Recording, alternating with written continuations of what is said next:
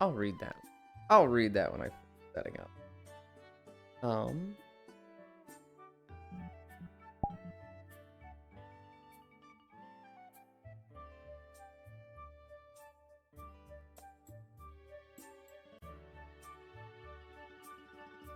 Theme off.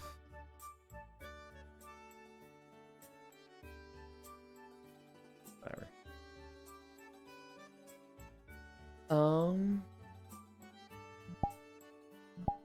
Yep, those are off. Whoa, whoa. That's a weird looking, like, light thing. Whoa. Weird. I'm here. In one. Flying behavior. Got a level pit.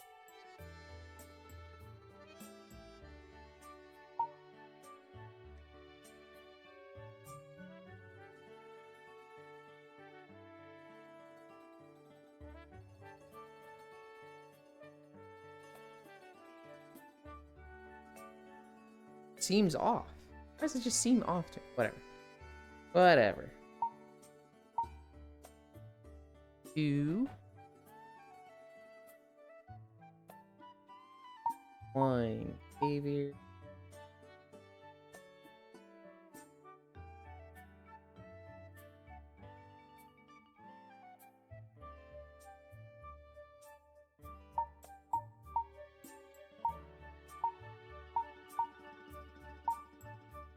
Okay. Streamer mode? Streamer mode! So happy it's working in.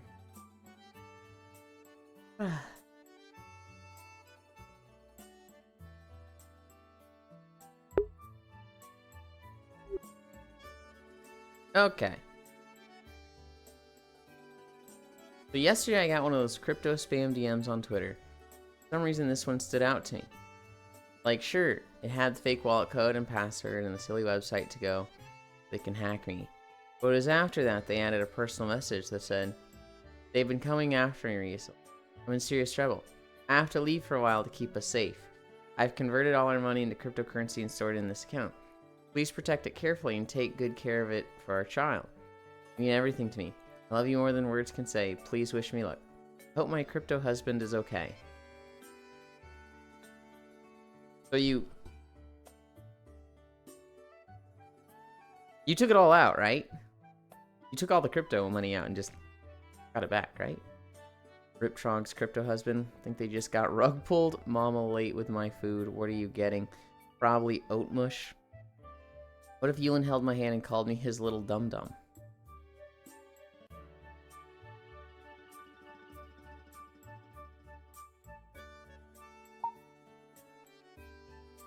Smile. You're dumb. Dumb. Fuck, I did it wrong. You're dumb. No, shit. Oh, jeez.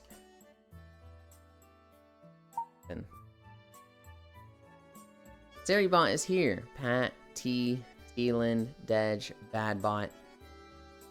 Okay. Rings, good night, night. Hi, Boy Prager, gaslighting, team killing, femboy, boss, jorts, Barbie, boy pregging, boy pegging. Morningland, oh my goodness, day 700 is going to be game trailer day. It is. Pete, why did Twitch send the night message if it told me it didn't send? Balls, it's a cute Lin. What if we hold Yuli's hand and call him stupid? Join, you're a dum-dum. Okay, I see how it is. No, hang on. Smile specifically told me to call him dum-dum. What they call a boy failure.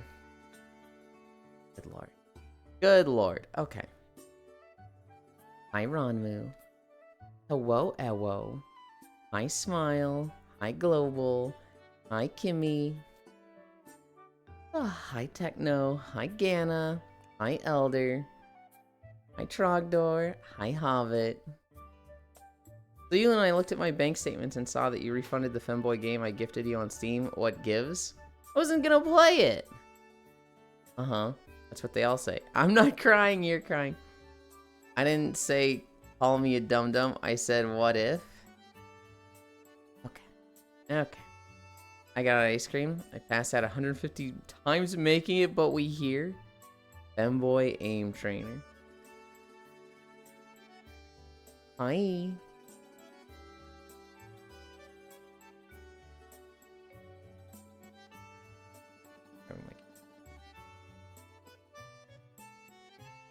Bonk. Hi. Hi, Just need to Zuby. make it that door stopper sound whenever it is. People let it go of it. That'd be incredible. Hello. Won't play a femboy game. SMH. Now he's lying. Hi, Zuby. I was gonna get a pressure cooker today. Instead, I got a new rice cooker. A pressure cooker is really, really nice. It's more versatile for sure. Having a good rice cooker is great. The pressure cooker can work as a rice cooker, but it's like the more tedious rice cooker. Like when I'm like only making rice, I wish I had a rice cooker instead of pressure cooker. It's a Sentinel. Hi, Gana, Zuby. Hello, Singular Zuby. Morning. Get an air fryer already. All right, let's start. We're at 9:06. I'm like behind schedule.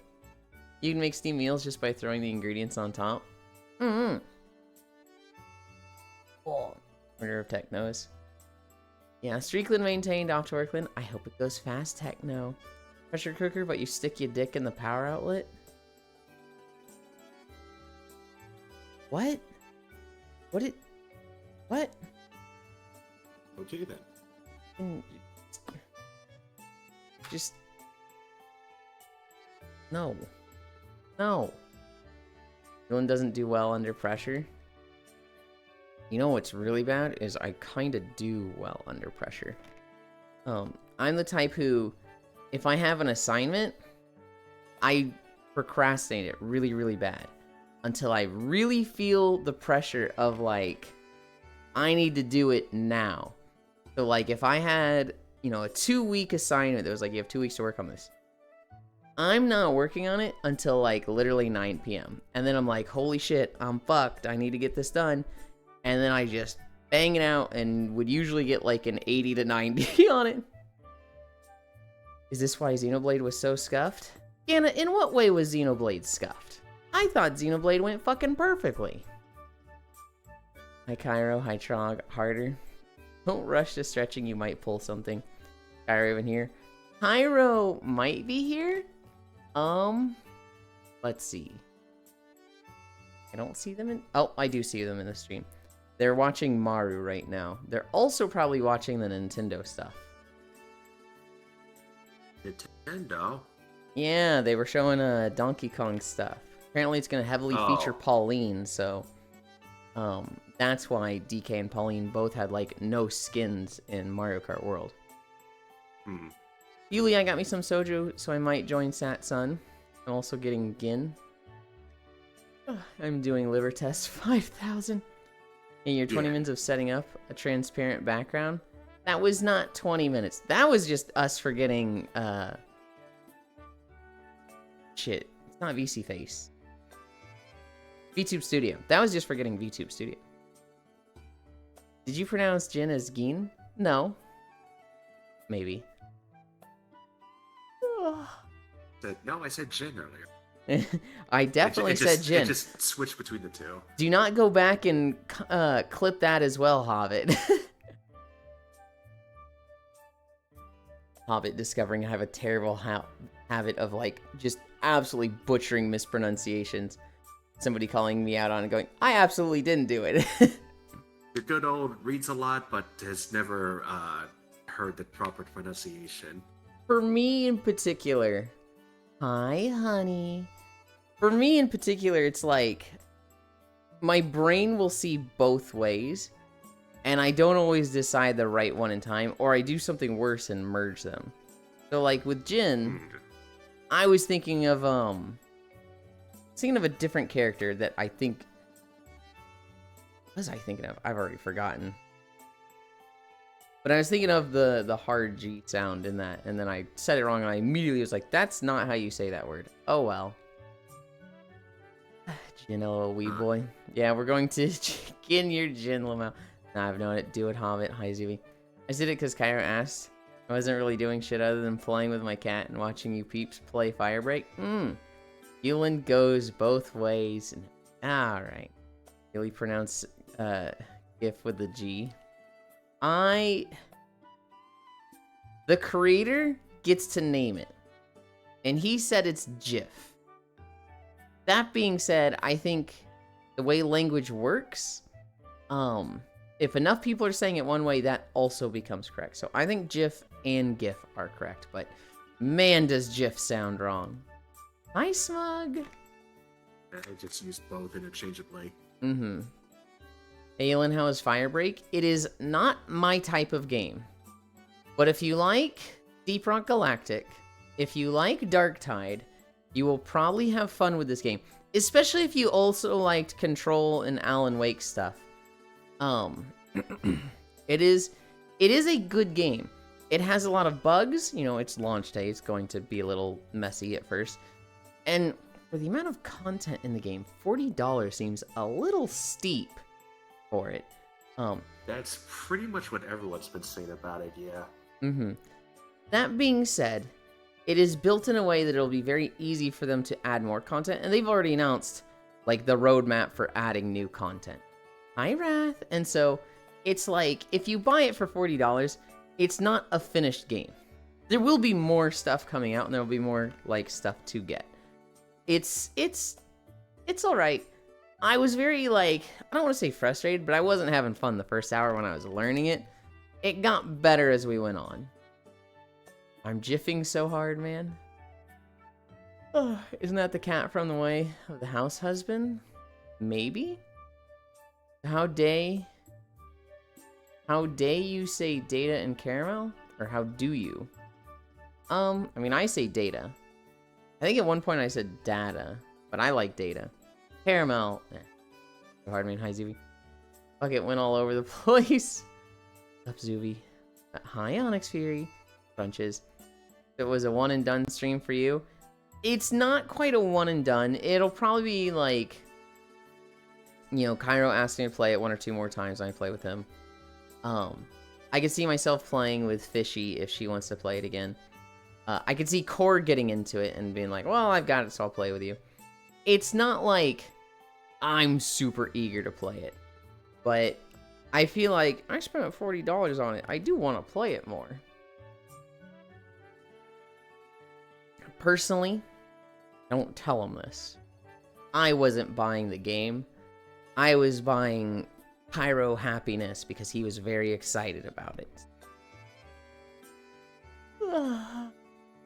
Yeah, the mixed review seems fair on Steam. They were a little excessive initially, because it was like the game had been out for 3 hours and people are like, it's bad, there's not enough content, it's bad. The levels are a little repetitive, right? Like the levels, they're not randomly generated. It's the same stage every time. Hi, Devilgated. Firebreak, Zooey. There are random modifiers on the mobs, but there's like a big grind. It's like, you're gonna be doing some stages that are a little similar.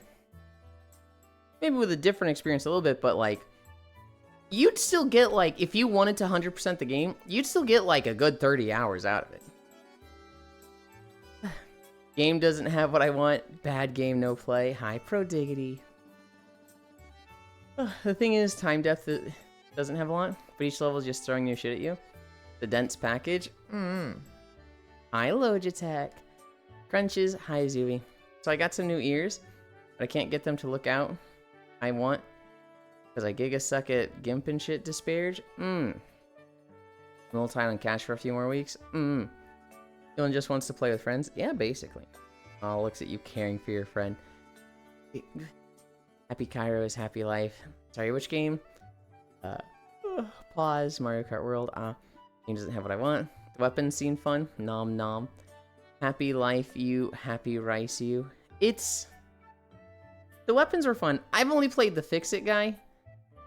It's very weird to me in that they very much want you to stick together, But like I struggle with the synergy of the weapons. So like I was playing the Fix-It guy and my main weapon was a wrench. If I run out of like ammo, the wrench fucking sucks. Like it just staggers enemies. Meanwhile, Fishy is playing the Splash character, who she's got the water gun. Her gun staggers enemies and applies a debuff so that they can fucking die. It applies wet status to them. And if you hit enemies with wet status, they just fucking explode. Kairo's weapon was the lightning gun, which I think does damage to them, and if they're wet, it does a shit ton of damage and spreads, to the point that it was like kind of killing us every now and then. But it was just like, the wrench compared to the water gun just seemed to suck. Maybe that changes with perks, because there was some stuff later on that was like, if you're out of ammo, your wrench starts doing like strong hits and stuff, and it's like, it just felt weird. It felt like Fishy and Kairo could always do stuff together. It would be like, all right, the dynamic duo go around splashing everything and just destroying it, clearing a room, and I'm just like, anytime there's AoE, I'm just like, you two do your thing. You two have fun. Hi, Kairo. Fix-It Felix character, yippee, hi, hi, hi. Hi, Gana. Of course, the fish is the water one. You said something about wanting to do a melee build, right? How did that go? Awful. Now, I was like level 10, right? I didn't have any perks. I got to a perk that was like, if you're out of ammo, your wrench attacks start counting as strong hits. So I was like, oh, okay, cool. This is the melee build. And so I just went in with a gun, immediately went through my ammo, and then I was like, all right, let's start fucking wrenching things. And even like the little basic guys, even the little zombies that just run at you and they're just like, ah, ah. Their health bar when hitting them with a wrench without ammo is just... like, it was like, okay, I'm going to be hitting this thing for a minute before it dies. It's dying. I can kill stuff to, like... I can kill stuff on my own. But, like, this fucking stinks. Now, that build, or that perk smug, you can level it up 3 times. And eventually I leveled up twice, and it seemed better? But, like, I don't have all the stuff to fully upgrade. If you want to do a melee build... I don't think it would be good. I think it just, any range build would be better. How's work? Stinky always is. Hi, Kyra. Do you use your left click or V to melee? I was almost always using left click. I think I pressed V twice last night. Hi, Pixel. Hoi, hoi, y'all. Hoi, you. Hoi, Sen. Hoi, Kimmy. Oh, I need to talk to Cole. I'm going to do it now. I'm going to do it now before I forget. Oh, they're talking in Forever Pies.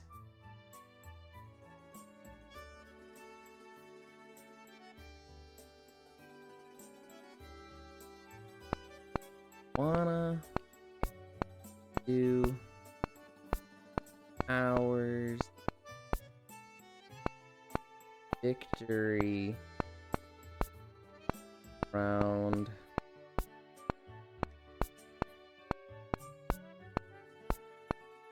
our biggest then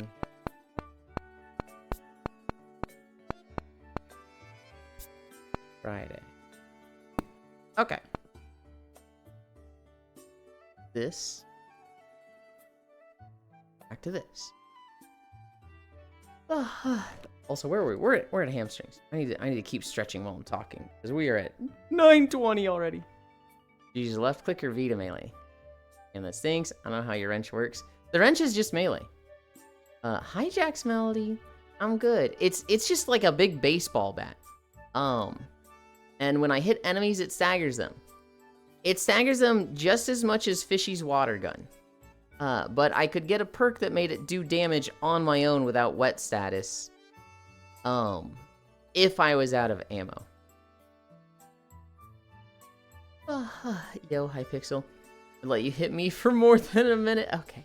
Third upgrade just shares the perk with your teammates, if I recall correctly. Try V next time, see if that does more. Like your left click, while a swing might be the fix button. Just happens to do damage or something stupid. Ugh, that sounds lame. I love the keyboard in my ear. Wink to type. It's clicking the inside of my brain, new tech. Yeah. Yeah, it's cause all of my facial expressions are on my left hand. And so when I'm sitting there just clicking with the trigger, it's just doink doink doink doink doink.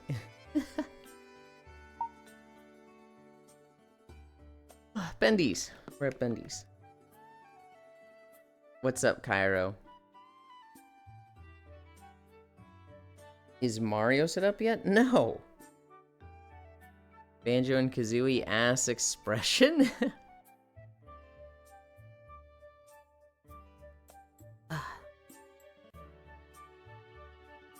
My Pink Linden Christ.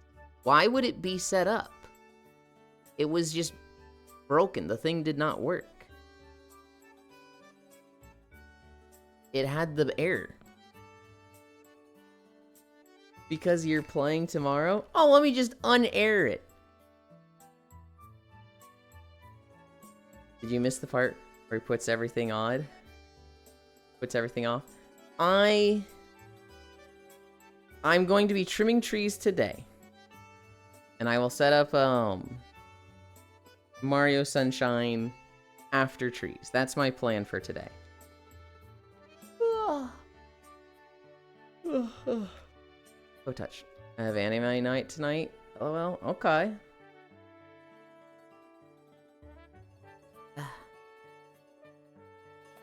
Nap? There will be a nap today. Tree trimming is at like 4. And that is if it doesn't rain, LOL. Now that you said that.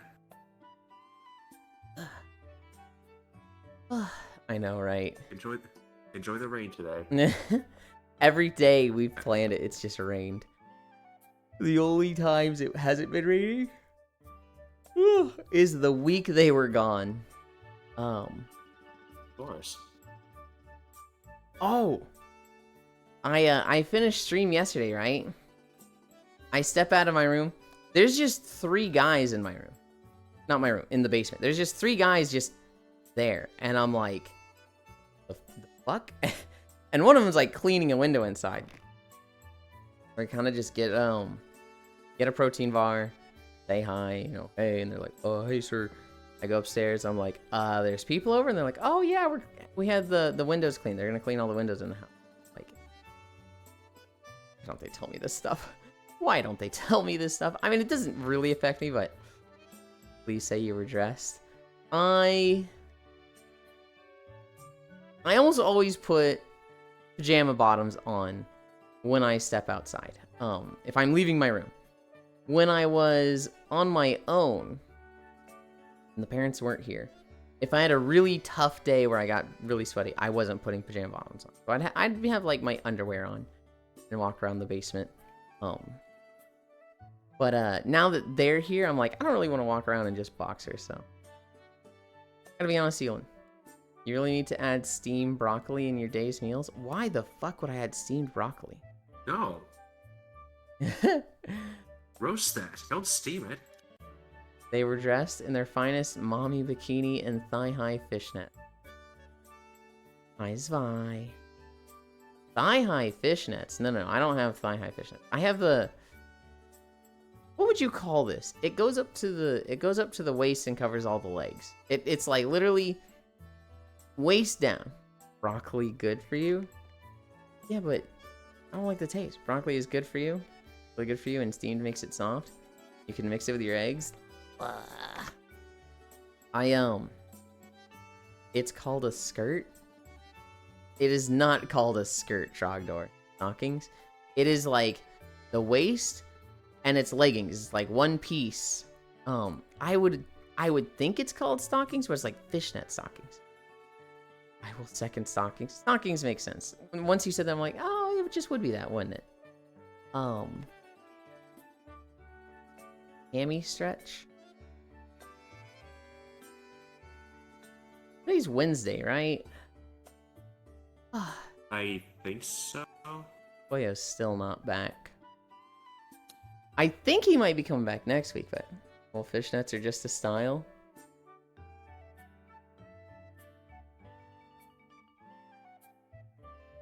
Oh, that's the thing from chat. I was like, can I see stuff through my legs? Huh? I'll have you guys know, I was super productive yesterday. What's this repo you speak of? Do they cover your feet? Yes, they do. We played Firebreak. Finger? Can I fully extend my finger? There we go. We played Firebreak with Cairo. We recorded a new video and edited it and uploaded it. We contacted Jack for sub badges. And we contacted Maple for emotes. I was on fire yesterday. Again, who are you? Don't say it like that. Even I can be productive. It's not always the right productive. It's not like it was avatar work or anything, but video? Yeah, we recorded the wetlands for WoW. It'll be the first video we walk to today. It's like 45 minutes long. Oh, sorry. We're at squats. Oh. 1, 2, 3.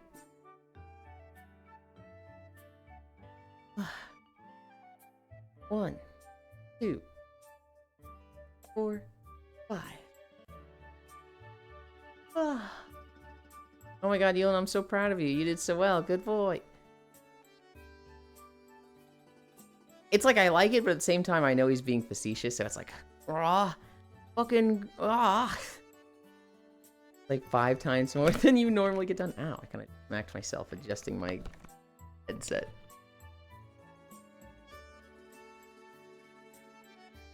I feel like if I can get into a rhythm doing avatar stuff, if I can actually get to a point where I don't need somebody there, they would just be helpful to have somebody, I'll be unstoppable. That being said, I am planning a lot of stuff on the horizon.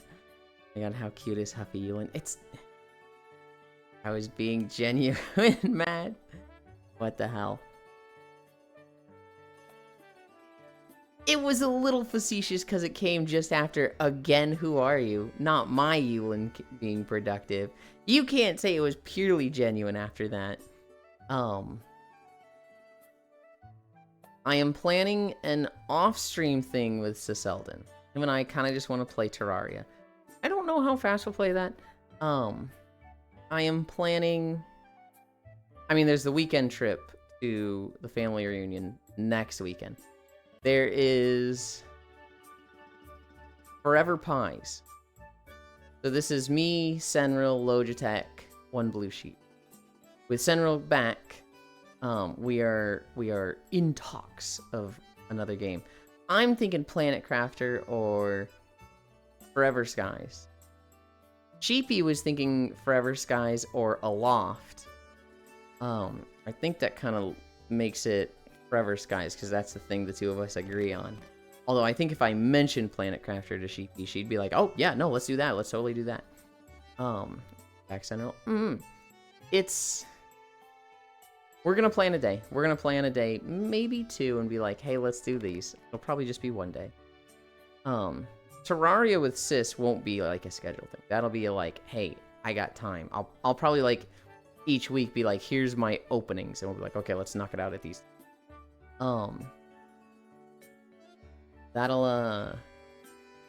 That's a little too much stuff to be planning, honestly, and I feel like I'm going to fuck up and drop a few things in the next 2 weeks or so, but I love my friends. 1, 2.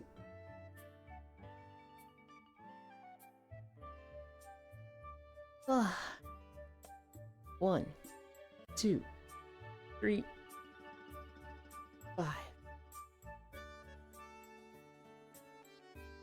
Aloft? How do you play one of those? It's just a storage space in the roof of your house, /sarcasm. I'm gonna throw this guy off a Skyloft. Friends do be rad as hell. Friends love you too. I know they do. You see this right here, Zvi? Right here? this. We're in Skyloft of Skyward Sword.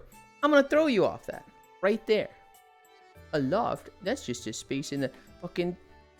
Off with you. Right there. Oh, new location to be thrown off of. Healing, you wouldn't be able to pick them up. That's not true. I am all leg muscle. All I gotta do is lift with my legs. Hey, a bird will catch them. A bird will catch. I would never actually want to hurt Spot. You can't tell me that I'm like weak, soft femboy when I do exercise stream. My legs are pure muscle. They are fucking cut. They are fucking toned. It'd be like, ooh, you could sharpen diamonds on those things. 2, 3, 4. You can lift with your legs, but at your age, you might throw your back. 90% leg, 10% arm. That's not entirely wrong. 1, 2, 3, 4, 5. On the one hand, it really does lots of squats. On the other hand, oh, fuck. At about 17 to 18 stone. Only skits arm day. How much could I lift? How much could I deadlift if it was like on my shoulders, just, you know. I feel like I'd have a pretty good lift, but. Hi, Kumi. I think I have 4 more squats. 1, 2, 3, 4, 5. Deadlift or squat? I don't even know what the difference is. Dylan skips everything for legs and butt day. Hee. I have a pretty good abdomen. It's a little more than I want, but like you can kind of see abs there. Are you adding the cow suit to your throne so you can scare your mother? Soonish. When we get back from the reunion, maybe I'll add some of that stuff. 1, 2, 3. You can go see them if you want, Gana. Love you too, Kumi. 1, 2, 3, 4. Aelin, you know how you are nice? Am I allowed to say yes to that? That feels like I'm just what's the word? Not egotistical, but like a little big-headed if I'm just like, oh yes, of course, I'm so nice. Yes, you are.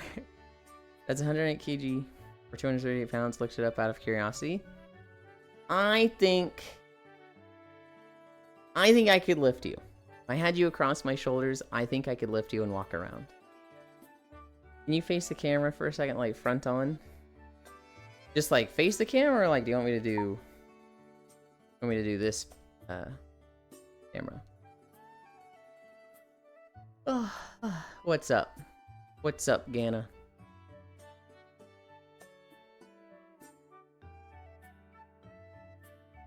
Nah, I'm good. Fall. Elon doesn't show up to the nice guy contest, so the other guy can win. Nah, I'm good. Good boy. I have a good nice guy story, Trogdor. I was leveling with a friend in WoW. We'd literally met in leveling dungeons. Kept leveling the whole day that day. We were like, dude, you're a good tank. I was healing. They were like, you're a good healer. Let's keep queuing. So we like queued for 8 hours straight. Leveled these characters like to max just together. And we were like, you want to keep doing this? Let's do Recruiter Friend together. I was like, yeah, let's do Recruiter Friend together. So we do that. We both level up a bunch of characters. You know, I find out they're a girl. They find out I'm a guy. We kind of, you know, learn more about each other and just talk as we're, you know, just doing days and days of this summer break leveling. And I kind of start crushing on them. I fall in love easily, especially at this age, because this was like, how old would I have been back then? I don't remember how old I was, but, you know, this is the type where I was like, girl, could I possibly marry them? I'm a Kaya. I was at that age. And I remember at one point, you know, this has been going for like 3-4 weeks. It was so long ago, you can't remember. We're doing this for 3 or 4 weeks, and I'm like, hey, I just want to tell you that, like, I'm kind of crushing on you. You know, I really enjoyed the leveling together. You know, I kind of like, this is the highlight of my days. I wake up in the morning and I'm just looking forward to playing, you know, leveling characters with you.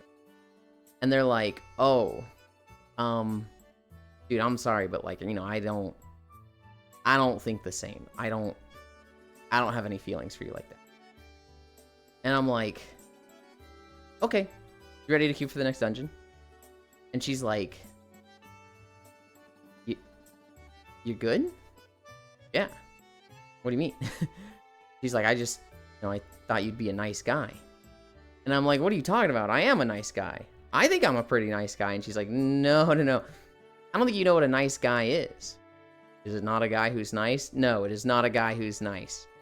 Tells me to go look up like the Urban Dictionary definition. And I'm like, holy shit, that's a thing? That's fucking awful. That's not a nice guy at all. And she's like, no, I thought you were going to be like that. I was like, why would you think I'm going to be like that? She's like, well, I mean, most of the time a guy tells you they like you, and you're like, yeah, I don't really like you the same way. It immediately is followed up by, well, fuck you, whore. You know, you're ugly anyway. I bet you're 300 pounds. Kill yourself. And, like, they block you. And I'm like, that's fucking awful. It's like, you don't have sex with them? Or you suck? And, like, those are the options? She's like, yeah, it sucks, dude. I'm like, dude, yeah, no, I'd never do that. And she's like, yeah, I just, you know, that's what it is most of the time. So when you were just like, okay, let's keep playing the game, I was just a little taken aback, and I was just like, I think it was like, I need to just think for the next hour, because if that's the world we live in, like, I'm shooketh. Too much of a nerd to be a nice guy. Dude, I was just like, even at this age, I had an understanding a relationship takes 2 people. If one isn't into it, it's not happening, right? So I'm like, I'm crushing over you. And she's like, oh, I'm not crushing over you. And it's like, okay, then it breaks down. The circuit isn't completed. We just stay friends. It's that simple. Like, to me, it was like crazy that it was like, I didn't get my way. Well, fuck you, bitch. I'm lashing out. Elin, speaking of nerds. So you could give me a piggyback ride. Multiple ways to ride the femboy. Oh, no, I'm good. Good boy. Oh, cute. It was so long ago, Elin can't remember. Okay, I got what I wanted. Thanks, Elin. Pure Elin. This was me learning what a nice guy was, and I was mortified. Too much of a to be a nice guy, lol. And speaking of nerds, this is why people think you're strange. You know that one sex I bought? People are putting their pics into Twitter yet? I'm a little unfamiliar with it, but I don't doubt that it exists. What about it? 1, 2, 3.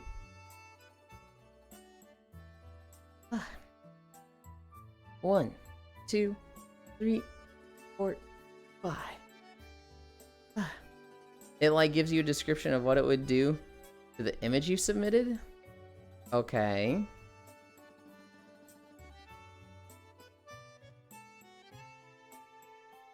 Where's the... Ugh.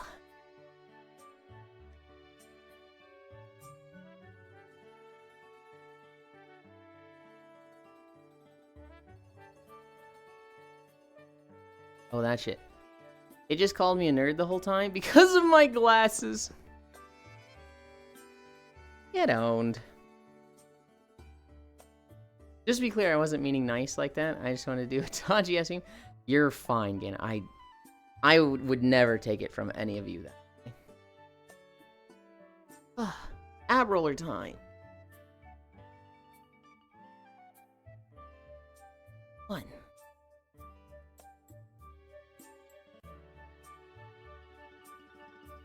2. I feel like I go too fast with these, so maybe we do more than 10.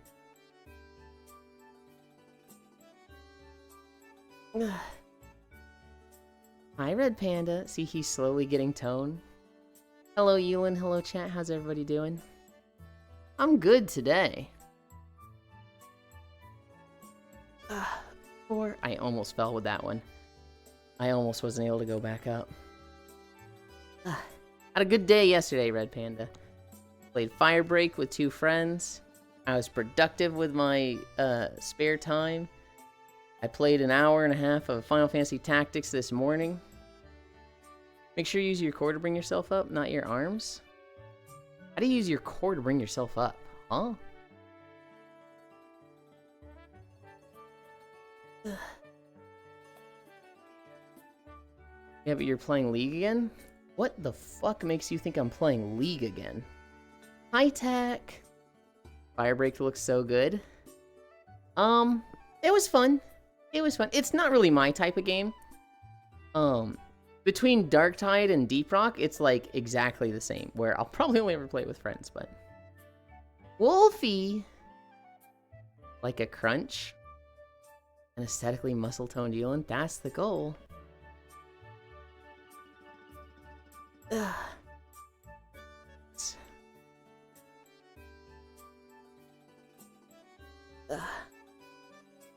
7. There's a specific line in my rug that I try to push the roller out to, and when I get to that point, I'm like, okay, that's good, that's far enough.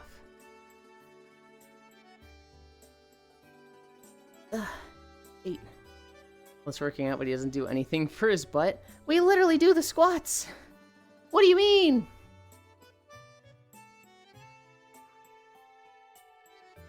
9.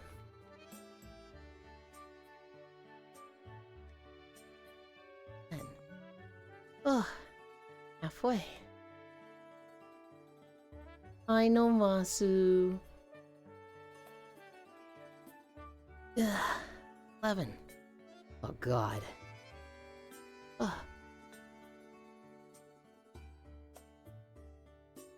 Well, squats for the Pixar mom build. Dude, I wish I could do like 100 squats a day. Seems like it. Hi. Howdy. How you doing? I'm good. I'm in the middle of using the ab roller. Oh, I like your shoes. What are you using? An ab roller. Like a wheel that A wheel. has a stick through it, and you hold on to the sides of the sticks like handlebars, and you just go forward like this.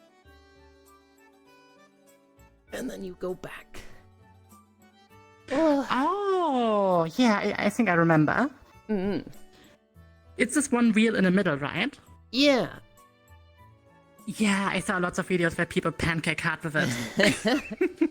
I have fallen maybe twice where I Ouch. it doesn't hurt to fall because it's just like you just don't have the strength to bring yourself up, but you kind of just slowly fall. The real bad thing is that I squeezed my core so hard when coming back up one time that I made a very interesting sound. It was essentially me squeaking, and everybody's like, "What the fuck was that, Ewan?" Hi, Okay. Ashley. No. Ugh. Hamster Judent. Do I have you walking with me today? Yeah. I'm just Oh, walking yeah. a tiny bit. Mm. Yeah. Because I didn't know what else to do, so I decided to just walk. Mm. Yeah. Ugh. Ugh. Keep going, we believe. Why not just do 100 squats a day then? I would love to do 100 squats a day, but the problem is it will make my legs very, very sore. And that coupled with the really long walk, I will literally just bruise my legs to a point where it's like, I'm just hurting myself. Doesn't sound healthy. Yeah, I tried doing like 50 squats, and then the next day 55, and then the next day 60. And that just combined with the walk. I got to like 60, Mm. and then the next day Yeah. my legs were just bruised for a week, and I was like, oh, okay, I can't do this. Ah. How do you get bruises by doing squats? It was just like I'd worked the muscles too much.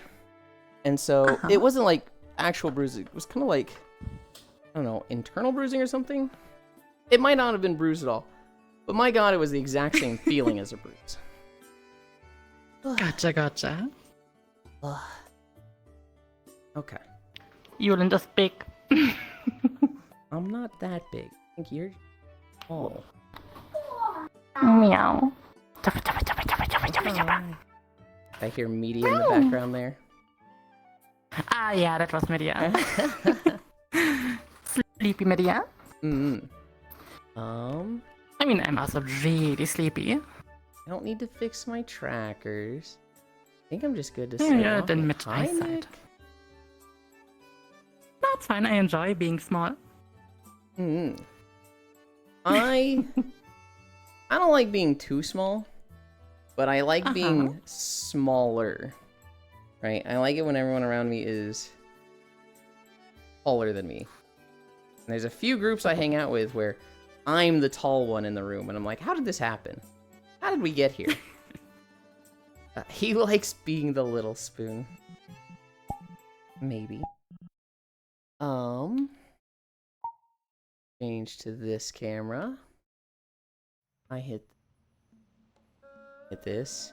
This is the 46 minutes. This is the wetlands. I recorded this yesterday. I need to increase the speed.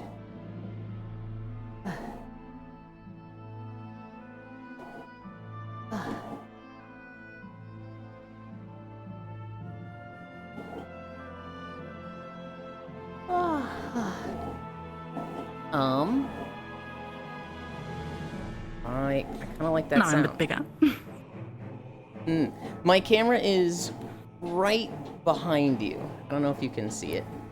No, I don't see anything. I mean, I can move a bit in any direction you want. I hate this bug. You're good there. You're good there. Alright.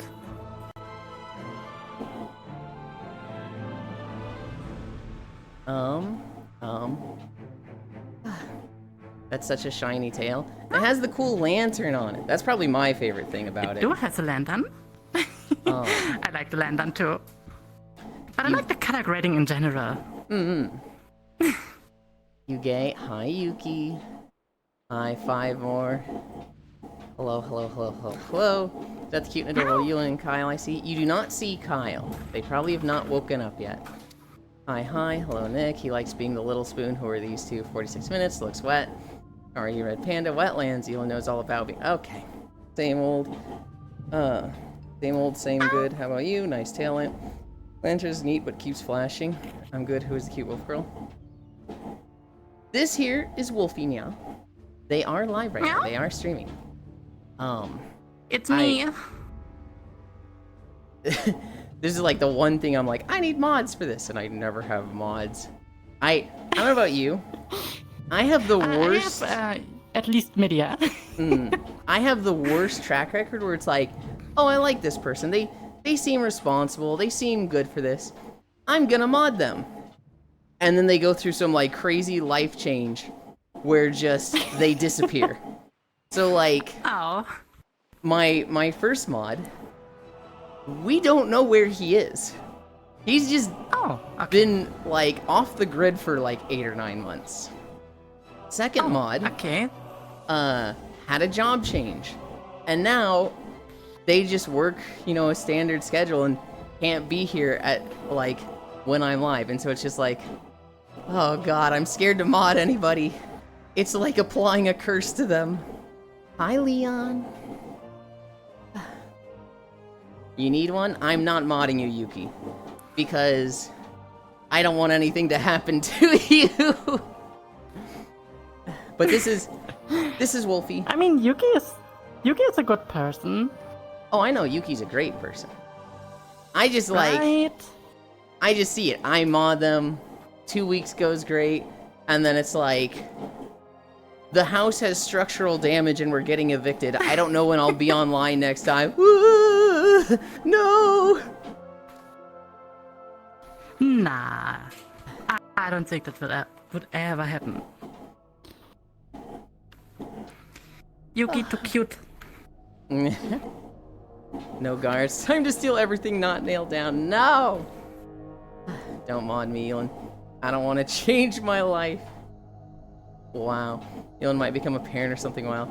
Don't worry, Elon. If you mod me, I'll go through a life-altering event naturally and not because of you. Oh, God. I mean, I would say I have like a pretty decent amount of mods. Like, most of the mods usually come around 17, 18 because they are working. And then I have obviously media. What is really helpful? Wait, say that again? Oh, it's good to have a pocket media. Oh, it's helpful to have media because media is usually there. Right. And I don't need to be depending on if they watch the stream because I can be like, media, do this now because they're sitting next to me. Right, right. So it's really useful.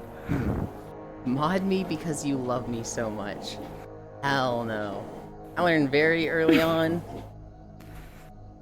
Well, this is gonna sound bad to the people that are modded. Never mod your friends. No, Cairo, the best mods are the people that don't want to mod. I don't know if there's like a an easy way to like these are the best mods. I have seen people in like some of my friend streams that like they just like modding. They're just dedicated to like being helpful. And like you'll see these streams where like they have a bunch of mods. They have a bunch of people that like, you know, let's say they've got 5 mods. But there's one that does all of the work. In Corvu's stream, it's Ice Winter. Ice Winter like doesn't miss a stream. He's really quick on banning bots. He knows how to make chat functions. So like she needed a dice function and he made a D20 command for stream elements for the stream. He's also the editor that like does a lot of the editing for her YouTube stuff. He just does everything. And it's like, I'm a similar person. I would love a mod. Alzi. Alzi is like, it's one of the best mods I know because he has like ultimate knowledge of everything. So if you want like a Nightbot comment, he's like, okay, give me like 10 minutes and then you suddenly have an AI Nightbot comment. Oh my goodness. Hi, Ghost Kitty. And then somehow this AI, I don't know what happened, but it kind of fitted itself to the streams itself. So when you ask the AI, it sometimes says stuff that I would say, like super dumb things. It's weird and interesting. Yeah, I'm very envious of the streamers that have a mod like that. That's just they don't miss a stream. They're like the perfect mod because there's a lot of people that like they don't perfectly align with what you want from a mod, right? There's some people that's like, you know, they have your back, that you know they mean well, but they're a little ban happy. Like somebody says something a little teasing to the streamer, hi media, and they're like, this, you're getting timed out, and it's like that's just banter. Chill, ease up. It's not that bad. Stream anniversary. Depends. Like sometimes it's hard to depend what is now the right action because everyone has a different mind and feeling about actions. Yeah. No. Oh, that's the anniversary? You wanted to say something? So media just said, it's also Wolfie's stream anniversary. I'm like, stream anniversary? Oh, yeah. I kind of forgot about it and just suddenly... When I was starting stream, I was like, oh, this button is new. So, accidentally forgot about it. I typically don't do anything for that stuff. Like 1,000 followers, stream anniversary. I even barely celebrated my birthday. It's just, I don't know. You know how I stream. For me, it's just another day. Just, you know, every day, every 24 hours there's a stream, and it's like, I'm very bad at making like special event streams. Same. For me, every stream, no matter what regard, even with birthday or so, it just is now a stream. Yeah. Yeah. I think since I started streaming, I never did anything like super special or eventful. I do the 50-day streams. That's about it. Oh, wow. Every 50 days it'll just, we'll play an extra game and do a long stream. Half of that is like, I want to celebrate, the streaming and whatnot. Half of that is Yeah. I kind of want to just to have an excuse to play some games that I didn't finish as a kid, and this is a good opportunity to I never beat Banjo-Kazooie as a kid, so we did that for day 250. I never beat Metroid Prime as a kid, so we did that for 650. It's also I do the walking streams, and people are like, you need to do gameplay streams. We want to see you play games also, and I'm like, that sounds fun. I do not have the time for that. I mean, you could combine walking and gaming. I feel like I would really struggle for that. I feel like me playing games just sitting in a chair is already a struggle between that and reading chat. Doing that and walking? Really? Oh yeah, I think it's an absolute skill to be able to read and entertain chat and have a flowing conversation with them, as well as playing a game at the same time. Doing that while walking is that's insane to me. Hi, Kodiak. I mean, for me, it's kind of easy to keep track of shit. Also, it's not moving super fast like super big streamers, so it's a bit easier to keep track of it. For me, because all I do is walking, I literally just have Access Overlay right in front of me, just a big box that's the chat, and I'm not thinking about walking, because, it's such a second nature motion, right? I just get to look at chat, so I get to be the super active streamer that, doesn't miss a thing with chat, usually super caught up, although I'm not really caught up right now. And it's I get to look better than I actually am at this. Whereas, if I was playing a game like Skyrim, I'm sitting there running into a wall reading chat, and then I start playing and ignore chat for 2 minutes. And it's oh, this is so hard. I mean, usually, I have maybe every couple minutes a message, so it's really easy to keep track of. But I can understand it. Sometimes, especially, I tried Tarkov, I think, last week or so. Usually you are so focused on the game that you can't look over. Yeah.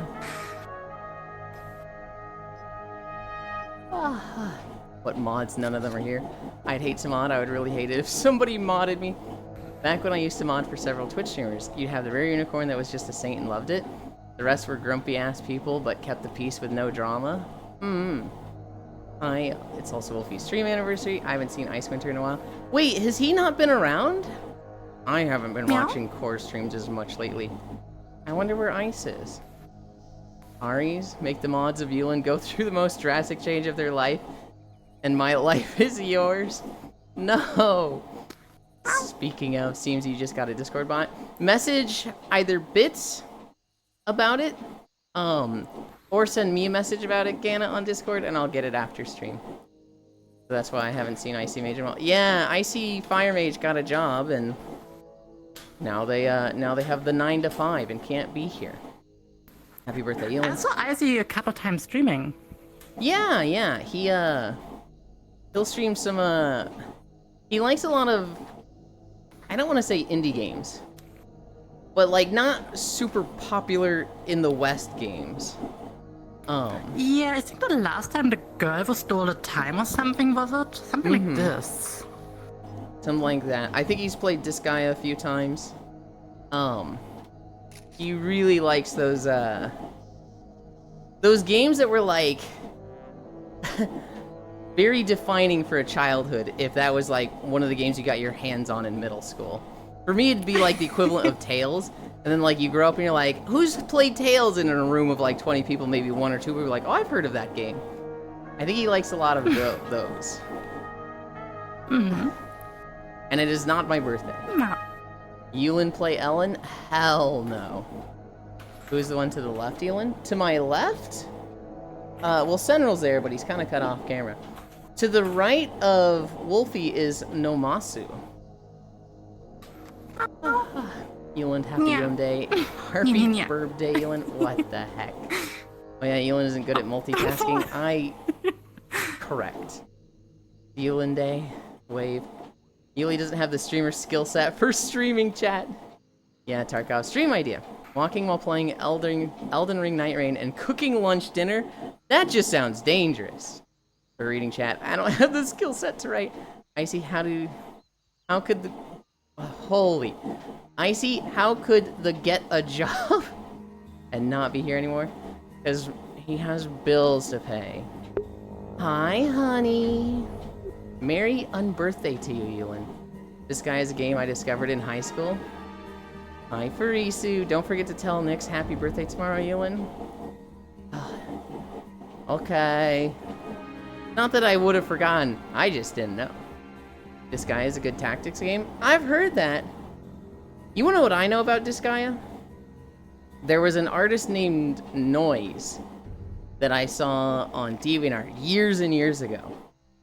And I found out that, you know, if you wanted to see the more spicier versions of a lot of their art, you had to go to different places online. And I remember at one point they drew... I don't remember if the character's name is Rosalind, or if it's just Healer. It might just be Healer. But it's a character that has, like, a black dress. And they have fucking huge tits, and it covers the underboob, but there's a lot of cleavage going on. And they drew this character like, how do I word this? They drew the character sweaty with like the top as low as possible over the tits. And it was one of those pictures that's like, I probably saw this when I was like 13, but I'll never forget it. I'll just never forget this image because it's just like, whoa.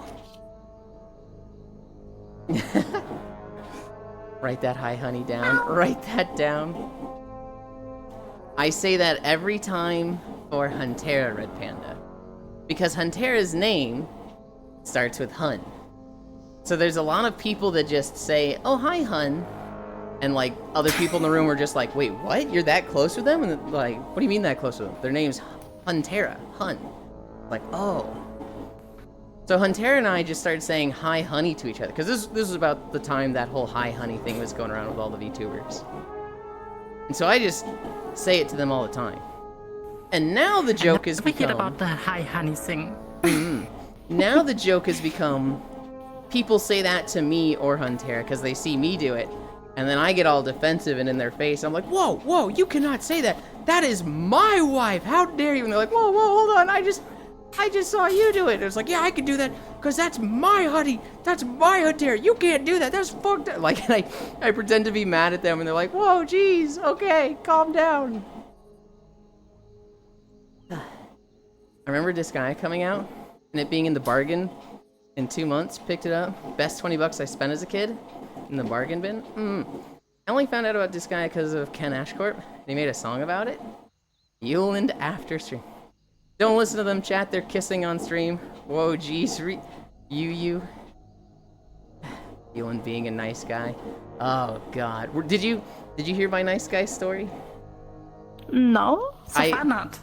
I think I told it right before you got here. I was playing World of Warcraft with a girl for like 3 weeks straight. We were leveling characters.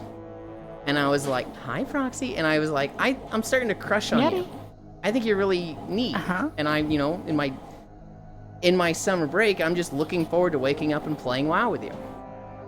And she's like, oh, I'm sorry, I don't feel the same way.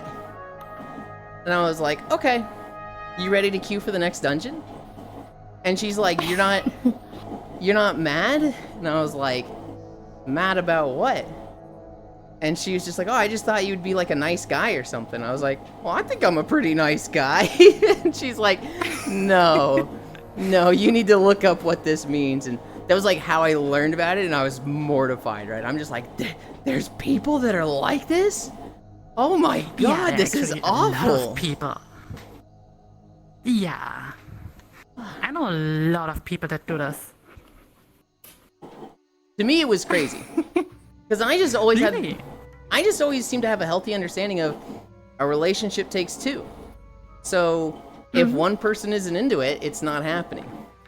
And like, so when she was like, I don't think of you that way, I was like, okay, it's not happening, but we're still friends, so let's just keep doing dungeons. I'm still having fun. And I mean, good to have a grinding partner. and like for her, just being a girl online, dealing with all these shitty people, this was just like, what the fuck? I've never had this happen before. Normally, a guy like is cool for 2 to 3 weeks, tells me they like me, Yeah. and when I say no, they're like, fuck you, whore, I bet you're ugly anyway, and block her. And like, me learning that that's what girls go through in video games, I was just like, holy shit, that sucks.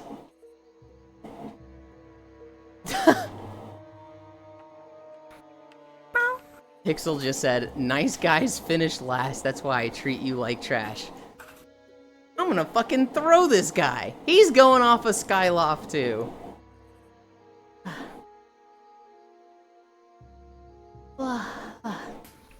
Oh, what?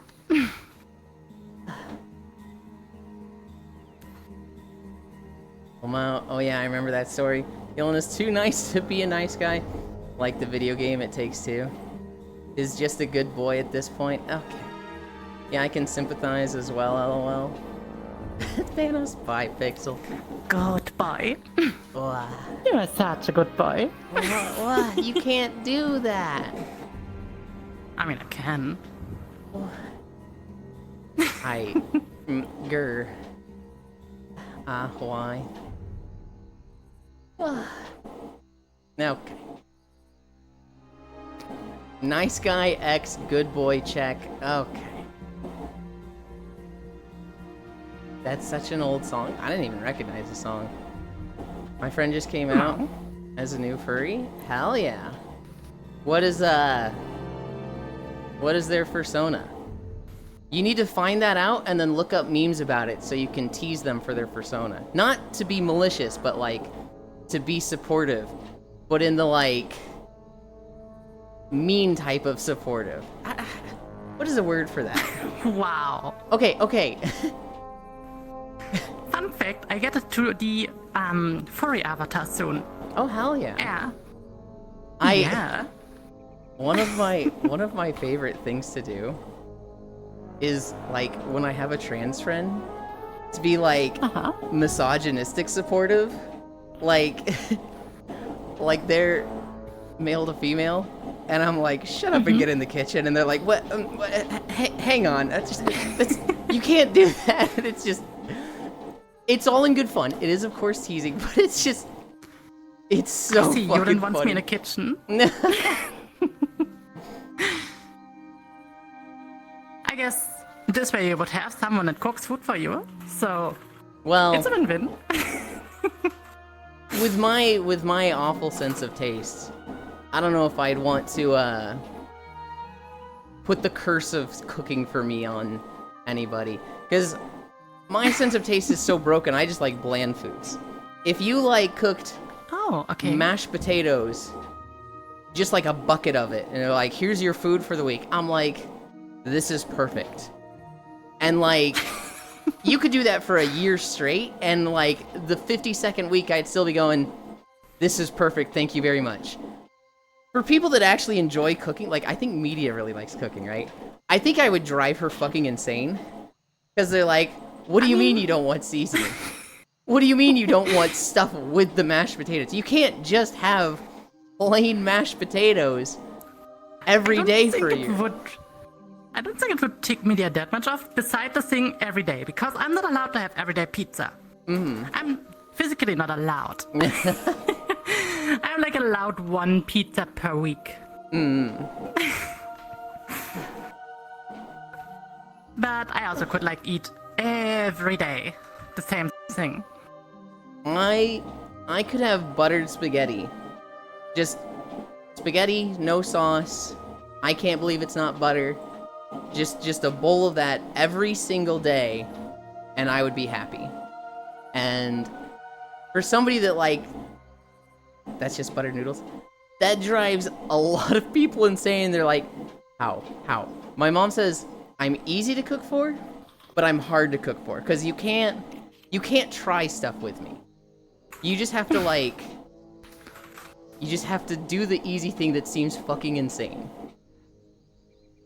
I mean, back then when I was living alone without Media, I made basically every second day pizza, like frozen pizza. And every 2 days, like every day to 2 days, depending on how much I made, mozzarella tomato sauce with rice. Hell yeah. See, that would, I survived with it. that'd be great for me. Just buy a can of tomato mozzarella sauce or the soup and dump rice in it. It tastes good, and it's good. It's really good. And easy to make. Hell yeah. I think she just did. You'll needs to change his shorts after the walk too. What do you mean by that, Proxy? Wolf, I'm Wolf too. Oh my god, that good boy had such a strong AoE, my goodness gracious. I don't know. I would call that busting their balls. I love that too. We call Euphoria. My support for newly trans friends is don't call yourself Ethel or Gertrude. Oh my goodness. And the one that's always in the kitchen in this relationship. Hi, Media. It's not broken, it's just basic and non-adventurous. Curse of cooking. Pop-Tarts aren't hard, Eland. Yeah, but I can't eat Pop-Tarts exclusively anymore. We actually have to worry about nutrition and calories and those dumb things. I like to cook too. Having to leave a can of beans on the table for you. Oh god. Put cheese in it. Mashed potatoes without onion gravy per week. That's just butter noodles, can of beans in a pan, done. Not even real butter. That's not spaghetti. You and please, Hobbit. We gave up on explaining to him. You're a loud bang. You didn't take it out of the can. I eat plain noodles, but only eating up after having a regular plate of spaghetti bolognese. There's totally stuff I want to try with you. What the? Why is there a dragon? There's dragons in this zone. This is the wetlands where the dwarves used to be, and then they had like a big civil war, and they kind of all left the wetlands. And a group of them went to the hinterlands. Well, technically they went to Grimbatol, which is on the border between the hinterlands and the wetlands. And then the Dragonmaw clan of orcs kind of invaded, kicked them out of the city. They go north to the hinterlands. The orcs get kicked out of Grimbatol, but now there's just a lot of dragons here that are really angry at mostly the orcs, but kind of the dwarves just for being in the area, for not being dragons. I like raw eggplant that my dad makes every 2 weeks these days. Really get me going for the week. Wait, that sounded kind of wrong. I think it sounded fine. The good boy comment shook your knees. Okay, all right. This is where the dragon lives, No. Ganna. You can't eat spaghetti with butter all the time either. That's It's a good boy. what? Yeah, now you're just like Yes, taking you are advantage a of good it. boy. Oh my god, dragon these nuts. I've given up on nutrition. I'm going back to old nutrition. Oh, this is the new wetlands. Ew. Yeah, it's... I mean, not that I think the old wetlands was particularly nice. The new one, I was thinking about it when I was recording this. I think this is the zone I have quested in the absolute least. Like, I think I literally went through this zone once after Kata. I have come from Wolfie's chat to call Ewan Stinky. What are they discussing in your chat? What's going on over there? Hi, Kodiak. What? Oh, there's not much going on. Just that some people had a similar anniversary time. Obviously, goat. No. It's logic breaking. And that Atomic is a tiny bit confused that we are walking, but the world is not moving. Because I don't have like this fancy screen like you. Would you like the link to it? Oh, I could, but then I would need to reset up everything a bit. You would need to reset up one of your pins on your camera. And I can show But you I exactly how also- to do that. But I also would need to do the spout stream stuff and all. Nope. No? Nope. How would you do this then? Well, you would have to set up a source. But all you do is in OBS, you bring up a source for, I think it's a application. So it's, show video application. Depending on how you do your audio, if you use just desktop audio, it'd capture it. If you don't, you would have to get an audio source for that web application. You would use whichever browser you use, and then you just full screen the video. And then VRChat makes it super easy. You take your camera, you go over to mask, and the middle one, world, that just makes everything in VRChat that's not a person or UI just green screened out. And so... Oh, yeah. So it's I just... mean, for this regard, I would probably use Spout because it's a bit less heavy on the GPU. The Spout system is really well made. I agree. I'm just like wondering like what would Spout be lesser than? Because I don't think that there's anything that you'd be using instead of Spout. I don't remember exactly what was better, but what definitely is better. If I use green screen, with this RV, I have a lot of green surrounding on me. It's... Because it has lots of tiny fuzzy parts and... There's no these actual little green holes. screen. It's just like... Oh, okay. It's all done in VRChat, which you're already running anyway. And so it's like... It just makes it so that... Because you're doing it in the camera in VRChat, it just makes it so that all the stuff in VRChat doesn't go to OBS. Okay. I mean, technically seen, I could write you later on. And then you can just send me like a tiny step-to-step. Okay. Because usually when I do something in OBS while I'm streaming, I get this OBS has crashed message. I personally hate changing anything in my setup while I'm live. So like, if I was in your shoes, I'd be like, exactly. I'll be happy to look at this when I'm not streaming, but right now, nope, what I've got going works. But then there's people who are just like, oh yeah, let's fucking change everything, I don't give a shit. I'll fucking end stream, you guys come right back, and I'm like, whoa, how do you not get stressed out by that? Why is there so much power to that good boy? Because she's practiced it. Me? Yeah. I mean... Hi, Ghana. Oh, it's a good boy. I want her to call me a good boy too now, SMH. Hello, we must stay focused, brothers. Lord, have mercy on my you soul. You are a good boy, right, Yuland? Sometimes. What? Sometimes. Ooh. Whatever accent Wolfie I guess has is under giving not her a massive sometimes. buff. No. Sometimes it's fun to not be a good boy. Whatever accent. I'm German, okay?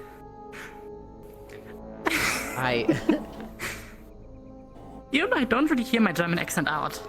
I cannot help but laugh when I hear German accent. Not like when I hear German accents, but like when I hear the phrase German accent. Because I was hanging out with Shockrail and someone. Yeah. And this person... Shocky has this super strong French accent. I love it. Well, so they were like, you sound French, but something's different. I don't think you are. And they're like, no, I'm not French. And they're like, you're German. I can tell. I can tell. And like Shocky and I just slowly look at each other just like, can you? And they're just like, yep, I know. You can't hide it from me. And I was like, they're not German.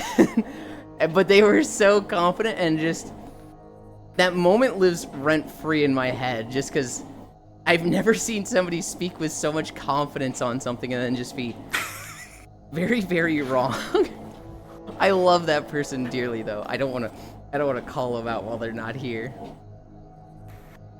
I mean, it's a fun situation. I I usually have some people where I kind of know the country, but I mix them sometimes up. And then it's like, yeah, we have this person that comes from there. And it's like, oh, wait, no. I'm kind of bad at picking that stuff out. I feel like once it's pointed out to me, I can be like, oh, I can hear the differences. I can hear like the Finnish in this person's accent. I can hear the German in this person's accent. But if somebody like shows up and they have an accent to me, I'm sitting here going like, okay, they're European or Australian or New Zealand. I have no idea. But they're not American. That's about as far as I can pick out on my own. Hi, Noodles. It's Noodle. Noodle. Noodles is... Does she hang out on your stream or media stream a bit? They are, Sometimes. I saw Noodle sometimes on media stream, and sometimes on my stream, yeah. They are... I do Noodle. I don't know Noodle. They are very turbo War Thunder pilled. We probably tease her too much about it. And That's why. the whole like, you don't have to play War Thunder. You can reach out to people for help. Your friends are here for you. And it's like, okay. I didn't do War Thunder since like, what, 6 months, I believe. So you haven't been streaming it, but like you haven't even been playing it that long? Yeah. I played War Thunder a long time, but I didn't have much fun lately, and yeah, so I kind of stopped. I mean, that's how it should be, right? Yeah, it was like, there were kind of a lot of cheaters, and then there was also the issue that the unbalance, and then I kind of were fed up by not having much fun in the game. So I was like, yeah.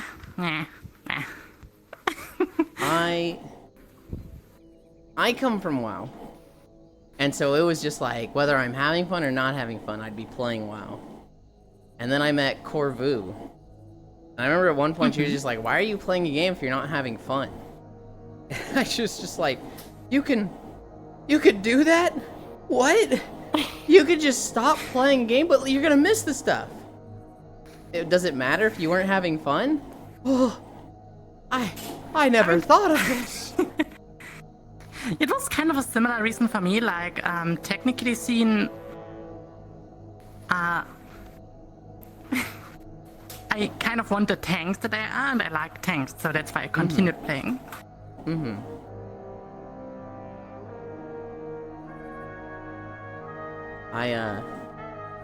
For me, it was literally like the recovery of an MMO junkie. Literally just needed to be taught how to just like stop playing a game for a bit.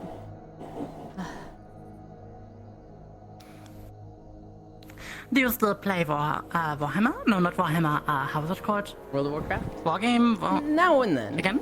Okay. I'm subbed right now only to make walking videos.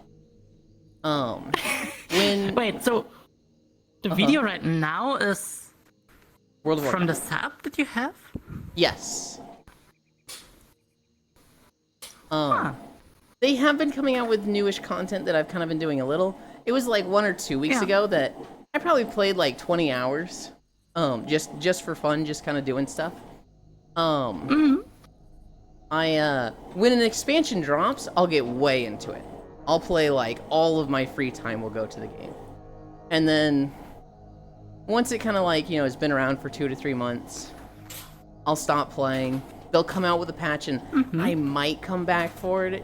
WoW is very spiky with its player base, where it's like they come out with a new raid and new content and it gets like a massive uptick in players for like a month. When an expansion comes out, they literally like double to triple their player base. So they'll have like, I'm making these numbers up, but they'll have like 2 million players at all times, and then an expansion comes out and that'll spike up to 6 million. But by the end of like 2 to 3 months, that'll be down to like 3 to 4 million. And I've kind of fallen into that player group where it's like, new raid, new expansion, I'm there and I'm having fun. But after 3 months, I'm like, I should unsub. I need to finish the walking videos from this game so that I can unsub, because right now I'm paying $15 a month literally just to make walking videos. So, how do you get the input then out of the game?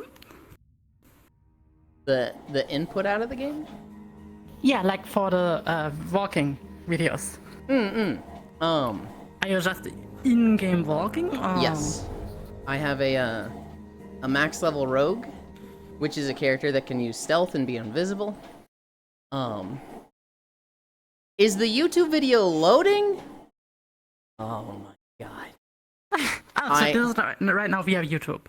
Yes. But when there are like enemies, you are walking live through, or do you prepare the video, load it up to YouTube, and then play it? So it's on YouTube, and I just have that in the background behind VR chat. I'm not like in World of Warcraft walking to this right now. In fact, I might need to stop walking to fix this video because why is it loading, damn it? But yeah, no, this is just I think it's black now. yeah, there we go. There we go. As soon as I hit stop walking on the treadmill. No, I just wanted you to take a break. I guess so. I am invisible on the rogue using an ability called stealth, so like most enemies cannot see me. Hi Yasu. Oh. And so I'm just walking through. This is also like a level 20 zone, so all the mobs here are 20, and my character itself is like level 100. It's 360 now. Ugh.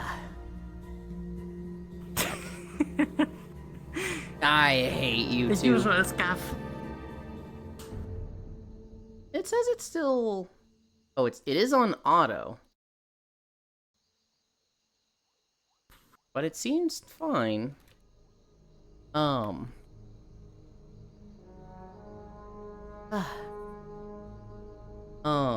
just fucked off. You know, I record this. There's a few tricks I can do to make the videos how I want them. So, World of Warcraft has like a day and night cycle. Every 6 hours, the time of day appearance changes. So like 6 a.m. to 12 a.m. or 12 p.m. is daytime. Or no, that's morning. Noon to 6 p.m. is daytime. 6 p.m. to midnight is like twilight. And then midnight to 6 a.m. is like nighttime. And so I use an item that forces it to be daytime and stuff like that. It's but other than that, yeah, I'm just walking through on the road with the record button going.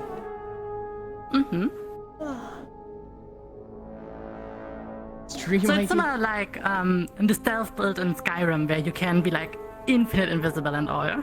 Yes, yes. I actually do have Gotcha. plans to record in Skyrim at some point. I feel like the easier thing would just to mod the shit out of it and make it so that enemies can't see me. I mean, you can also go to Spiffing Brit, look at the Skyrim videos, and then you have like infinite stealth. He True. breaks the game so hard that you don't even need mods, so... Oh god. Oh, console commands do that too? Okay, yeah. Skyrim should be easy. I'd really like to do Breath of the Wild and Tears of the Kingdom. Ooh, I love Breath of the Wild. Yeah, I No, really wait, want to Breath have... of the Wild? No. I really want to have walking videos. And, I need to find mods for them. I need to find like a You need first-person to mod. do Twilight Princess. Twilight Princess was really nice. Twilight Princess would be a little more difficult because it has, you know, the areas and it's got Hyrule Field, but it's not quite open world like Breath of the Wild and Tears of the Kingdom. But maybe. I do I mean, really I would like say for Twilight back Princess. then it was really open world. Yeah, yeah. Even though I'm personally a bigger fan of Skyward Sword, so like where this world is based on. I'm a bigger fan of this version. Because you have the bird where you can fly around, and then these time stones. The time stones are one of the best things I loved. I think the time stones are one of the really cool parts of Skyward Sword. I do think Skyward Sword's a kind of weak Legend of Zelda game. I think it has a few faults. Now, I think a lot of it was testing bed for making Breath of the Wild better. I think a lot of the stuff that made Breath of the Wild really good came from Skyward Sword. So like upgrading your armor. That was a really cool thing they had in Breath of the Wild, where it's like you've got the stealth set, right? But then you can upgrade it at the first fairy fountain. You bring it to the second, and once every piece is tier 2, it's got a set bonus. I thought that was like a really cool mechanic that like you could pick an armor set and be like, I love this, I want to focus on this. In Skyward Sword, they had the equipment that was like, go and get the right materials for this, and you can upgrade it 2 to 3 times. And so that was kind of like a precursor feature to what was in Breath of the Wild. Stamina, it was a little rough in Skyward Sword because they just had the one orb that, you know, you ran out and it sucked to run out. Whereas in Breath of the Wild, you could increase your stamina and get more of it. So it felt just a little better there. I mean, in Skyward Sword, I think there were also like certain items where you can increase the stamina that you have. Like was the there? Amount of yeah, I think so. Was because it? I believe back then you started with like I think 8 squares, and then you got at some point 16. Oh, I just yeah, forgot. I think you added more and more stamina to the pie. If I remember right, it's like how long? 10 years since I played it. But I still remember a few things, like the pumpkin bar. Yeah, I feel like the pumpkin bar is unforgettable. Yeah, when you roll too much around and then suddenly the thing falls down. You're gonna be working here for the rest of your life, pal. It's like, oh, jeez. It was so hard to pay this guy off because the last hard mission, it was. I took like 3 days or so to finish it. Yeah, I thought Skyward Sword was a great game. I think for Legend of Zelda games, like every other Legend of Zelda game I'd played, I liked more. However, I recently played Spirit Tracks, and I can confidently say Skyward Sword is a better fucking game than Spirit Tracks.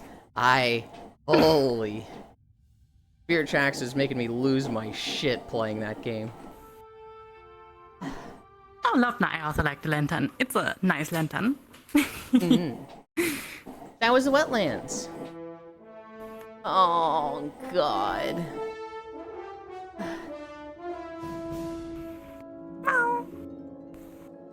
We I remember in Twilight Princess there was this one fishing lake.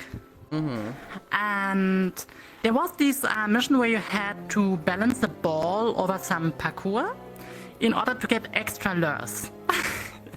And I never was able to finish the last ball mission to get the special lure in order to get the Hyrule Grande. It was so painful. Because I had the game basically finished besides angling the stupid Hyrule Grande. Okay. It was kind of frustrating. I have angered Kodiak. Let me defend my take for Spirit Tracks, Kodiak. I think it's a great game. Of the 8 Legend of Zelda games, it was easily my least favorite. Now, to be fair, I am not being... Oh, is that an... I see it. So. I tried to play Spirit Tracks on stream. I did not go in, have the perfectly normal experience. I did not have the isolated experience of I'm just playing Spirit Tracks for fun. I did it as I played this game as a kid. I didn't finish it, so on a 50-day celebration, I think it was day 600, let's celebrate by playing and beating Spirit Tracks. I was going to try and beat it in one stream. I think technically it took 3. I skipped I saw you playing it. I skipped nearly all the optional content, which You know how God. Legend of Zelda games work. When you skip the optional content, you make the main content so much fucking harder for yourself. And that is Yeah, like collecting the heart pieces and such, right? exactly. And so like I was going into like the final boss fight with like 9 hearts, and I didn't have like the turbo spin to easily deflect the skulls in the final boss fight. I very much made it harder for myself by doing that. Now, that being said, the game was built around the 3DS. It's built around touchscreen stuff, and touchscreen combat fucking blows. To me, it's indefensible, and like, I hate playing a Zelda game with touchscreen combat. I would rather just let me use the D-pad or the thumbstick, let me press the buttons. I would have had way more fun playing Spirit Tracks that way.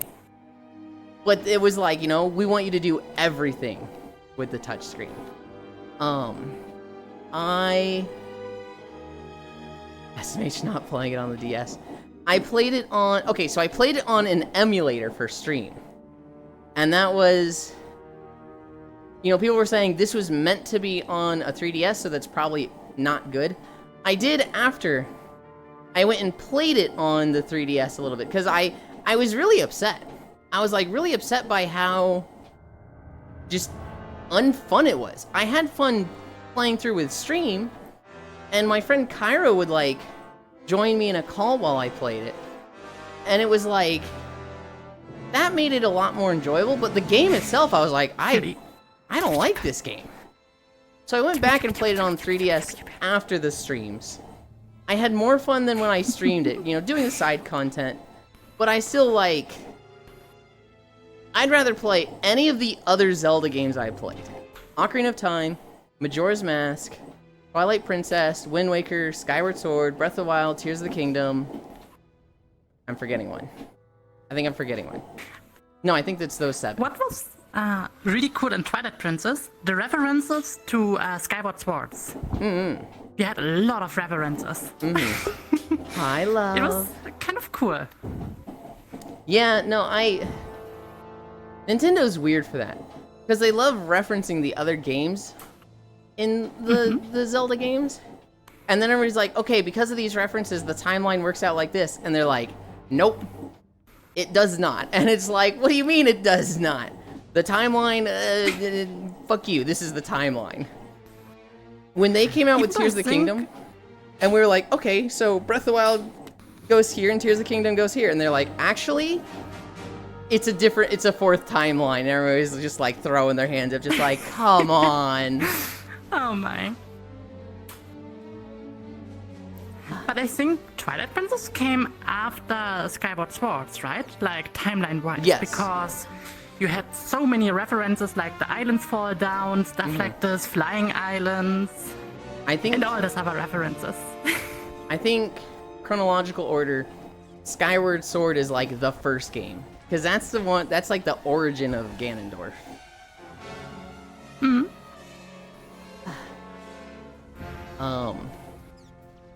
I'm way behind on chat. Do you have a plan? It's gonna happen no matter what. May as well do it now. It feels weird to me to hear Wolfie say that. Because I've been her friend for so long. Right? Sexy bedtime German talks. I knew it. It can be either French or German. God give gold to those who have plenty. I'm terrible at telling accents apart. I cannot tell accents. Oh wow, how far are you behind? This is 20 minutes ago. I'm really bad I'm really bad at reading chat when someone else is streaming with me, because I don't want to like just I don't want to just like be cutting people off, be like, I gotta read this chat. I don't have a good balance for it. I mean, what I usually do, I mute myself, talk while listening. I can't do that. If I talk to chat and read them out while you're talking, Yeah. I'm gonna forget everything you said. It's gonna go in one ear and out the other. And I'm like, I don't want to do that to Wolfie. I don't want her to say something to me and just be like, oh, you are so right. Sorry. And then you'd be like, what do you mean you're so right? What? I said I like this food. Yeah, like I just can't. I do not have the skills for that. Okay, understandable. I'm the distraction, I know. I'm always the distraction. You're very That's what distracted. cats are for. Yes. No. H, I cannot tell accents apart. You can hear the finish in their accent, but you can hear the start. Oh, but you can't hear the start. Wait, you can hear the finish in their accent? No. But you can't hear the It's a joke because Finnish line. Yes. But you don't have the starting line. But they said can and can. I think one of those was supposed to be can't. No. Like, you can hear the finish, but you can't hear the start. Right, but they said you can hear the start. I think they I guess they typed. miswrote. Mm-hmm. Yeah. Because it was more meant like a joke. Yes. Zwei is someone that, like, I need to always read their name before I read what they say, because then I can precursor that with, it's going to be a pun. Whatever they're going to say, it's going to be a silly pun. Really? Mm-hmm.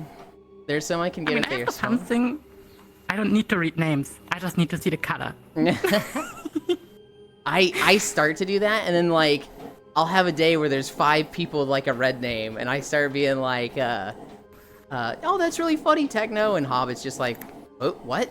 Techno's not even here, and I'm like, shit.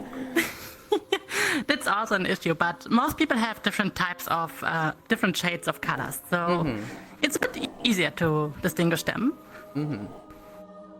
There's some I can get if they are strong, like Kiwi is a big giveaway, Morning Noodles, oh my god, you can only hear the finish, not the start, Morning Gana, Core Mention, literally saying FOMO, wait, you can stop playing a game you don't like, Yulin has Stockholm Syndrome, preposterous, I think I read that manga.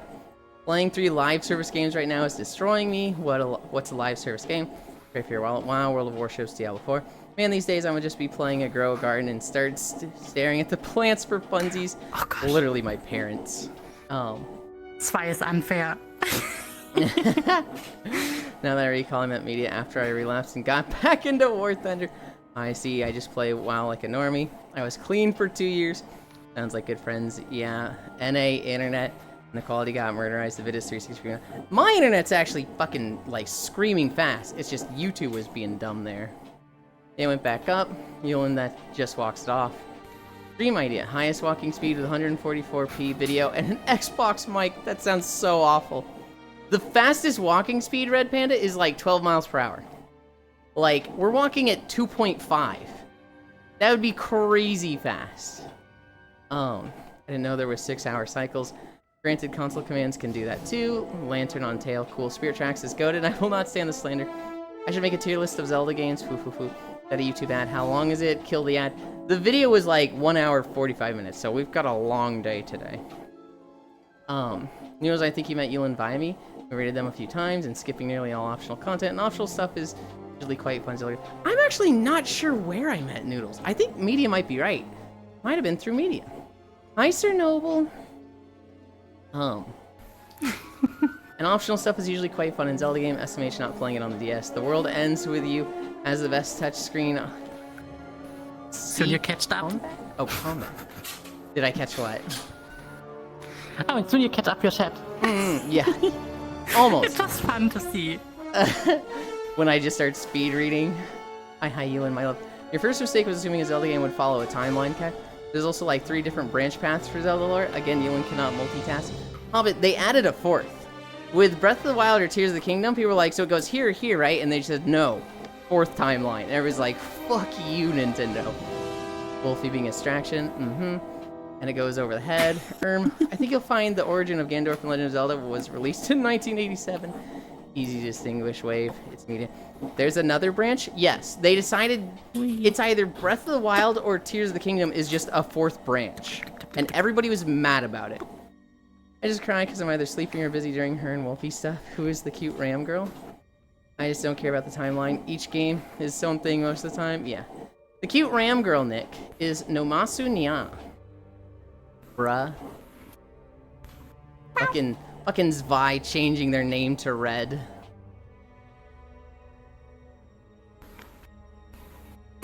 Yeah, when people like change the color in the name, it throws me so off. I adapt pretty fast to it. But yeah, when it's something that you've seen, it definitely throws me off for like a day or two. Yeah. It might be more connected to how like long I've seen them too. Weird part is there is a delay on my end to the color change. Oh really?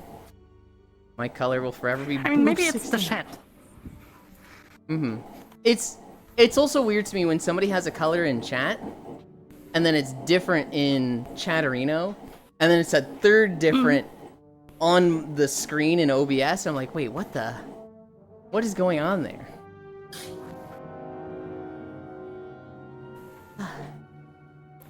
I mean, I usually have like the 7TV add-on for OBS and everything else. So it's everywhere the same. I don't have it That's for a good part. OBS. I really should, but No? You definitely should. It's easy to install. So, I mean, so you also have then also the 7TV emotes and such.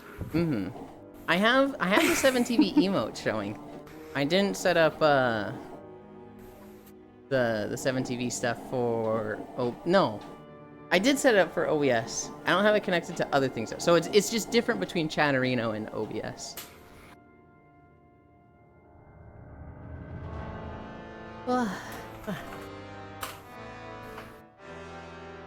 Is that you want us to change color? Sounds like it, Ganna. Please no. Please have mercy.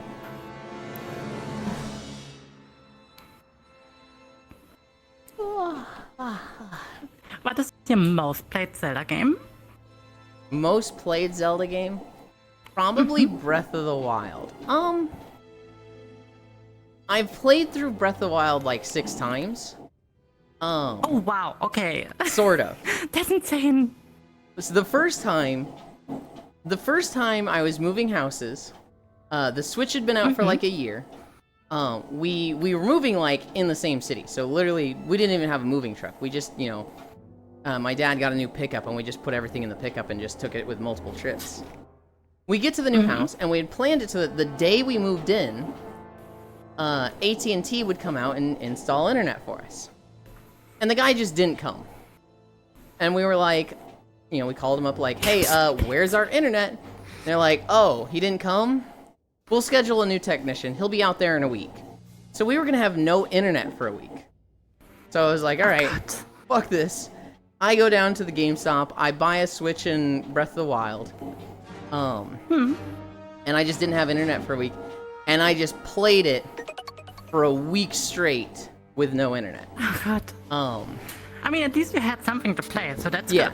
And I had a lot of fun that week. It was kind of nice being disconnected from everything. Hi Riddle.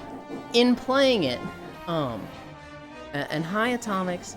In playing it, as soon as I got internet back, I went right back to like WoW and whatever MMO I was playing, and I didn't finish it. So I had I'd gotten 80 shrines and I didn't finish the game. But then I got burnt out as soon as I was able to do other things. It was like 2-3 months later that I was like, man, I didn't finish Breath of the Wild. I should go and do that. So I tried to go do that, right? I restarted my run, because I didn't want to start in the middle where I'd forgotten stuff. I just wanted to start fresh. And I did the exact same thing. I got about 80 shrines in different areas taking a different path. And didn't finish the game. I just got burnt out after like a week or two. And then put the game down. And it was like, God damn it, I did it again. The third time, I think I would play at work on my lunch break. So I'd have like a 30-minute lunch break. Oh, I would play Breath of the Wild. And just chip away at it, 2.5 hours every week. And after like 3 months of that, I had like 50 shrines. And then I was kind of just not feeling it. I wanted to like just start going home for work and watch Twitch streams. The fourth time was like, okay, I've literally not beaten this game, despite playing it for like 300 hours. This is a problem. Oh god. I need to beat this insane. fucking game. I also have Master Mode, and I've never played that. So I reset my progress. I set it to Master Mode, and I just had a guide open. My goal was get all 120 shrines, do the DLCs, and then beat Ganondorf, or Calamity Ganon, on Master Mode. And I actually did this, because I was like, not exploring on my own, not trying to figure stuff out. I just knocked everything out like it was a connect the dots map. I was really just like running to this point, running to this point, running to this point. It was a very efficient run. I mean, I guess short run, but efficient, but also not that much fun, right? I had fun. It was also like, I got to say I'd beaten it, because it was very frustrating to me that I had put 300 hours into the game and not beaten it, right? And so, doing it this was like, I still had fun with it, and now I'm not stressed out by, like, talking about it, and, well, I never actually beat it, though. I felt like I had a more complete opinion of the game. The 5th time, in 2021, I was in Texas, and they had a really bad winter storm that like knocked out the power for the whole state for like a week, and then we had rolling blackouts for the next week. And so that's insane. Yeah, Texas was not set up to handle this at all. They kept commercial buildings powered, and domestic buildings were the first to lose power. This way, things like hospitals would stay online or stay powered, and like anything that had like servers and needed to store information, that would keep power. Because it'd be really bad if like the banks lost power and then everybody, you know, had their savings wiped, right? So those would get priority for having power. Well, I lived across the street from my work, which they had power, but nobody was working. That's super convenient. It's convenient, but it's shitty. What should really happen is like, there should be a classification of what type of business stays powered and whatnot.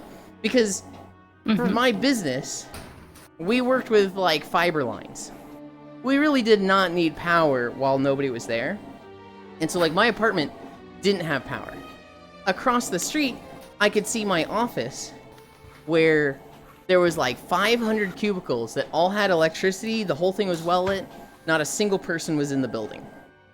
And so for these 2 weeks, what I would do is I would play on my Switch. It had like an 8-hour battery. When it died, I would go to sleep. I would just sleep for like 4 or 5 hours. When I woke up, I would get dressed, go to the office, charge my Switch for an hour, and kind of like just work and like do like an hour of work there. We weren't supposed to be working at all, but it was just like, hey, if you can, sure. Work for an hour, go home, and play my Switch for 8 hours until it died. And I just did that straight for like 2 weeks. And so it was a very weird, like, I sort of had power. I had entertainment because my Switch was able to get a charge. But like everyone else was just like, you know, they didn't have their office across the street. They were just without power for 2 weeks. I mean, it's in general just pure luxury that you have such a short way. You can sleep so long. Yeah. Or go for lunch breaks just home and eat lunch there. You have a pretty gnarly commute to your job, don't you? I have like roughly 1 hour car drive. Oh, God. Depending on the traffic, sometimes more. This job... It's pain. I worked there for 4 years. The first year, I lived with my parents about 45 miles away. And so it was an hour commute in the morning. And then on the way home, I would get caught in rush hour. And so it would be like 1.5 hours on the way back if it was a good day. If it was a bad day, well, the worst was 3 hours stuck in traffic on the way back. I did that for a year. And then the next year, I got the apartment right across the street from my office.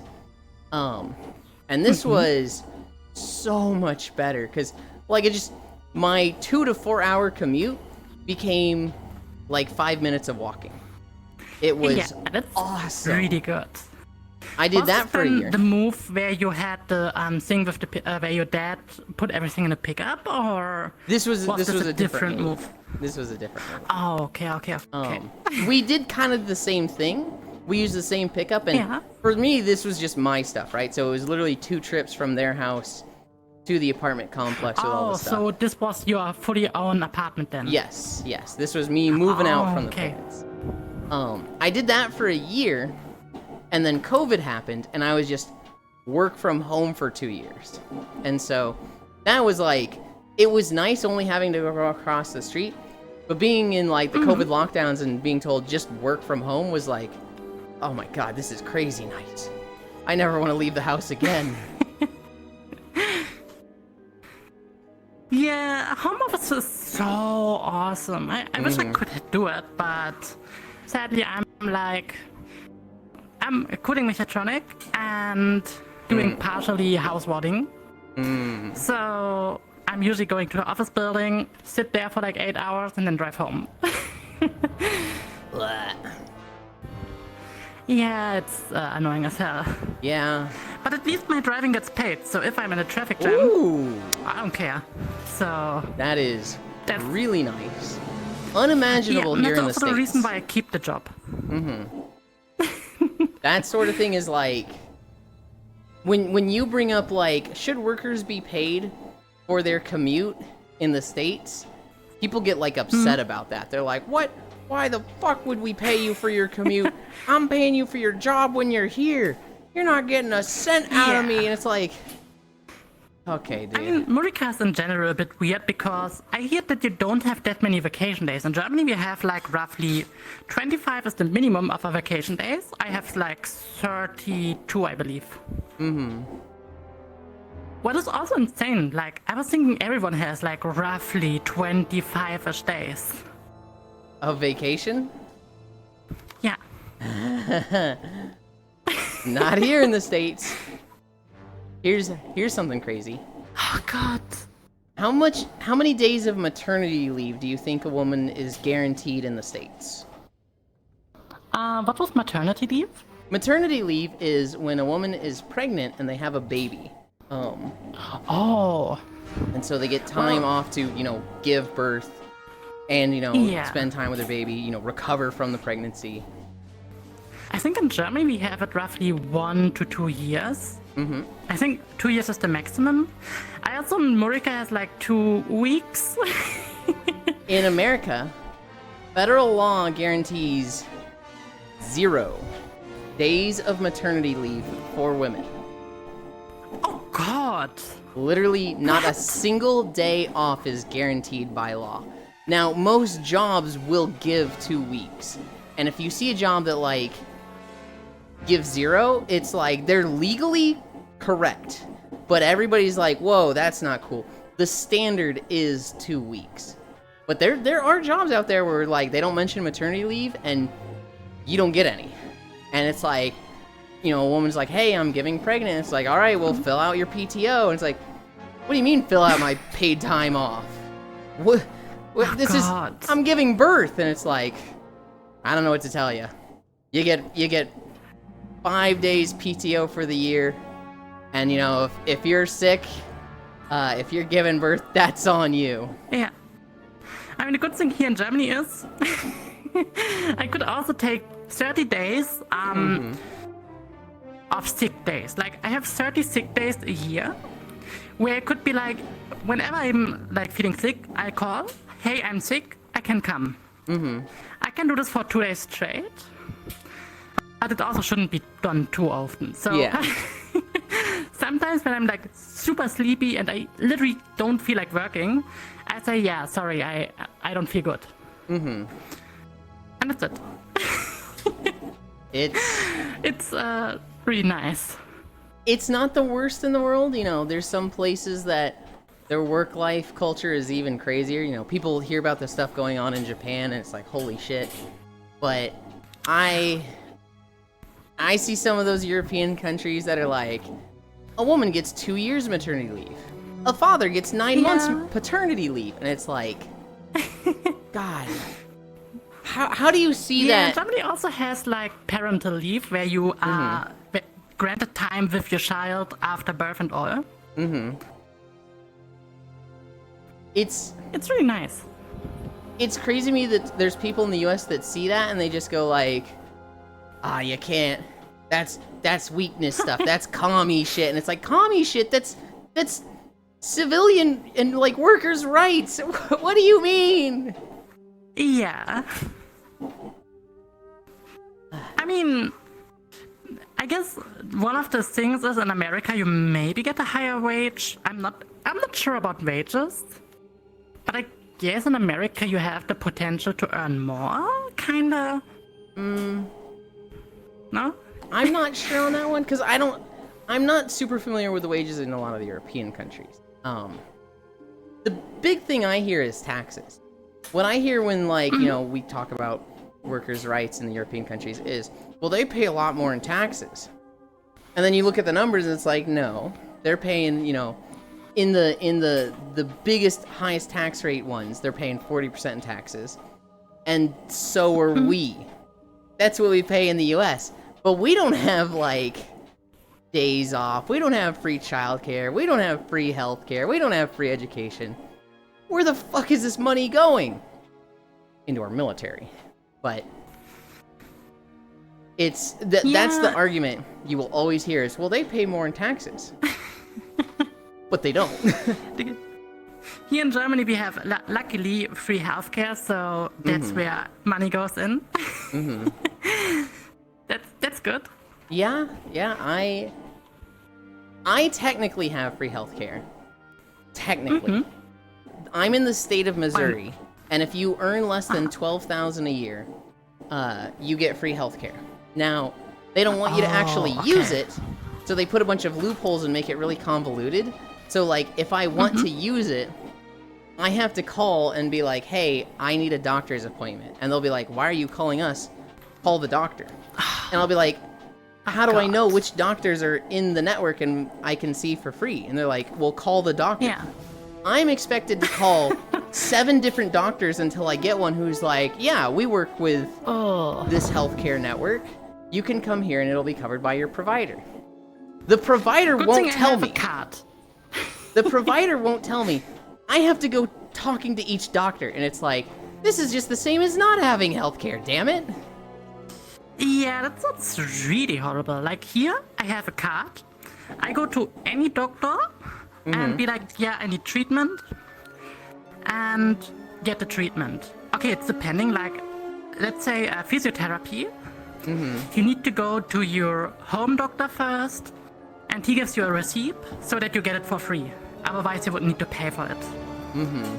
But you get it for free if you go first to your home doctor. For us so here, that's good. It's like we have to go to a specific doctor. In my case, it's like an hour-and-a-half drive. There's 10 doctors within 5 minutes of me. But if I want to not pay for it, I have to drive an hour-and-a-half for it. I am. And yeah. Miserable. So, guess what I haven't been doing for the last 30 minutes? I haven't been reading chat. Hi, you and my beef. This is from 15 minutes ago. Just brought a Switch on a whim. Yeah, hi, Riddle Master Mode. Why don't the taxes shoot the storm away? I think I will also invest in a handheld with internet dropping off every so often. I need something. Go ahead.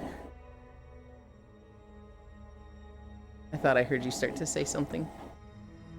Well, no. I didn't do anything. Okay. I wanted to make sure I wasn't cutting you off or anything. Paid to sit in traffic, if only. Yes, that's socialism. You driving there only for the job is part of the job. USA. Hi, Sen. EU, it's also illegal to contact people during your vacation. Yes, in some countries in the EU, it's literally like, this person goes on vacation, you're not allowed to contact them.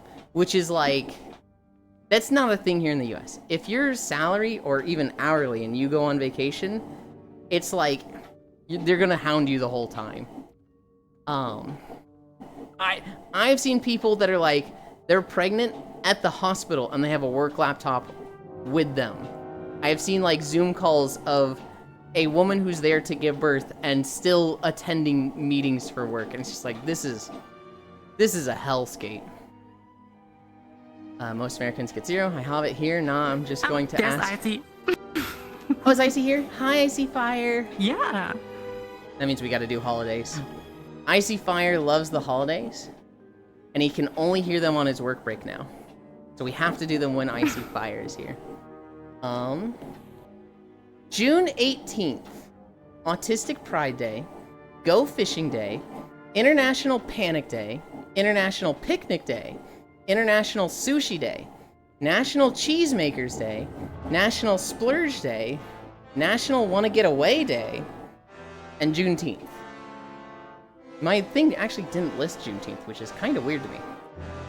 I didn't really like any of these. I guess National Cheesemakers Day would be my favorite, but those were kind of boring holidays. I like cheese. Cheese is yummy. Midi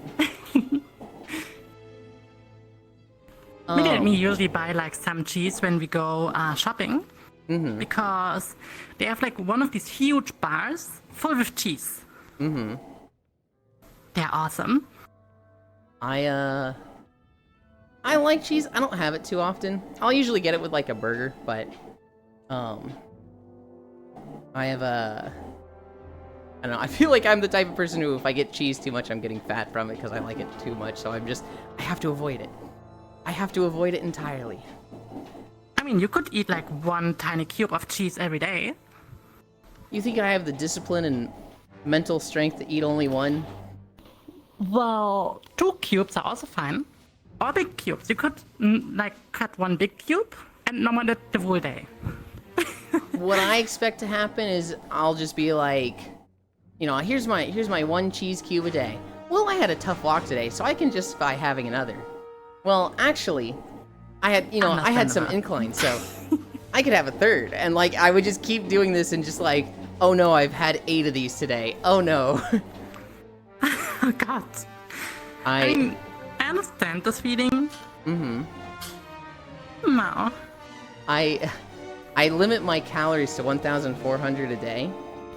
And one of the things in my calorie budget is a glass of chocolate milk. I haven't been doing it lately, but for a while I was trying to do just a glass of chocolate milk. It would make it so that I went through this gallon in like 8 to 10 days. I would usually go through that in 3 to 4, just because I was like, I can't stop myself from just having a little sip here. Oh, I had a tough day, so maybe I can have 2 glasses today. I am weak. I am so weak. 1,400 calories is such a small amount.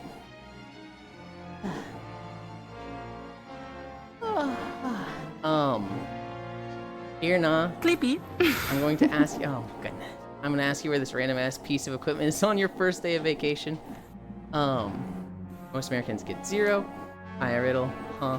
Usually, U.S. workers have to work for long periods of time in order to accumulate days off vacation days. Yeah. Should worker get paid just for looking for a job? I mean, so I'm of the belief that basic rights should just be provided by a country. Housing, clothing, food, education, healthcare. All things that a person needs to live. Maybe not comfortably, but to live, I think should be provided.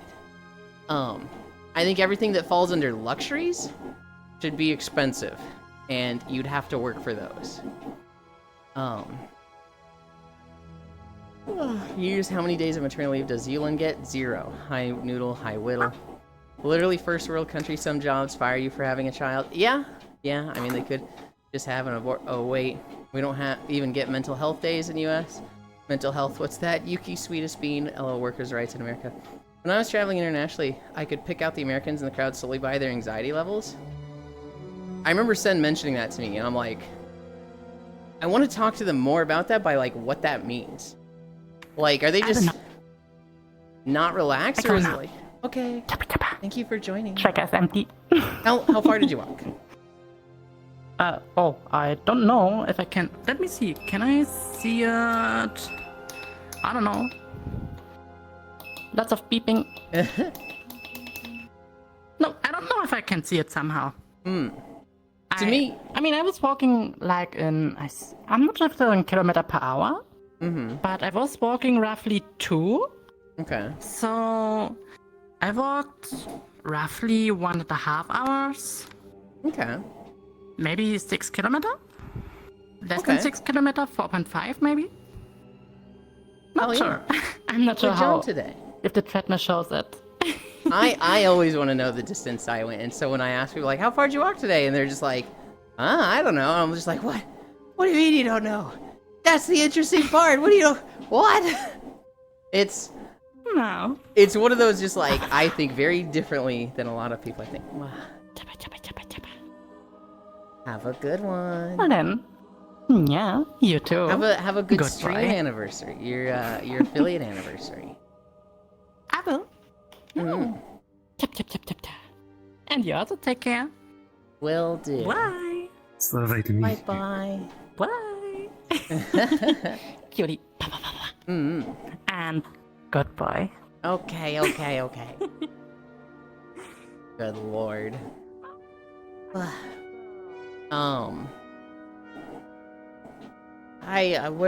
Where was I? Depends on the state and if you're in a union. If you're in a right-to-work state, LOL Lamau even. That's starting and being part of a family, which certain parts of the USA pretends to care about. There are very few good unions in the US. Only one state has workers' rights, Montana, the only state that has a ready-to-work state. Basically, the US doesn't take care of its citizens unless you're rich. Oh, I thought that was normal. 3. Gotta make it hard. High noodles. In the USA, you get to have the Pentagon being unable to account for $2.46 trillion of assets. Yeah? And most doctor offices are not taking new patients, which means, yeah, you have to go further out for care. Hi Freya, hi Lautner. Even better, some places will refuse to treat you if they know you benefit programs like that. Once they know, you can't even pay out of pocket. I've been very behind on chat, so I actually don't even know what that's about, Mikila. I'm like, hold on, wait, what? What? Go, tell me what you were talking about when you said that, because I'm like, hold on, what? Yuli Hug, Icy, hi, Icy, hi, Icy, Panic, I'm late. Ranmu Fishing, hi Riddle. Easy Sushi Dub. You getting sushi right now? Ranmu National Autistic Day, so you know it's good. Riddle, isn't Juneteenth tomorrow? Oh shit, am I wrong? I thought it was the, I thought it was the 18th. Is it the 19th? Make you fat with cheese. Oh, it is the Thursday. I'm dumb. I used to get smoked Gouda cubes and eat 5 a day. Melt little slices of cheese over rice cakes or something. Oh my god, is that the Icy Fire Mage, the chili and fiery topic earlier? Hi, Icy Media, slap his hand. 1,400 calories, actually 1,800. No! Elon question. Panda, how are you, Icy? Oh, listen to this communist again. Literally just spewing human right things. I miss the holidays. Hi, Kyle. I'ma do a vibe. How be you? Freya, Sweeter Bean. God damn it, Jack. Yuki. Also, that's a lot of pink. It was. Well, there you go. To further elaborate, every American I talk to in BKK always seem to be on edge. Like they're expecting a bomb to explode. Really? Same old, gold, fresh, and vibey, fleeing extreme ideas here and there. More in Riddle, oh no, they've been walking in a microwave this whole time. Hi, Lego. Think of it this way. Americans on vacation are trying really hard to enjoy the holiday.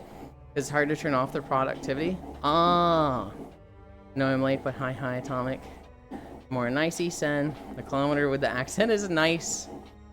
Hello, bye-bye, Pink One. Or other Pink One, bye, Wolfie. Thanks for the good boys. Yuki, Icy. Hi, Kyo. Okay, I get it. I'm gonna go to my breakfast nuggies. Icy. If they weren't on edge, they're freaking out about something. Okay. I'm caught up. And I should be better about chat now. I need to fucking develop that skill. I need to, like, figure out how to talk to chat and other streamer at the same time. Because I feel really bad when I'm just ignoring you guys. I'm not a Missourian. But I assume the program you're on is similar to what my mom and I have. When she was trying to get dental surgery, we accidentally mentioned that she had Medicare. Once we told them, they said they legally have to bill them, so they won't take her? What? They legally have to bill her? That's crazy. Wolf is gone, bye-bye, Kumi, hi. You honestly think most streamers cannot talk to chat and collabs at the same time? I had the thought of like, hey, do you want to do stream together for like the next hour while you're here? So that we can like, share the chat. But I think Wolfie's like me, where setting stuff up mid-stream is like, I'd rather not. True, being ignored by you and his cry. Well, I'm here with you now, jokes. You have a goal of reading all of chat aloud, which is way more than most streamers. Don't be so hard on yourself for getting a bit distracted.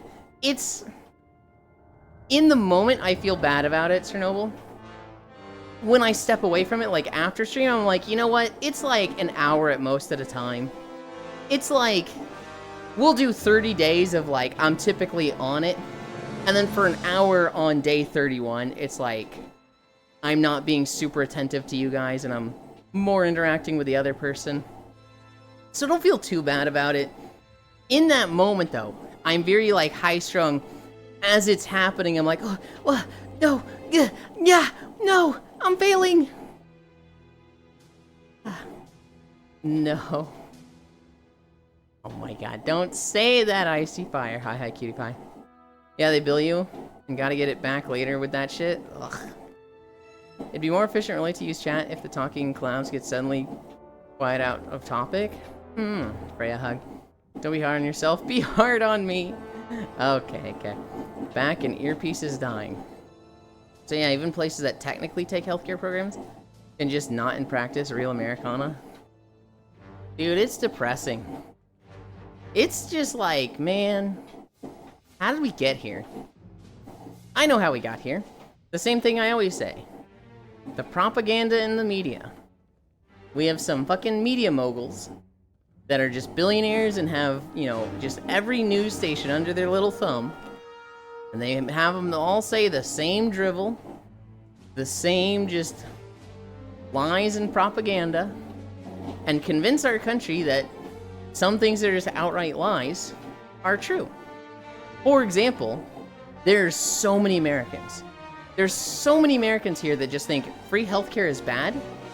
If everybody has free healthcare, then they get bad service.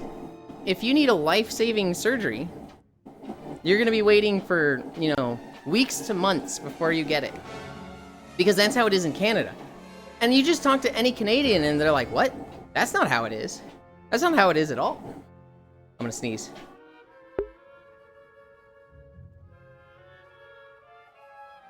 You literally talk to a Canadian and they're like, yeah, no, if you need this, like, life-saving surgery now, that's high priority.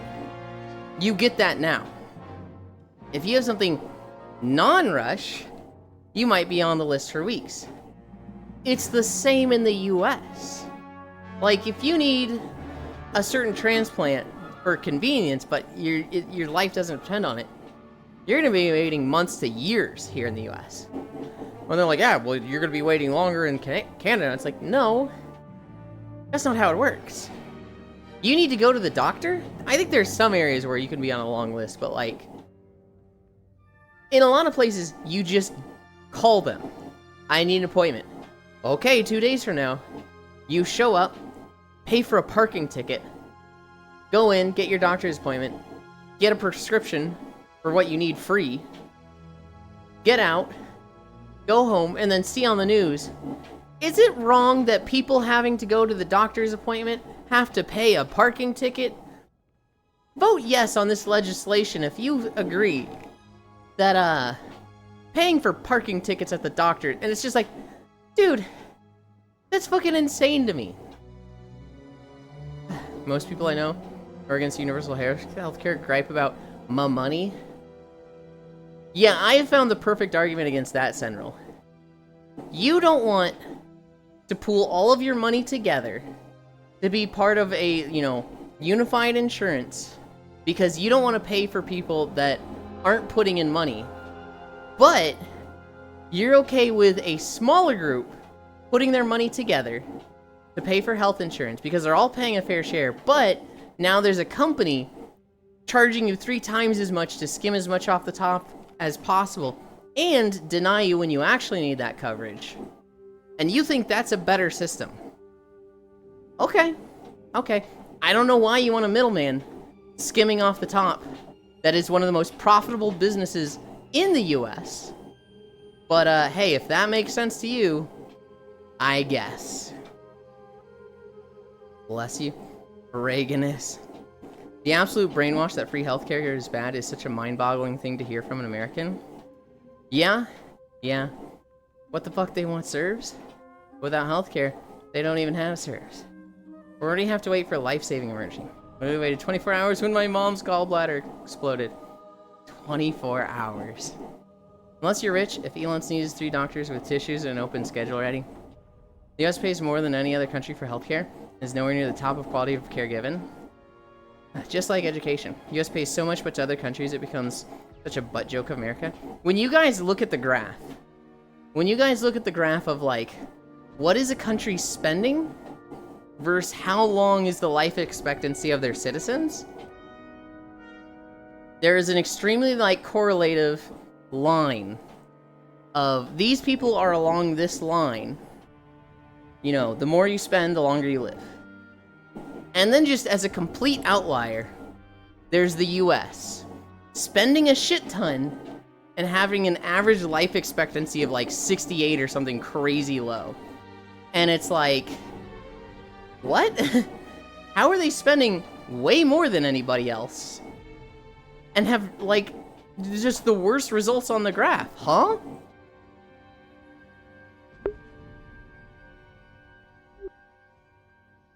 Ah, 25%, let's go. US wins at spending more money than everyone else for acquiring fuck all. MLG horn. We are at 3.9. I'm pretty sure we get to 5, like way over 5 by the end of this video. In fact, I don't think we're even halfway through this video. Right now it's 11:20. Let's check the time. We are at 48 of 140.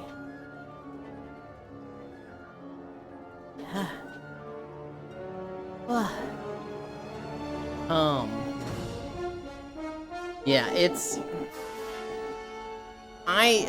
God. I would drive to school. Well, I would be in the passenger seat. My mom would be driving to school. And we would be listening to Rush Limbaugh. And I remember hearing all these things. I remember thinking like, wow, what an intellectual. What a rational person. What a like, fuck that fucker. And can you, what a like calm and well-versed individual. He is so wise. He's right on everything he talks about. Rush Limbaugh. And then learning about him as an adult and just learning about like, oh, he just says things and like, I'm gonna take a depresso nap. Take care, fellow nerds. Just take a nap. Just take a normal one. Just the comment season, Michael J. Fox Sloan, the fucker better be burning. I don't think he's burning, because I don't believe in heaven or hell. But rest in piss. The world is better without him. That guy sucked. I don't either. Fuck that fucker, hug, who? Damn, you really were a dumb kid. I look at some of the stuff he says now and I'm like, wait, he just said this is bad, and I was like, oh, okay, then I guess it's bad. Like, I was so fucking just like, didn't think for myself. All he did was say like, this is bad, and I was like, yep, noting that down. I think the best healthcare for a long life to people is hate. My country has a high life expectancy because people here hate life and people so much they'd make sure to live longer than the ones they hate. Oh my god, Red Panda. My god, gotta go. Hope work goes fast, Riddle. I don't know either, but in this instance, I hope it does. It's not dumb or stupidity, it's ignorance. The growing as a person moment when you start questioning it? Yeah. It's... I think in my case, you know, I was in high school, right? I was like 15 years old. It was just... naivete. It was just, you know... not knowing much about the world. I was sheltered for a really long time, Hobbit. My parents sent me to a private Christian school in 4th grade. I was very isolated. I was very, like, without problems. I always joke, and it's not really that much of a joke. Oh, so you didn't have a chance? I didn't have a chance.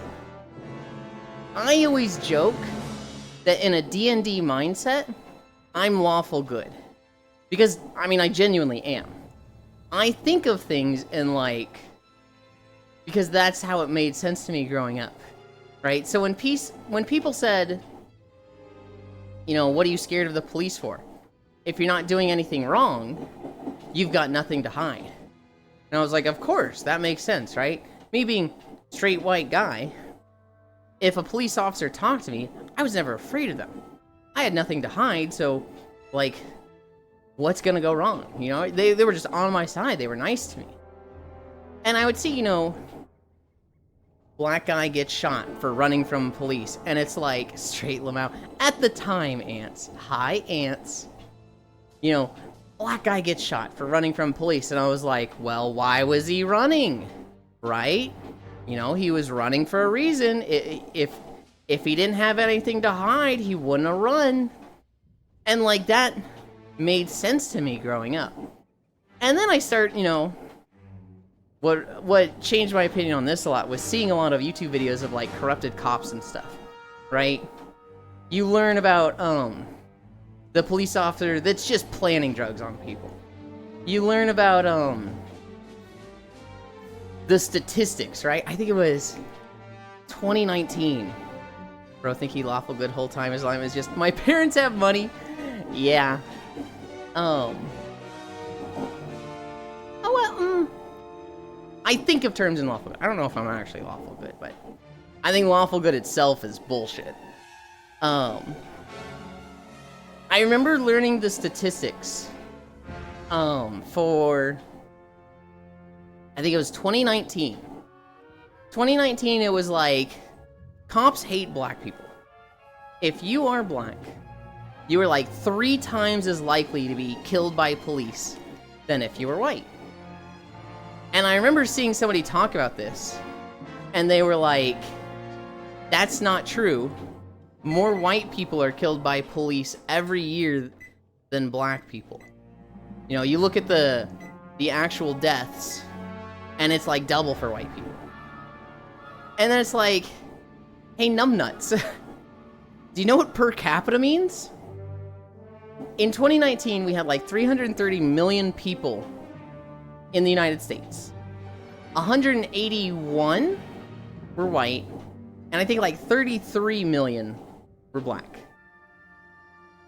So if there's like close to 5 times, no more Wolfie, he goes back to being nice guy. Scared of police? What are you, married to one? Holy shit, Ants. There was a delay for that, but holy. There's a very high, rate of police officers beating their wives.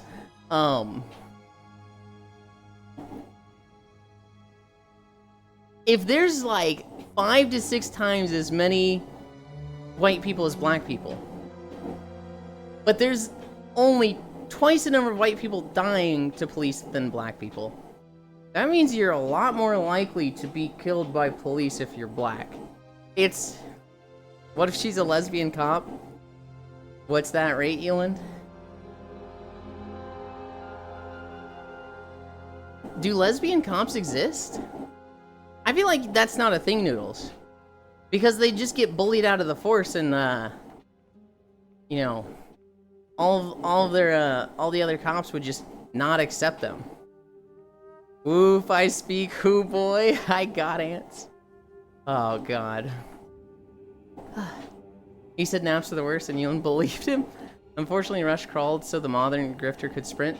He advanced the propaganda brain rot to an art. Yeah. So you didn't have a chance. Straight Lamau, straight. Bro thinks. I think you're chaotic good. I do not think I'm chaotic good. Right back to Ewan being a good boy. Ewan, no more Wolfie. Ewan is back to being a nice guy. The average American is allergic to the words per capita, scared of police. What are you married to when America is bigger? So your tiny country statistics don't matter. And those tiny country statistics will be like 90 million people. LMAO. I got Ants. She's a lesbian cop. You probably have a chance of getting shot even if you are white. I've won. Thank you, Lamau. Oh, God. Also, I'm just surprised your parents sent you to a private Christian school.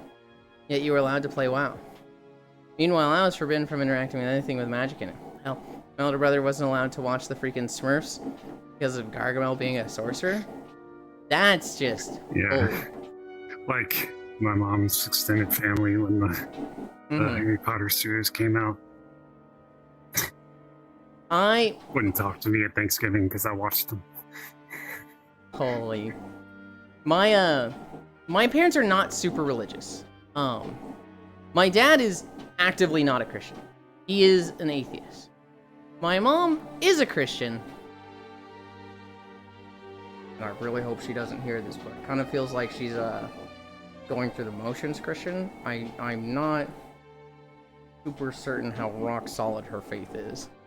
I think it's what she grew up with, and she is uncomfortable with the thought of not having that there in her life. I think it's almost like a spiritual wellness going through the motions thing. Then my shoulder doesn't hurt because I'm not having to recalibrate every 58 seconds, but I'm gonna need to wash these things that hold the back of my wrist. Do they detach easily, I hope? I have no idea. Spiritual safety For blanket? the index controllers, since you use them. Do you wash your controller pads? My controller pads are fucking gross, honestly. Nope. Nope, I don't like thinking about it. Well, that's the highlight of my day, Elon. Texas is a little bigger than all of Europe. We could never have working public transport here, unlike in your socialist hellhole. Good lord. I had friends who couldn't partake in anything with magic in it. Why, though? That's the connection of sorcerer and Christianity. What's the connection? Oh, Christianity is just super, like, anti-magic, anti-sorcery. It's like, if a media has magic in it, it's considered of the devil by some fringe Christian. Like, they don't understand fiction. They could watch Star Wars, Lamau, witches. As in a similar boat to Kyle, Pokemon was banned because it taught evolution at a daycare. Practicing Christian, i.e. practicing to practice one day if they feel like it. Spiritual safety blanket. I went to like 3 or 4 different Christian schools. It's more so that anything with magic was deemed as evil. I had a friend in the same boat. This was with Star Trek. The show has magic in it, waved away as sci-fi jargon. So, for me, I went to public schools. My mom was a Christian. My dad was not. And when I say my mom's a Christian, she like doesn't go to church. She doesn't read her Bible regularly. She just, I believe in God. Don't say God damn it around me. In 3rd grade, I got in a fight. I got punched by a boy, and I was like, I'm telling you. It was not a fight. I was being annoying to this kid. He punched me. I went and told the teachers. And I was like, Mom, I got beat up at school. And she was like, oh, we're pulling you out of public schools. And so they signed me up for the private Christian school. We had friends that went to this, and we'd been told the education there was really good. So it wasn't so much for the Christianity. It was for the, the better education, as well as, Ewan's probably not going to get beat up at this school. And so I went there from 4th grade to 12th grade. And halfway through 4th grade, I became a Christian. We had Bible classes every semester. So like, it was constantly like, I was very well read in the Bible. And the education was really good. I will admit, I compare my education to, friends that were going to public schools, and I was like, wow, they're not that smart. It was not a typical, well, don't think of like a Catholic school. It was very much kind of a blend between public school and Catholic school. Like, we had Bible classes, and every Wednesday we had like a church sermon. But other than that, it felt like a normal school. We didn't have nuns teaching us. We weren't getting hit with rulers. It was... That's still a Catholic school, LOL? It was not a Catholic school. If Catholic schools are like that, okay. But like, anything I've seen of Catholic schools, we were a step down from that. It was a non-denominational private Christian school. And so, I went there, became a Christian 4th grade. I asked my dad to accept Jesus into his heart with me. And my dad, I could tell my dad, looking back on it, he was just like, oh boy, the whole fucking time. I think around high school he said, I'm gonna be honest, I don't believe it. if I can't see it, I don't believe it. And I was like, well, I'll pray for you. My town has the main public school and the Catholic school. Catholic school was still public, but it was a place all the rejects went to, and the Uber Bible thumpers for us.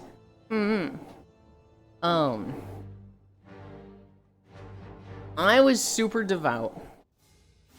Although I was, maybe not practicing it as well as I should have in the later years of high school. But I was super devout.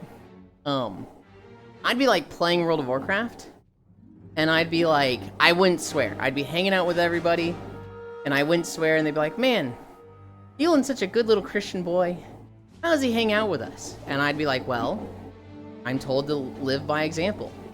And so, I feel it's my duty to be happy and, be a good friend to all of you. And if you ever feel like you need this in your life, then you can come to me and I can help you. If you never need it, okay, we'll always be friends. Cracker? Hand? His hand is just way off right now. But I am a Christian by example. I am not trying to convert you. That is your call. It was when I went to college. I had a biology class. And I remember we had a class on evolution. And I'm sitting there leaning back in my chair just like, just a theory. They're going to talk about missing links and how they expect to find them any day. But this propaganda, I know how this goes. I've literally been taught evolution at my Christian school and how it's not real. I remember looking up the chapter and reading it, and it's like, yeah, so here's the whole evolutionary tree of humans. It was fully discovered in 1986 or something. And I was like, what? Hold on, what? No, there's supposed to be missing links. I was told there was missing links. And I'm looking through it, and it's like, there's no missing links. They know exactly the entire history of humans, and it's well documented. And we've known it since the fucking 80s. And I'm sitting there going, hang on. That means my school lied to me. Because multiple people told me they're, missing links, it's got holes, they haven't fully discovered it. They're guessing. But it's all there since the 80s. What else are they lying about? And I really took a step back from Christianity then. Once I kind of had that moment of like, I can see the Christian teachers just lying through their teeth, and I have caught them in their lie. I was like, this really shatters my faith. This is like, I need to take a step back. And I was kind of like a very backseat Christian for like 5 years. Like, I still called myself a Christian, but it was like I was very much not practicing. I started swearing. I started being more degenerate. I was very much hands off with it. And then at a certain point, probably like 26, 27, I was like, why am I even bothering? Why do I still call myself a Christian when just every year I feel worse and worse about Christianity? I'm washing my hands of this. I did have friends at that school, though. So you guys are talking about, you not being allowed to view media with Magic or your friends. I had one friend who, his father was a pastor. And I remember Twilight Princess came out. And I was like, or maybe Skyward Sword did, I don't remember which one. And I was like, Jordan, did you play the new Legend of Zelda game? It would have been Twilight Princess. And he was like, nah, man, I'm not allowed to play those games. And I was like, what? What do you mean you're not allowed to play those games? And he's like, yeah, there's like a religion in it. And my dad says that buying those games, they're made by the cult that believes in that religion. And so buying those games supports the game, that cult, and he won't support that cult, so I can't play those games. And I was just like, I knew his dad. His dad was a teacher at the school And I was like, your dad's fucking crazy. What? What are you talking about? There's no cult that actually believes in the Legend of Zelda 3 Goddesses religion. That's not a thing. It's fiction. What? Also, hi, Sir Noble. If there is, that's insane. And I just remember, like, I had friends that was like, no Harry Potter in the house, right? Harry Potter's off limits. When I saw a friend that was no Legend of Zelda, that's when I was like, what the fuck are you talking about? Hi, Jan. I was in a house that kind of transitioned. Because I was into games and books as a kid, and then my mom heard some pastor say some shit, and she was like, okay, no more Pokemon games. No, okay, no. I still want you to read books. So you'll just have to hide your book collection when your family comes visiting. Oh, God. Sufficiently advanced technology is indistinguishable from magic. Had a friend in the same boat, but with Star Trek, damn. If they understood fiction, they would start to question the Bible. In Christianity, the only magic allowed is that comes through God. Anything else is the devil's magic. I'm a little glad my parents weren't like that. More like they tried to ban me from going out, because I'd always come back with either a wound or a broken bone, no in between. Jesus, Red Panda! Ewan got in a fight, that's shocking. Oh yeah, the witch's lore of Christianity, that's a Catholic school. My town, no offense, I would have dunked you into the trash can in high school. I guess I'm like your mom. I don't regularly read the Bible, don't regularly go to church, but I hold it in my heart, I always will. I know you've shared that before, Kyle. For me personally, I'm just... it's not that just like, I have walked away from it, but I still respect it. I have very little respect for Christianity. I'm just gonna be honest. I think it is a cult. I think it is a fucking brain rot mind sweep. I think it's lazy. I have nothing nice to say about it. I like you, but I think very little of Christianity. I think it has done nothing good for this world. maybe some good, but like the long history of shit Christianity has done, in my eyes, and maybe objectively, far outweighs the good it's done. Hey bro, what's your favorite manga? Mine's the Bible, bro. So speak and they even have live actions. So peak and they even have live actions. Well, started worshipping the God in the Bible, crazy stuff. I don't have long, Elin. I have to keep moving or they will get me. Don't trust Sam. Global, no one could pin you down. Run, Global, run. As long as one of us is alive. I did 5. You did 5? Yeah. Hell yeah, good job. Good job. Thank you. Congratulations. Thank you. The Elin Rebel. See you next time. I need to get a shower, go to bed like that. Your school taught you something that's not true. Oh, Elin, what you're doing tomorrow? Tomorrow will be Mario Party Sunshine. I'm agnostic, and just believe that striving to be your best self is its own reward. Hell yeah, brother, more degenerate, LO. I don't think the metaphysical carrot or stick would be necessary to want to live well and respect others. Father Espasa. An argument I hear a lot is, if you don't believe in God or a higher power, what's stopping you from just murdering everybody and feeling bad? We're social creatures.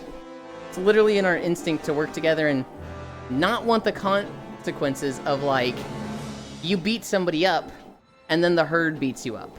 Like, it's very natural. You see this in nature where the jerks get beat up. It's not that hard of a concept. His father was pasta. 5 miles. Holy hi. Thank you, Global Hi Panda Hi Yuli. Your friend has a cool avatar. Nomasu? Yeah. Preventing your child from having an actual childhood because you can't separate reality from fiction, and you're trying to push your propaganda as crazy work. He was a teacher too. I get it in some cases. So like, I had some friends that were not allowed Harry Potter. Well, their mother, her brother, so my friend's uncle. My friend's uncle was like, I'm a wizard! I know I am!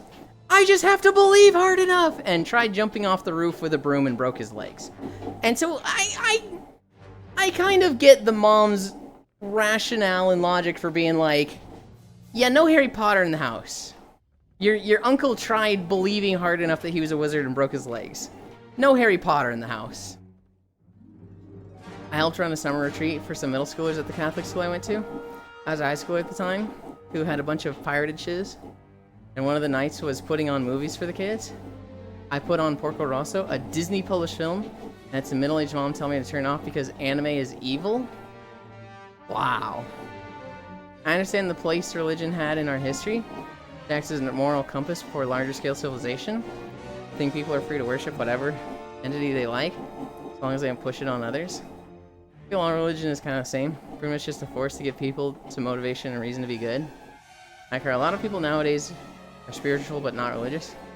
I told her to fuck off, basically, and she had to go to the guy running the whole thing, who I was homies with. He said, well, it was dumb to turn off and just eat it, because I was more reasonable than a middle-aged Catholic woman at age 17. Oh, holy. I haven't murdered someone yet, and I always doubted religion. So I just got my new beanbag. This thing is like a tungsten square, and barely fit through my door. This is compressed-ass bitch. Holy... Dude, Hobbit, when you first get the beanbag, and it's just the cube, did you buy any extra foam cubes for it? When I first got mine, I sat in it, and my butt sank through it to the bottom. I was like, damn, I need more.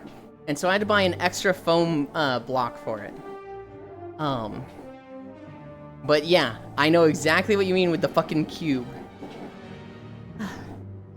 To quote Penn Jillette of Penn and Teller, I kill and R as many people I want to. That number of people is 0. Yeah? The cool uncle, I'm that uncle, but I would fly. Rip to him, but I'm different. You pirated, gasp, how naughty. I think Buddhism and Shintoism are of note, since they focus around being your best self, being thankful for the world, and taking responsible stewardship of it to preserve it for the future, rather than being focused around worship of a central being. I'm back from WC. We still talking about magic and religion? A little bit. Hell yeah, brother. Throw hands with it. It's the same brand as my 4-foot beanbag. I bought their 6-foot one. I'm going to trust the same quality. I should be fine though. Do you still have the 4-foot one? Because what you could do is take the foam out of the 4-foot one and put that in the 6-foot one if you don't want to keep both. And Hobbit was never seen again as the beanbag killed them when released from its pressurized containment. Elon asked you, alright, they compressed this thing into a 2-foot cube. Elon, can you pat Sentinel for me? I can. And my hand is actually behaving, so I can. Squinch. Dude, that almost happened with my mattress. Did you buy a love sack? Yeah, I saw the 4-foot. I bought a Big Joe Tough. I'm stupid when it comes to Amazon. You guys have learned this, given how the throne orders go. I bought a beanbag without looking at the dimensions. And when it arrived, this thing was a fucking footstool.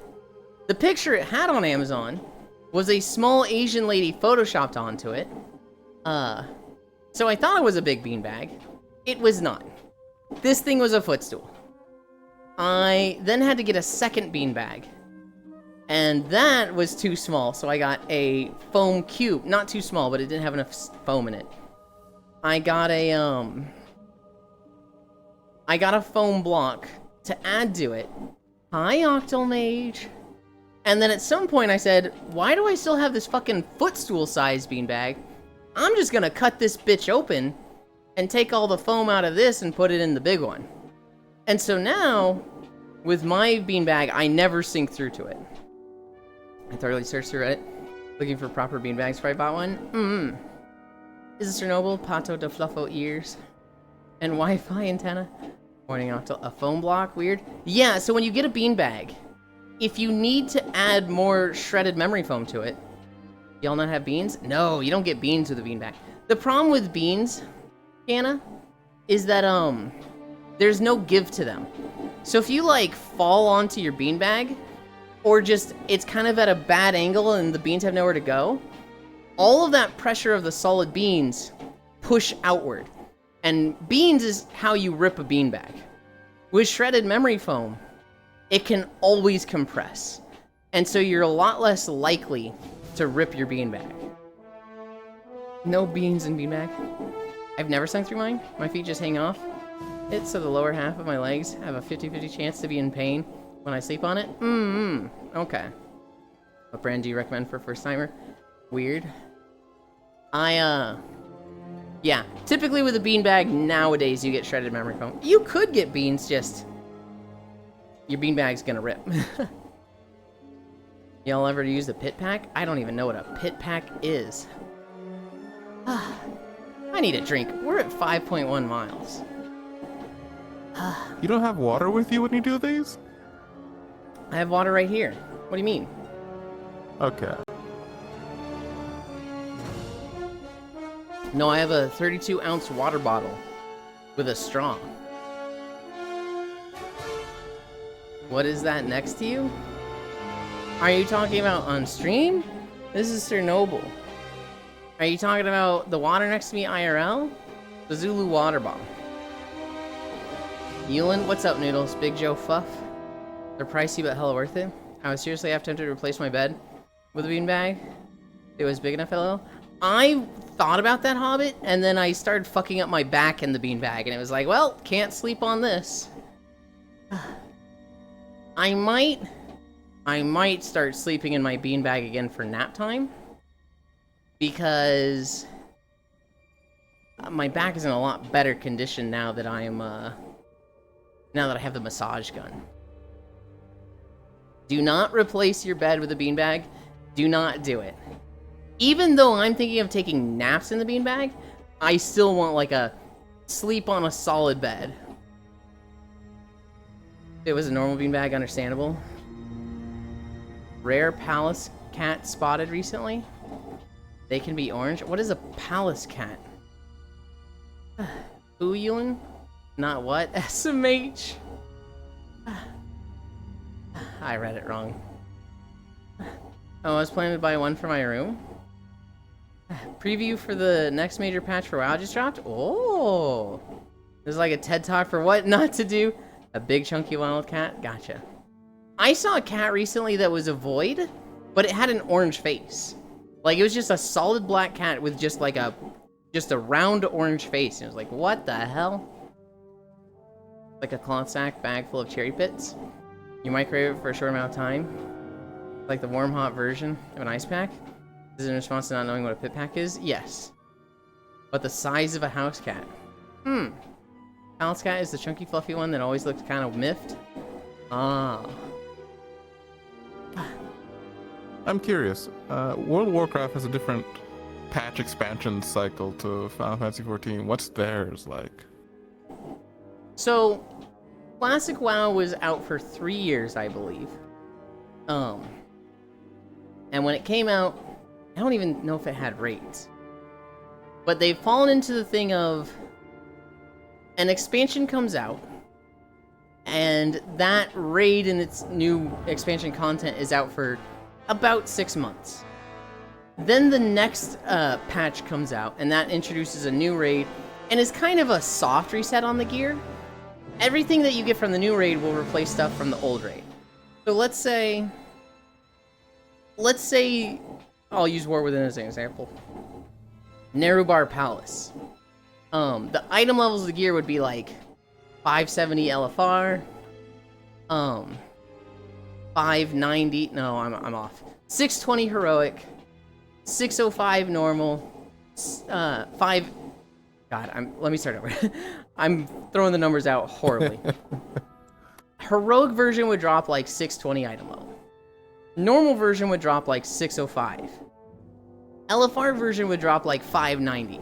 And Mythic version, the highest difficulty, would drop like 535, something like that. The new raid comes out. Those are all crazy old. The new LFR drops 630. So it's literally on par with the old Mythic.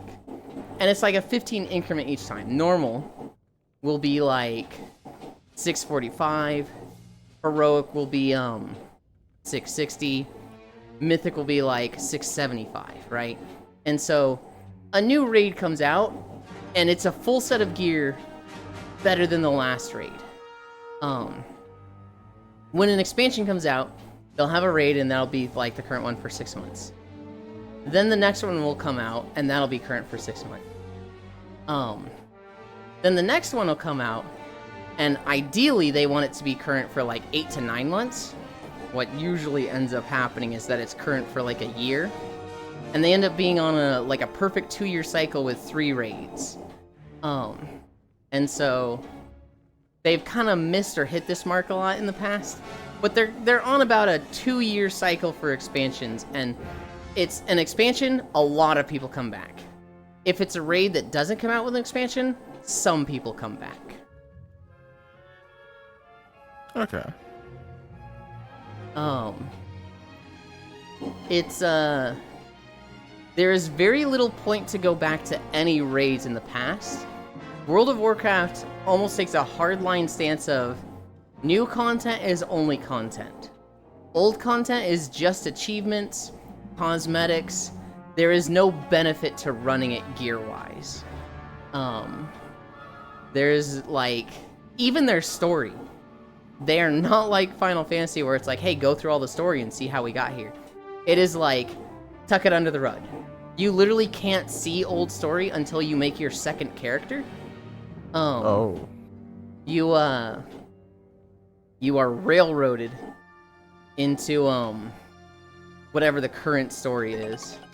Wah. Thank you, Nomasu. You are railroaded into whatever the current story is. And you don't get that like chronological story of the game. Now, to be fair, World of Warcraft story is kind of dookie most of the time. So, not really like Final Fantasy, where it's like, wow, this is a really cool experience, and I like seeing the chronological line, but, yeah, no, it's about 6 months as a new raid. I guess there are two things that always been a problem for me with World of Warcraft, and it's I just don't like the Blizzard art style, and I don't want their questing system. Their questing system is... I'm curious what you would have a problem with it with their questing system, because if you don't care about story, Okay, more specifically, it is clean. I don't want to play games for the end game. I want to enjoy the journey middle bits. If I'm doing it all just for the end game, I'm not interested. If you just go into World of Warcraft and you just like, what am I doing right now? Oh, this is a cool quest. If you turn off Reddit, if you turn off all of your friends that are telling you how World of Warcraft is, you will actually have fun just subbing to World of Warcraft and playing. The actual quests you do in the moment are typically pretty fun and have good writing and good humor. The game feel of WoW, it's top tier for a tab target game.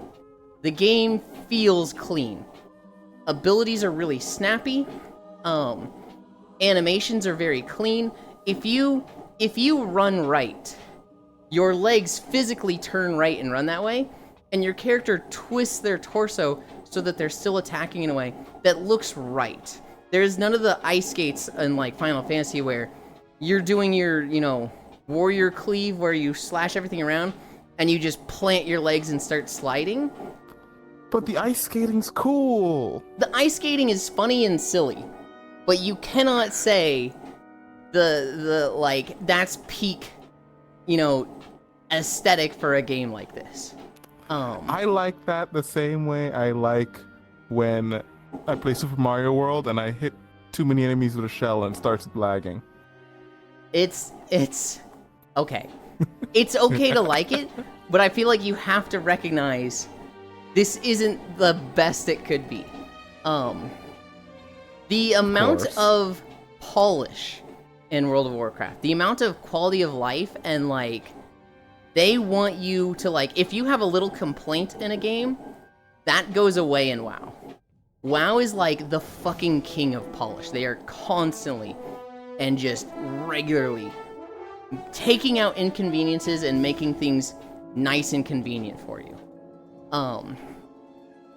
It's Makes sense. That's like 20 years old now. It's 20 years old. They have redone their engine 3 times. It is the level of quality of life that they've added. And like it's a lot of it's huge things, right? In Burning Crusade they added BattleNet friends. So you could message people on, or maybe it was Wrathglitching, you could message people on your friends list in BattleNet through different servers, right? That's something that, like, I've never seen another game do. In other games, you've got your faction on your server and that's all you get and that's all you will ever fucking have. In Final Fantasy, I keep using Final Fantasy as an example of it being bad compared to WoW. Final Fantasy is an amazing fucking game. Final Fantasy is the one I know, so that's best to use anyway. In Final Fantasy, if you're in a dungeon, your friends list is dead. You cannot message people outside of the dungeon in Final Fantasy. And like in WoW, they've gone so far beyond that to make it like, not only can you message people outside the dungeon, you can message them on different servers, on different games. It is like the absolute level of just like, people had a complaint about this. Blizzard went and fixed it. The polish in WoW is absolutely fucking insane. Now, to some people, it's like, oh, well, this takes away, the fun of the game, this makes it too easy. They do things like, if you go into a dungeon as a hunter, you want your hunter to have taunt on so that it holds start for you when questing. But you don't want it on when you go into a dungeon. They automatically turn your pet's taunt off when you zone into a dungeon. You can turn it back on, right? You can just be like, I need it to actually taunt in this moment, so like start taunting buddy. But just by default, it switches to off when you load into a dungeon so that you don't have to think about it. It'd be like you're playing your warrior, you go into Sahasa, they put you in the threat stance. Because it's like, you're here to tank, we don't want you to like go into the first group and be like, oops, I forgot this, and get your healer killed. Yeah, especially in like 4-mans, that would be good in FF. Maybe not for 8-mans, but definitely for 4.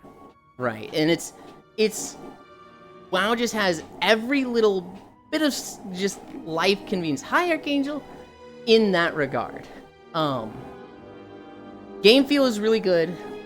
The polish is like the absolute best thing and selling point of WoW. Also just population and player base.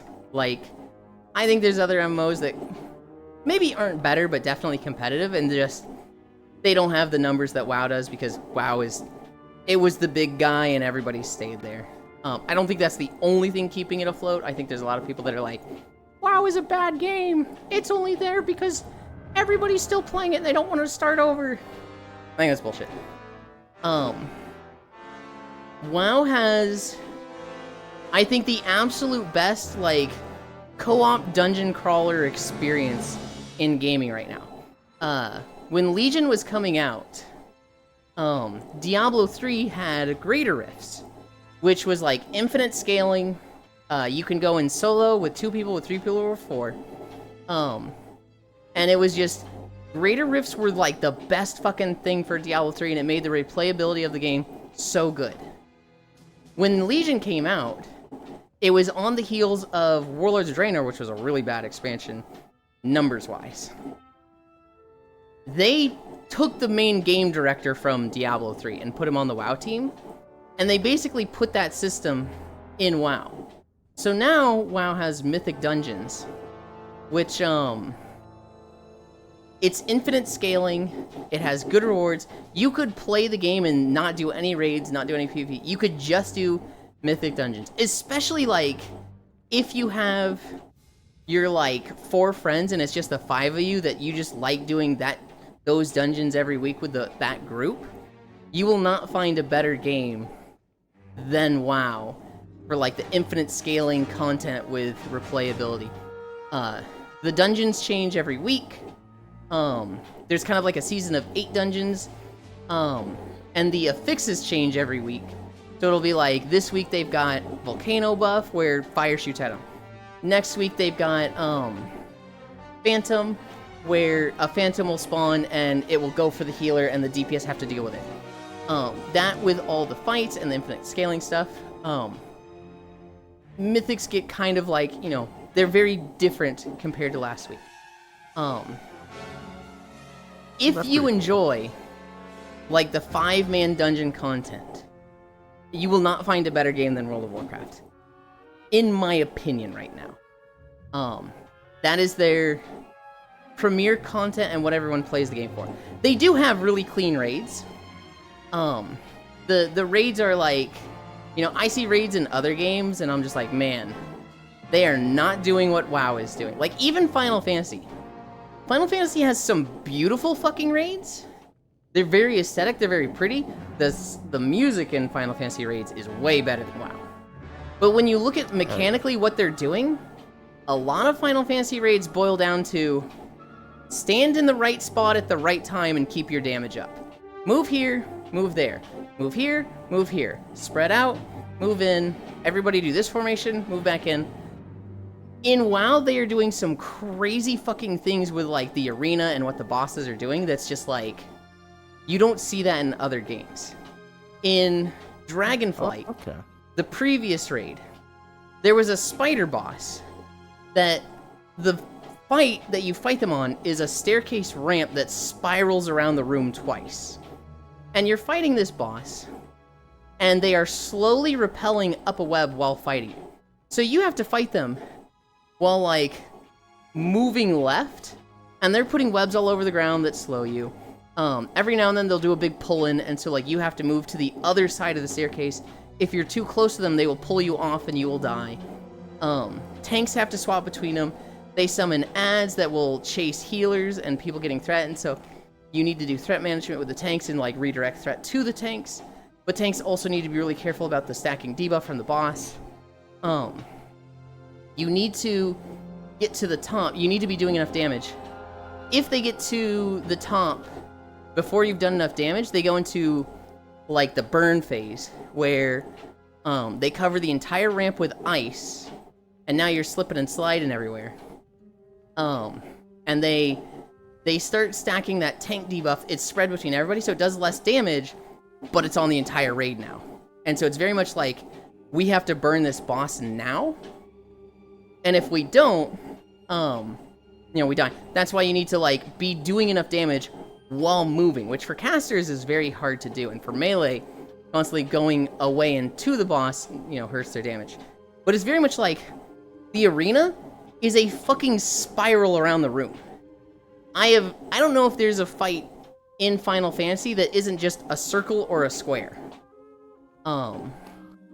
When that boss released, was it released as endgame content? Yes.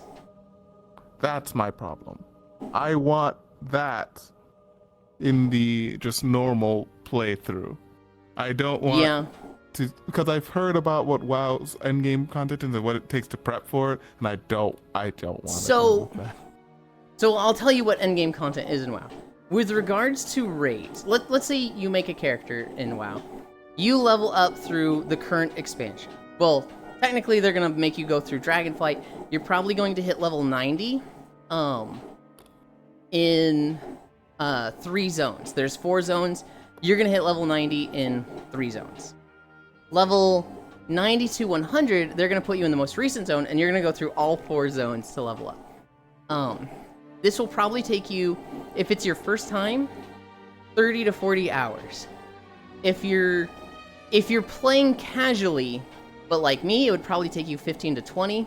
If you are speedrunning and doing, like, all the, like, things possible to level as fast as possible, you could level in, like, 3 hours. But a first-time player, it'd probably take them 40 hours to get to max level, and it'd be a great time. They'd have an absolute blast. In endgame, you can kind of choose what you want to do. So if you really like raiding, you just need to get your item level up enough to go into LFRs. And LFR is looking for raid. You queue up for the raid. And it's honestly so easy that 5 people could do it. 5 people knowing what to do could do it. It's gonna have 25 people. You're kind of just along for the ride, and you get to see the show. It's easier than Alliance raids in Final Fantasy. Every now and then you get a boss that, like, It has a mechanic that will kill people that if you don't know about, you'll see half the raid die.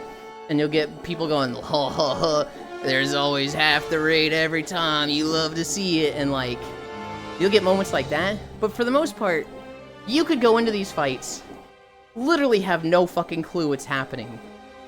And like, you'll still get the kill on them. You will roll against the other players, and so if you did this as your main form of content, you would eventually get a full set of gear from this and be decently geared. And like, if you're a good player, you would go into these and be doing probably not top DPS, because there's going to be people doing the higher levels of difficulty with better gear coming back to these for whatever reason. And you're not going to be able to beat them. But if you're the same skill level as them, you're going to be at the top end of the performance for these raids. This is really nice for people that like have schedules that do not work well for raiding. I used to know a guy who was an oil rig worker. 2 weeks on the rig, 2 weeks off. And so he could not commit to a standard raid group. But looking for raid was perfect for him, because then he got to see the raids and see the story that they bring to the game. If you wanted more than that, if you had a group of people that you wanted to commit to raiding with, you would join a normal raid group. And normal, like I said, quality of life and polish, normal raid group is scaled 10 to 30 people. If you have 16 players, the boss is scaled for difficulty of 16 players. The mechanics going out is scaled for 16 players. People don't understand how fucking amazing this is. I'm like, you guys don't understand how nice this shit is. There is no like, this is a 10-player raid, but we have 13 players. 3 of you sit this week. We have a 20-man raid, but we have 13 players, so like, we just have to recruit 7 randos. 10 to 30 is fucking insane. And so, normal, it's 10 to 30 players. You have to start doing stuff right. Most of the group, if there's somebody that gets like a, you have the bomb, if they don't do the right thing, they will kill the raid. If there's a mechanic that's like, there's a shield on the boss, you need to kill this ad to break the shield within a minute. If enough of the raid isn't doing that, it'll wipe the raid, and one person alone isn't going to be able to do that. Normal is like, it's really mostly execution, but it's still fucking easy mode. It's like, I would say this is the equivalent of Alliance raids in Final Fantasy XIV. Above normal mode is heroic mode. This is where everybody needs to be on the ball. Everybody needs to be doing execution. You can have people that are getting carried, but they need to at least be doing the right thing. Their numbers might not need to be good enough, but they need to be like doing the right thing at this point. And if they're not, they're probably going to get people killed. And then Mythic, the highest level of difficulty, this is an exact 20 players. There's no scaling here. This is a set 20 players. Okay, that's probably the one I've heard about. Mythic is the fucking insane level of like, you need to be good. You need to be like top 95th percentile of the player base. You need to be like pumping numbers as a healer, as a DPS, as a tank. Your execution needs to be perfect. The later fights in Mythic are like so finely tuned that a lot of the times it comes down to RNG of like, if the mechanic goes this way, you fail. That's mostly like starting weeks and whatnot. Mythic, 6.1 miles, I think. Yeah, 6.1 miles. Mythic is like, that's the high effort. That's the like world prog. That's the crazy difficulty. I have rated Mythic. It's fun. It's very time consuming. It is a second job. I do not enjoy Mythic. Yeah. Where I like raiding, and most people, is heroic. My guild that I raided with, we'd all raided Mythic, and we were like, we're too fucking old for this shit. Let's go do heroic. Because heroic is like, one, it scales how many players you have. It's just, are you doing the right things? Not so much, have you spent 50 hours on WoW this week? Heroic, it gets frustrating sometimes when you're like, this group is too good for heroic. We could honestly use more of a challenge, but like the more challenge just comes with the time investment that none of us deem it worth it, and we're like, let's just stay in heroic. It's a little easy for us, but we're still having fun with the boys. Heroic is like, I will never not raid heroic now. I will never go back to mythic because I don't hate myself. I guess I like the way Final Fantasy's rating is set up because even though the mechanics are pretty bare bones, it means that they can put these dungeons and raids in throughout the story mode, and it can feel good to just be a part of that. Even if you're not great. WoW has actually added a new feature. They basically saw the trust system in Final Fantasy, and they're like, yeah, we're stealing that. Oh. They have added Nice. that for dungeons this time. They don't have it for raids. Every MMO should steal that. I do. I agree. They have added it for dungeons for the new expansion. They might add them for the old dungeons. Typically, the story in WoW is very sectioned off. You don't have like an overarching story that's like, okay, you made your character in vanilla, you deal with this big bad guy, he's defeated, you move into Burning Crusade. It's not like Final Fantasy in that regard. The story in WoW is, in vanilla, you're just an adventure. You just show up to a town, they got problems, and you deal with it. There isn't even like a major villain. It's just a really treacherous world. It's just shit is going down, and like people are having a hard time, and you can help them. In Burning Crusade, the portal opens up to the Outlands. You go there, and there's basically this big bad guy named Illidan that's kind of like, he doesn't rule the world, but like he's the top dog here, and like anything he says, if people oppose him, he's gonna crush them. You kind of go through a lot of stuff that he has great influence over, but a lot of it is still, this is just a bad place. There's a lot of strife here. There's a lot of monsters that need slaying. But like raid-wise, the first raid is just a magic tower that, hey, we can go in this magic tower and deal with all this stuff because it's been abandoned for 30 years. We can deal with all the shit there. The next two raids that come out at the same time, that first raid was 10 man. These next two raids are 25 man. These are both like projects of Illidan's. One of them is a demon that they are siphoning blood from and feeding to orcs to make fell orcs. The other is Gruul, a big giant who, you know, they've just have control of him and tell him to go break stuff now and then. You deal with those. The next two raids are the Eye and Serpent Shrine Cavern, and these are like his two generals. Serpent Shrine Cavern has Lady Vashj and 6 bosses there. The Eye has Kael'thas and 4 bosses there. And these are like, not his right hands, but like his two generals that both command large armies. After that, there was the Hyjal raid, which really has nothing to do with anything. You just go back in time and fight 4 bosses there. And then there's the Black Temple, which is like 12 bosses that ends like with Illidan. More like the side story raids that you can get in the Final Fantasy storyline. That's kind of how they're Kinda. They're very related to Illidan. portrayed. But like, and Illidan has great influence over the Outlands, and it culminates with going to the Black Temple and then dealing with.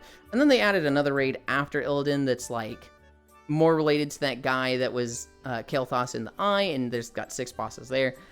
I don't know. Early on, they kind of just threw shit out. The next expansion was Northrend, the Lich King. Everything has to do with the Lich King. Everything is like going up through his systems, going up through stuff related to him, either enemies he's been fighting or stuff like that he has direct control over. And then the expansion ends with defeating him. And then since then, an expansion has been very like, this is the expansion problem. In Cataclysm, everything is about Deathwing and fighting up to and beating Deathwing. In Mists of Pandaria, you've discovered a new continent, Alliance and Horde are fighting. There is like this mystic energy in the land that gets strength from negative emotions. It is this big demon that has been well, technically not demon. There's this old god that has been killed and its heart sealed beneath the land, but its eminence, its like essence still permeates the land, and negative emotions basically create these, they look like ink demons, but it's just negative emotions manifest. And so the first 3 raids, they come out at the same time, are all like different beings being affected by the negative emotions that the Alliance and Horde bring. Most of the people here on this continent were very peaceful. The Alliance and Horde bringing their blood war to this continent. War just brings a lot of negative emotions, right? And so it kind of just explodes the Shah and creates a billion problems over it. The second raid is, with the Shah going wild, this group called the Mogu, they were able to resurrect their old king, who was really, really strong, and you deal with him. The third raid, Garrosh, the leader of the war chief, he tries to resurrect the old god and, like, consume his power, and it's kind of like the Horde collapsing in on itself and fighting him. The fourth raid, hi Harley, the fifth expansion was Warlords of Draenor.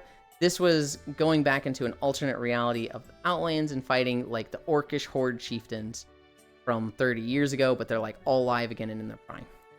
Every raid and zone of this expansion deals with those guys. After that, But all these raids are at the end of the expansion. they're at the end of the expansion. Yes, you level up, you go through dungeons that are heavily related to them. And then there's the raid. And then at endgame, those dungeons, as of Legion, are repeatable. It's like you go into them and, you know, they're repeatable content, but story-wise, you did them while leveling. The raid is very much like, you do this at max level. This is not a leveling thing. It's... A lot of the story comes from the raids, which is kind of but like zones... In Final Fantasy, there's a lot of zones. It's like you go to this zone for this NPC and then you leave it. In World of Warcraft, you go to a zone and it's like you're gonna quest in this fourth zone. Now you're gonna move to this fourth zone. Then you're gonna move to this third part, then this fourth part, then maybe the middle, and it all comes together. You are done with the story of this zone. You might come back here for like some quests later on, but like most of your time, questing wise, was here. When you come back, it's gonna be for dailies or crafting or some other reason. But, like, in World of Warcraft, each zone has its story. Each zone is like, this is what you are doing here. When you leave, you are, for the most part, solving the problems here. And when you come back, it feels like a very maintenance, you have done this zone already. But it's Yeah. It's Final not... Fantasy has had that problem with making, like, zones, and then a lot of them just feel empty, devoid of anything. Like Heaven's Word. That area is pretty much mostly barren landscape. I kind of like the way Final Fantasy does it more, because in WoW, every little thing has a purpose, and it makes it feel like this isn't a living world. It doesn't make it feel like this world exists for you to have fun in. It's like you're here to do your checklist here. You're gonna do this part, this part, this part, this part, and then move on, and then you're done with it. Whereas, like, in Final Fantasy, you go to the Orthus Western Highlands, I think, the very snowy area that you deal with at the beginning, and you see, like, the cliff up above you with, like, the frozen dragon. You're like, damn, that's crazy. I want to go up there. They never send you up there. It's just, like, that's a thing that's, like, environmental storytelling. That's, like, it's just there. That's what I wanted to go do check it out more if you of. want. Yeah. I don't think they're doing that enough nowadays. Okay. I can see that. It's in WoW, you're gonna hit every corner of a zone. You're gonna do every little bit of it. You're gonna come back for dailies, but like it feels very procedural. It feels very formal. Whereas like it's almost like a house in a video game. I love it when a house in a video game is like a full house. You go into a house, the NPCs are like in the living room and the kitchen area, but they have a bedroom. They have a bathroom. They have like, you know, the utilities of a house. I hate going into a house in like Pokemon and it's just, here's the living room and that's it. And it's like, where do you sleep, Where's bro? my mom sleep? Where are you shitting, dude? Like, do you not have a bathroom? And it's like, I hate buildings like that in video games where it's so, you are here for the stuff that we want you to see and don't think about the rest of it. And it's like, this isn't a house, though. So would you say in World of Warcraft, the locations, they feel like they just put in what's needed? Yes. Yes, I would. Okay. It is very much like, there is no zones in World of Warcraft that do not have a quest or a reason to go there. That's just not a thing in World of Warcraft. In the 4 zones, there's the Isle of Dorn. There's absolutely nothing in this zone that you don't have a reason to go there or a quest to go. After that's the Ringing Deeps. Same thing. There was one area that seemed a little barren, and then lo and behold, that was it was in a cave. The wall was blown out, and that goes to a zone they added in a patch leading up to the second raid of the expansion. And so it was like, oh, okay, this area that seemed kind of open just had a reason to go there. I guess I didn't really focus much on it because I don't tend to hunt them down, but every now and then I'll see a post where someone's like, oh yeah, if you do these quest givers in this one town in Final Fantasy, they'll give you these, like, here's some pets you could just have if you if you just bother to talk to these people. The optional quests in Final Fantasy are they're very rewarding. They're very easy to skip though. There's no mandatory reason to do them, but like if you enjoy that, you can absolutely go and do that, which I think is a good The Alliance raids. I haven't done any Alliance raids except for the Crystal Tower. Well, I've not done anything. I'm more thinking of like just optional quests and like as you go through a zone. Like you show up to any town of any zone and it's like, okay, here's the story quest. And then there's 4 side quests around it, but you don't kind of do any of those, right? No. It's very much like you do the main quest and that's it. Except for the Loporrit side quest, you have to do that morally to be a good person. You have to do all their side quests. I definitely did those. Yeah, you definitely went back and spent the time going to all the zones It's very different systems. I very much prefer the Final Fantasy. I like going through the big story chronologically. If there's one thing about it, I don't like being the chosen one. I actually like the vanilla WoW system of you're just some adventurer showing up to a town and solving problems. I'd even like it if canonically you're not the one that like solves the problems in all these raids. Like you can go to a raid group, but like lore-wise, you weren't the one that killed the Lich King. You weren't the one that stopped Illidan. But in WoW, you are. And so by the like 4th or 5th expansion, they start calling you commander. They start calling you champion. You are the fucking guy. Wow. And so like, yeah, so in Burning Crusade, in vanilla, Burning Crusade, and Wrath Lich King, you're just an adventurer. You're just some fucking dude that shows up and has a sword.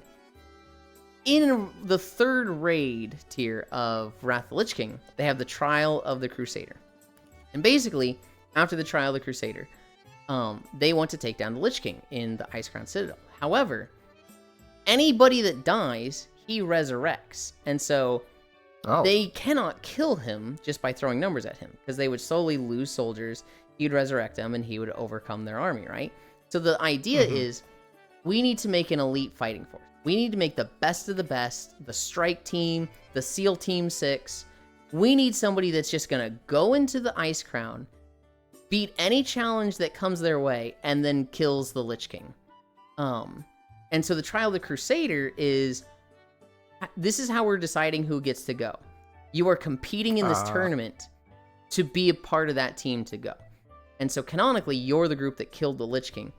After that, you're the champion. You're the fucking guy. You were like part of the team that killed the Lich King. So you're like a big deal. And so going into Cataclysm, you're the champion. Going into Mists of Pandaria, you're the champion. Going into Warlords of Draenor, you're not the champion anymore. You're just the fucking commander. When you make landfall on Warlords of Draenor, they're like, okay, we're gonna get you a fort. And you're like, a what? They're like, yeah, we're going to build a town, a garrison. You're the commander. You call the shots here. What do you want to build here? Do you want to build a smithy, a barracks, a little forgetting the word. You like decide the buildings you're putting in this garrison, and it's kind of like pretty okay. It was kind of like you're actually building a town. Yeah, it was kind of supposed to be like player housing.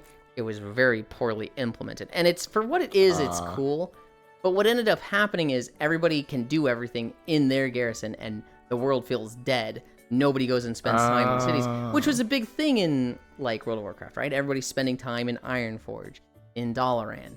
in Shatrath. And suddenly it's like, one, they have this garrison that like you have dailies in, and like there's no reason to leave it. There's just, why would you ever? Two, the cities they made for Warlords of Draenor, Stormspear and Warspear and Stormshield. These were kind of last minute. They had planned these really, really cool cities. The Temple of Karabar, which is the Black Temple before it fell, and then Bladespire Citadel for the Horde. These cities would have been fucking awesome. And then they just said, we can't finish this, so let's just not. And they built, like, on this island, the most piece of shit towns, Stormshield and Warspear, that's literally, like, copy-pasted log cabins there. And so, like, imagine going from the most beautiful Dalaran, Shatrath, Stormwind, to just, like, all right, here's Stormshield. It's got 5 buildings, they're log cabins, just pasted. You've got NPCs standing around there, and, like, it sucks. No wonder people stayed in their garrison. Yeah, it just, these towns fucking sucked then. And so it was like, everybody just stayed in their garrison because, one, it was nice, they're nicer there, and two, the alternatives were ass. People hated the garrisons. But lore-wise, it was like, you're the commander, you get to build this up. When you start, you build, like, level 1. Once you get to the first zone, you level up to level 2 and get real walls. Once you, like... Chats get feeling ignored. I know. Once you build up, like, 5,000 gold and 2,000 resources, you build up to level 3, and it feels like a fortress. It feels like... This is a questing town. You would go there and be like, damn, they are set up here. And then you can start doing stuff nice. Like deciding the banners in the town, and moving which buildings where. You could have followers that were like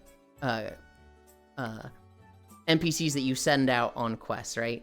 And could you visit other people's garrisons? Yes, but it wasn't like clean. It was like, okay, you have to join a party. Okay, leave your garrison. Okay, I've invited you to my garrison. Now come back into the garrison. Are you in mine or yours? You're in yours? Okay, leave party again. Okay, leave garrison before you leave your party. Okay, I've invited you. Okay, I'm inviting you to my garrison. Okay, now come in. Okay, yeah, you gotta leave your garrison before I invite you to the party. Yeah, that's how we gotta do it. It was like, you could. It just fucked up a lot, and it was like, it wasn't like a one-button thing. It wasn't like, oh, Chernobyl is on. I'm gonna go, waltz into his garrison and, like, see what it's like there. It wasn't like, if you could do it without talking, like, interacting with it, like, if I just had, a neighborhood, or, like, I could just go to yours, it would have been so much better, but it was like, you walked into a door and it gives you option to visit other people that go to yours. It was just messy. After that, we went into Legion. Legion was like, okay, they took the garrison thing where it's like, everybody just spent all their time in their one garrison. Let's make it so that we have a system like that, but let's categorize players. And so they added class halls. So all of the warriors, they go to the same class hall, and all the warriors hang out with all the warriors. And then there's, like, the class hall chat. That's basically general chat. So, like, you can still, like, in the group chat or the global chat, talk to everybody that's in their class hall. All the priests, they go to this temple. All the monks, they go to this monastery, right? It was they were categorized by class, and everybody went to the thing together. And the class halls were also, like, thematically fucking awesome. Warriors went to fucking Valhalla. It was like, for their class intro, they meet Odin, fight with some of his warriors, and then die. They get revived in Valhalla, and he's like, you know what? You're gonna keep going down to the world because you got shit to do. I'm gonna bring you back. You're not gonna stay dead, but Valhalla, this is your home. You fight under me now. And so, like, when you're going around the world, you're questing around in Legion. When you're like, I need to go to my class hall, there were, like, points where there would be an angel. They're called Valkyr. They'd just be hanging around there floating. And you'd be like, I need to go to Valhalla. And they're like, I have given you wings. And you would just fucking jump into the fucking sky and disappear into the fucking, like, the sky to Valhalla. Rogues, they had the underbelly of Dalaran. So they would, like, there were 3 shops in Dalaran. There's like 20 total, but there were 3 shops that had a crow on the signpost. You could go into these and you could talk to one of the NPCs, and you could be like, I flash my insignia of the uncrowned. And they'd be like, "Oh yes, you want to see our special selection? Go right ahead." And like a bookcase would open up, and you'd go back there, and it was like the underbelly, the sewers of Dalaran, where it's like all the rogues hang out, and it was all these shady people. You know, everybody's in a mask, everybody's like doing gambling shit. Everybody's like, "Hey, you want to buy, this?" And it was like imagine just a rogue's paradise where everybody's a rogue, everybody's a seedy, shady character. And it's like, that's where all the rogues hang out. And it's the underbelly of the city. It was fucking cool. That's pretty good. Not every class I know hall. people are missing class quests in FF. Not every class was created equally. Oh. Hunters had a fucking lame one. They got a lodge in a mountain in just one of the zones way over there. Just a log cabin. I mean, Just a cabin in the mountain somewhere. aesthetically it fits. It's the hunter's lodge, that's where a bunch of hunters would hang out, and like Did they at least do stuff for like around the mountain to make it cool? the mountain was off Your limits to silence everyone else. says a lot. It was off limits to everyone else. Oh. Around the mountain was like around the lodge they had stuff going on, but like around the mountain, no, they were kind of on top of the mountain, and everybody else was running around the bottom. Oh no. It was Warlocks had a pretty shitty one. Although the Warlocks probably liked it. The Warlocks, in their questline, they had been taken to this demon... It was like they'd been pulled through a rift to a demon world. This world was really just about the size of an asteroid. Like, literally, this map here was the size of the Warlock asteroid. And it was controlled by all these evil demons. You escape and just kill them all. You just basically, like, take it back because they ambushed you. You kill them all, put them all down. If at first you escape, and then you come back and kill the ruler of it. And, like, you're just like, this is my fucking asteroid now. So, like, what was there was fuck all. It was an asteroid. Like, You kill all the NPCs. like all the NPCs that like all the warlocks that were part of your class hall, your covenant, they brought their own stuff. They brought their own furniture. So everything's kind of like tents, rugs. It's not like a fancy building, right? But like this is our asteroid, away from all the normies and people that suck. And so like it's Warlocks probably liked it. I kind of look at it as like, this is just a fucking barren rock floating through space. This shit is so ass. Other people got really cool ones. The Death Knights. Do you know what a necropolis is?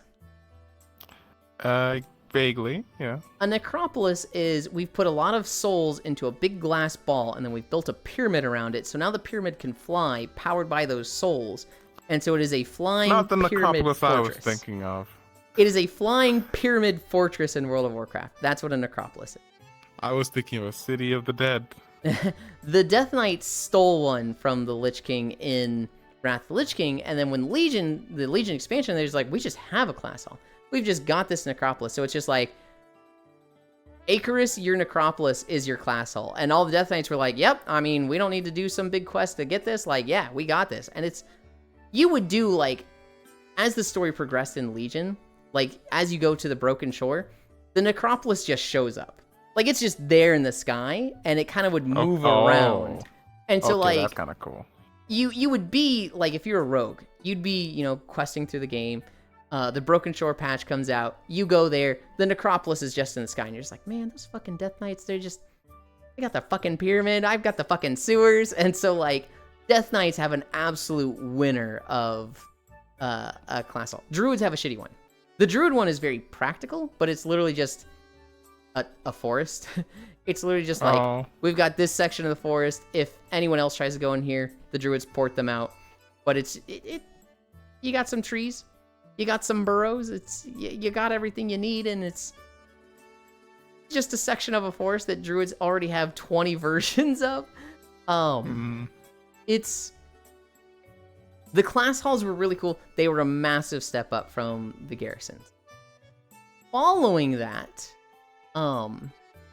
they tried to do the same thing, but they did it much, much worse.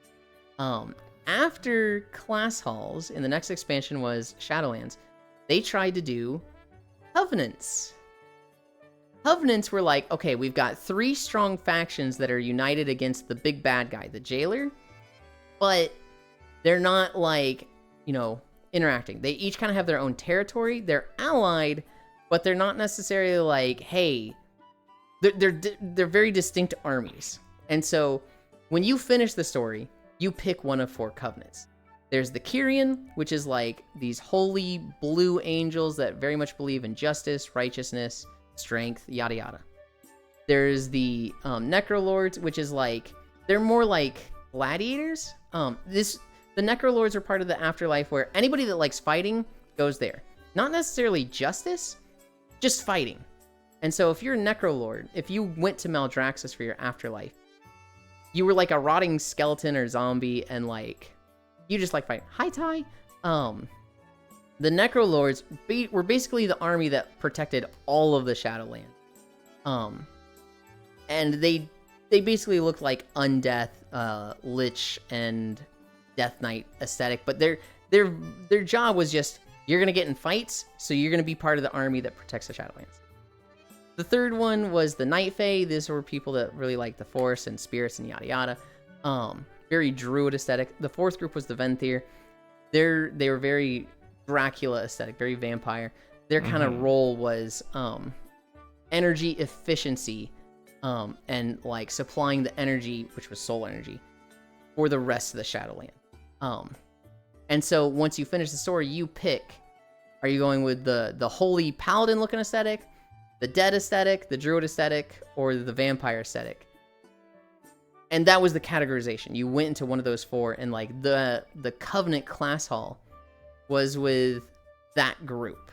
The problem here is that there were combat benefits associated with picking a Covenant. There were buffs. So people just picked the best buffs. There were balance issues. And so, hi Dino Zoomies.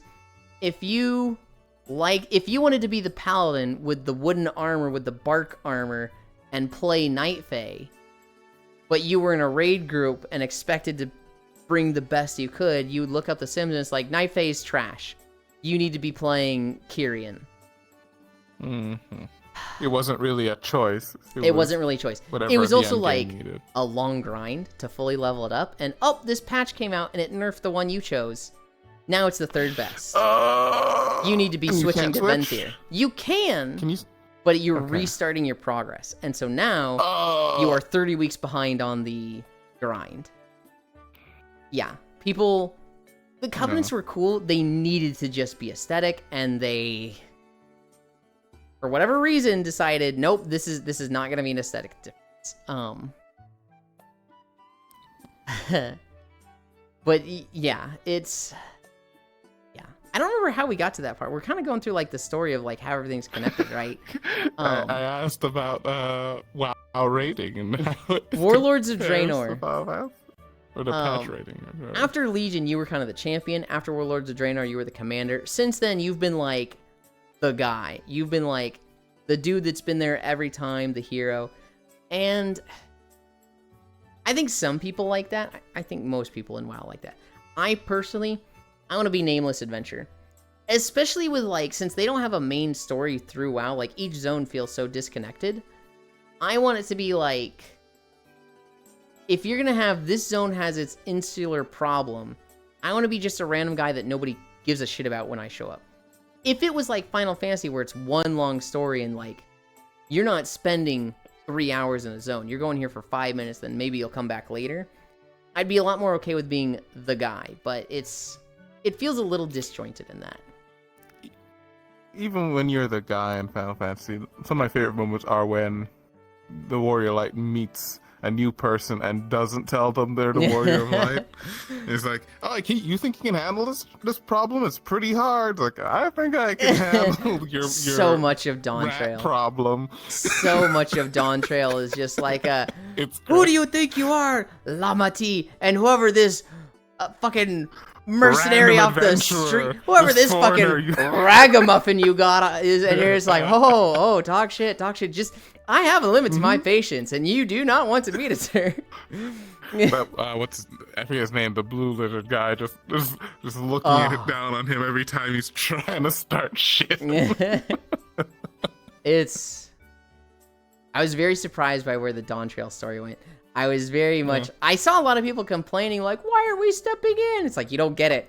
This isn't our story. We're the vacation. tired vacation. We get to enjoy watching Llama T's story, being like, there's a scene in Venture Bros where Dr. Venture and Brock Sampson, the boys, they attend Dr. Jonas Jr.'s like celebration of his dad at this museum, and everything's going wrong. Like, the museum is just like, all the villains are starting to act up. It's just a fucking melting point that's about to blow up.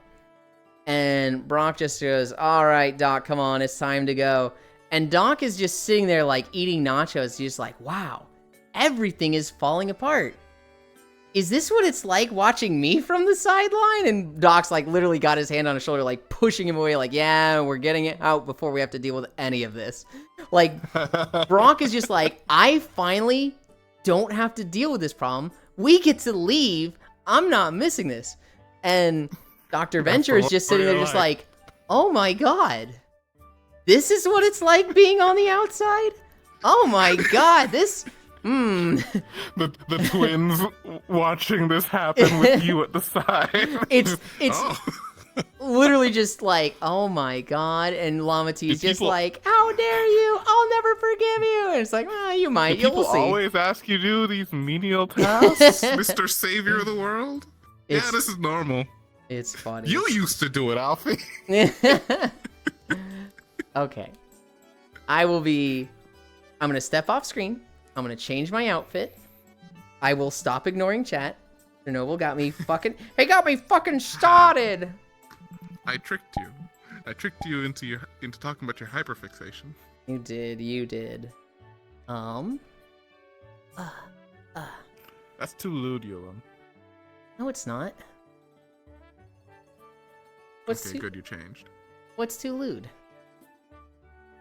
Okay. Them ankles. You think this is too lewd? I don't think you've seen the other one. Whoa, I didn't know you could spin on it like that. My special skill. Damn. Now I know what those blue subscriptions are probably for. What about this one? Do you think this would be too lewd? Jesus Christ. What do you mean? What do you mean? Like, you think I could walk with this one? God. With the camera from behind? No. Ants, he's 100% in the sling. Look. I don't have that many avatars, okay? Yes, it was the sling. That's my lewdy one. For now, eventually I'll have other one. Feeling no read, yep, good. Worlds. No nap, yep, good. Where are we going today? I do want to take deed that the one game where we become a giant and you throw it stuff. Gigas? Yeah, I think that. So I asked Court about doing Gigas and Victory of Round Friday. Think maybe she'd come to those? Invite her? Probably not. Probably not on Friday. It would need to be another day. It would need to be a smaller thing. I'm gonna ask her anyway. I'm gonna just throw it out to her to give her the option. Yeah. Where are we going? We haven't been to Pocket Rain in a while. I fucking love Pocket Rain. Anchor, local, pin, portal. Alright, how far back was I ignoring you guys? Rare Palace Cat Sparted, a big chunky. Google it. Okay, that's where Panda just... Oh no, that was the... I see I see where I left.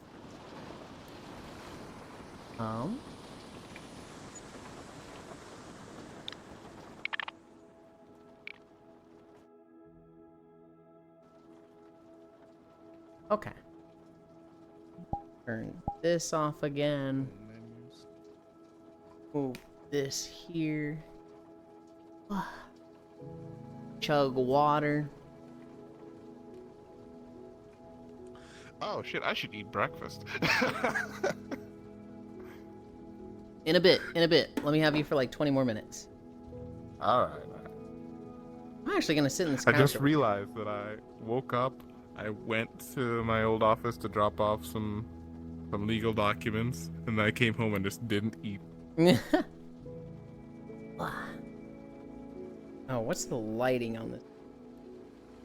Why super shadowy at all stages? Over here with the light. Okay. My foot out of my face. Well, get up on the couch with me.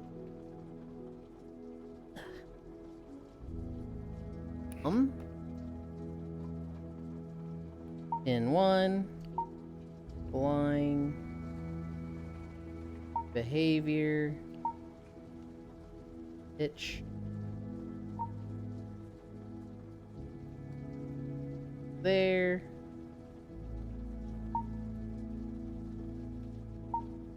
Back on. Nope.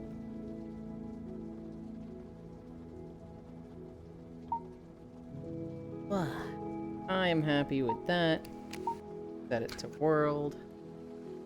Okay. I'm hoping that one of the next VR updates are just a more permanent camera pinning system, because that's ridiculous that people are still having to manage that. I would love 4 pins. I would love permanent pins. I would also love, and they've said they're gonna do this, I would love a second stream camera. I would love to have...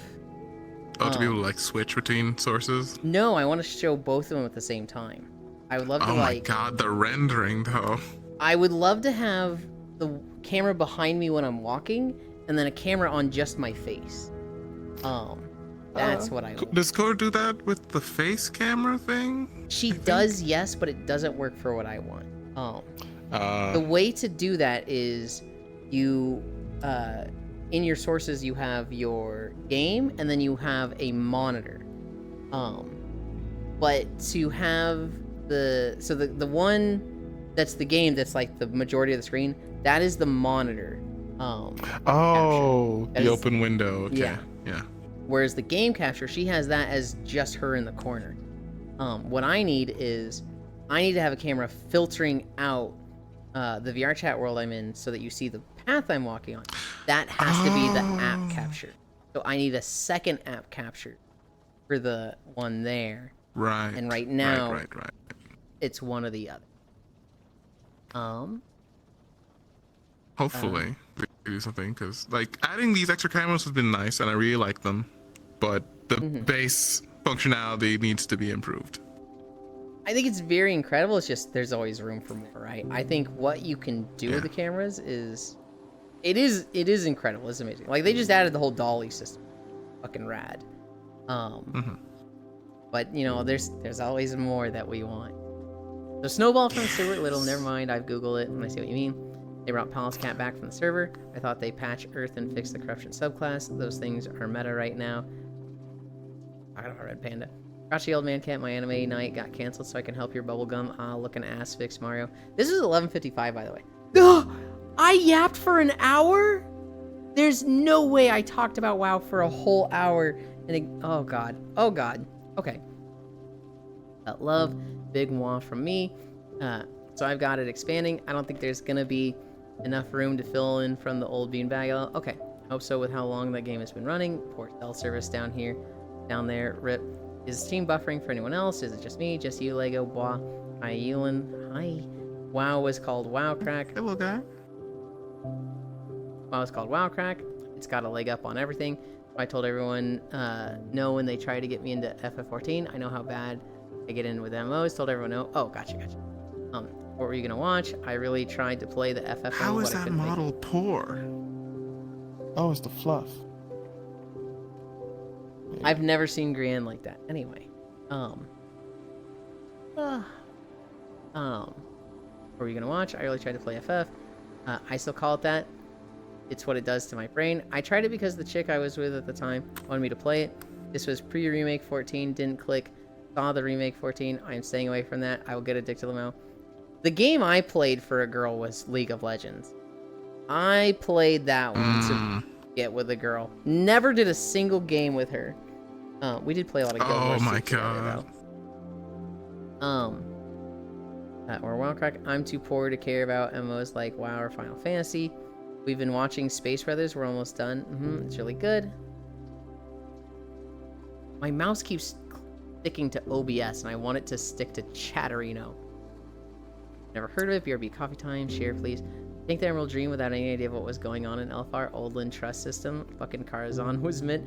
Karazhan was one of the best experiences in WoW. So, when Vanilla WoW was out, raids were 40 people. There were 2 raids that were 20 people. But for the most of it, it was 40-man raids.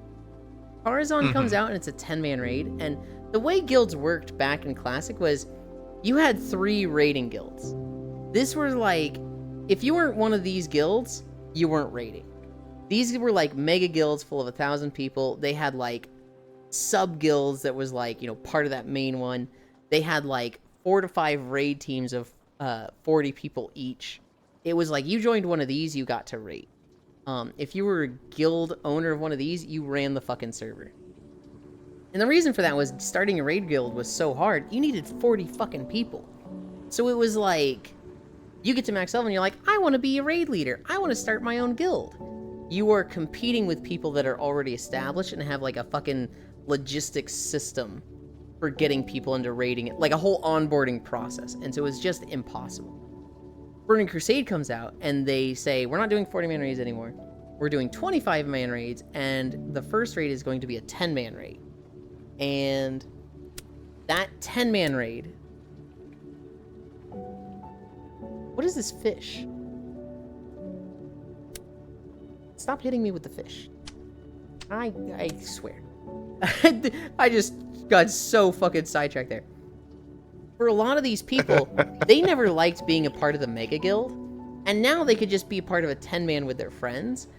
Even though they like maxed out gear from these like within 2 to 3 months, there's people that just for 3 years straight just did Karazhan.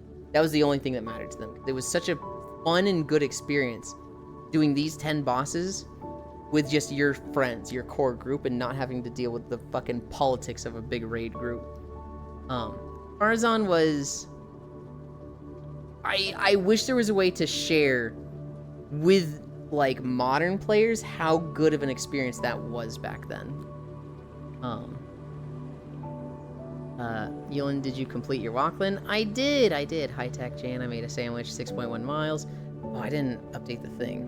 What kind yippee, Yulin, I'm at 21k points. Be ready for Moogland. Uh-oh.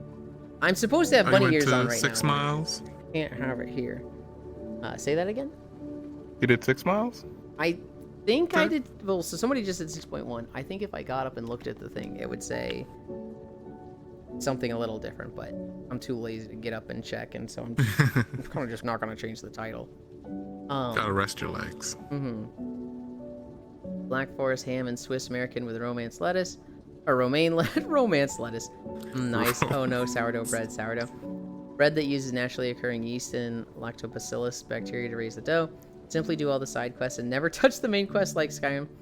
The 14 had the that one for their recent expansions. People got fucking angry. I forget what we were talking about with that.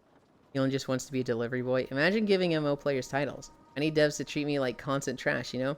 When everyone is special, no one is. That's... God. Syndrome was so fucking right with that, though. I like the Wad Town. Not locked to chat in 20... He's not looked to chat in 20 minutes. Brother 3 hours and still not walking. Still yapper today. Good on him. I mean, I don't fault him. Cynoble on Steam today, which is a treat. Sir Noble on Steam. He's enjoying his yap. It's what I know his grandma bred.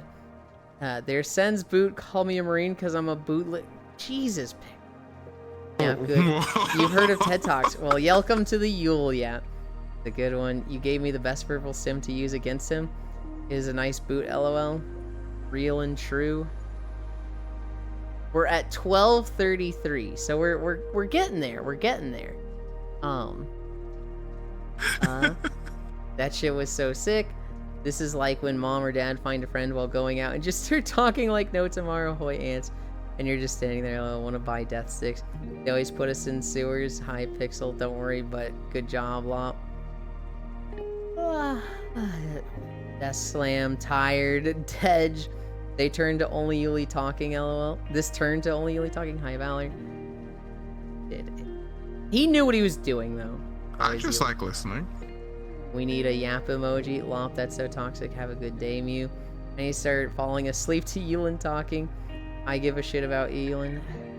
You Venture Pros, comfy. Nuh-uh. No, go on. We need bedtime stories. He's 100% in the sling. Damn, there's a lewd shit going on that we can't see. Yulin, no read, yap good. No nap, yap good. I have a new jump, good stim, gigas. I thought D had things on Friday, like a fat half hour. Hours, you ignore us all the time. It's okay. I've been so bad today. Oh yeah, my streak broke while I was gone, despite watching and chatting daily.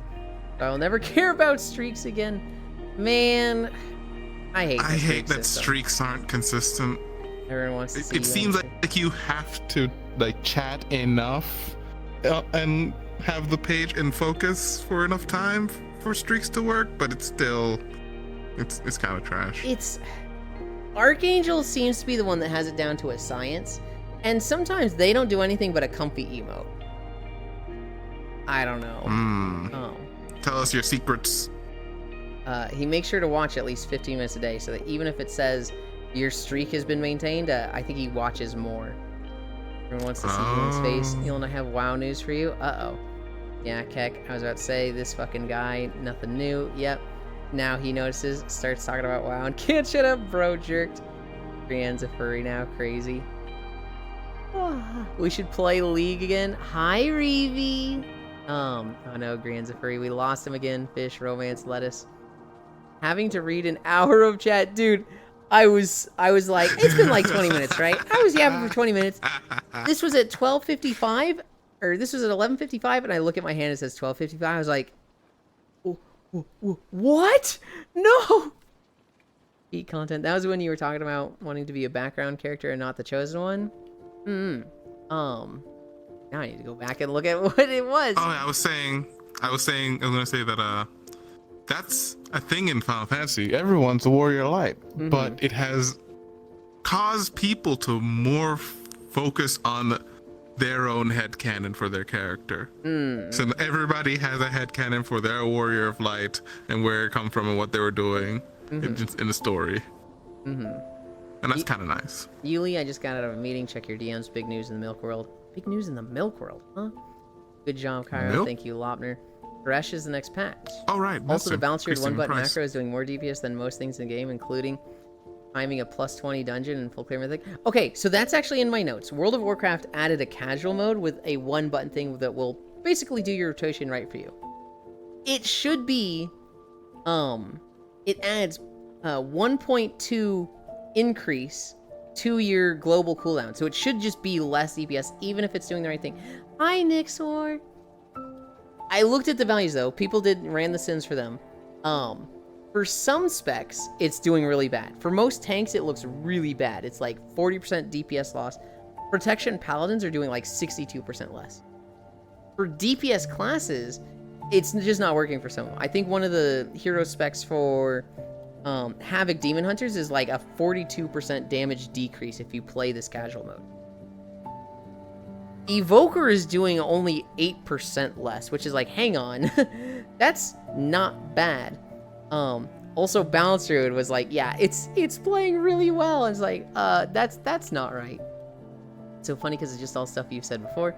Yulin being bad at reading chat continues, and still made you lose an hour of time. Hi, Yulin is a dork. I think if someone said that to me in person, I'd have them escorted from the premises. Big news in the milk world. Security boiled this motherfucker. It got up from 0.2 to 0.25 when the patch went live. Freeze was a nerd. So, okay. To explain this, Sir Noble, and to anyone else. World of Warcraft added a casual mode. Basically, you can put a button on your hotbars that you will use the appropriate DPS skill in this moment, No. you don't need to do your rotation anymore. So if you had, let's say, an enhancement shaman with 9 buttons to press, you just have this one button. It increases your global cooldown by 1.25. So even if it does everything perfectly, it should be less DPS. It should be like, you are not as good. I think initially I was like, this is ass, you can't do that. But thinking about it, I'm like, you know what? I actually really like this. Because at least makes it easier for grinding. it makes it easier for grinding. You can have moments of like, I don't want to play the game, I just want to like autopilot. It just increases the skill floor. It just makes it so that the worst of the worst players are not as bad. You can't bring this into Mythic Raid. You can't bring this into like LFR or Mythic Plus or Heroic and be the top of the damage meter. But like, if you get your girlfriend into the game, she could have this and she could learn to play and not be dead weight. That is a, like, I don't know what word I'm looking for, but like a positive for World of Warcraft, because if that button existed in Final Fantasy, That would just immediately ruin the game. If you It'd have be so bad.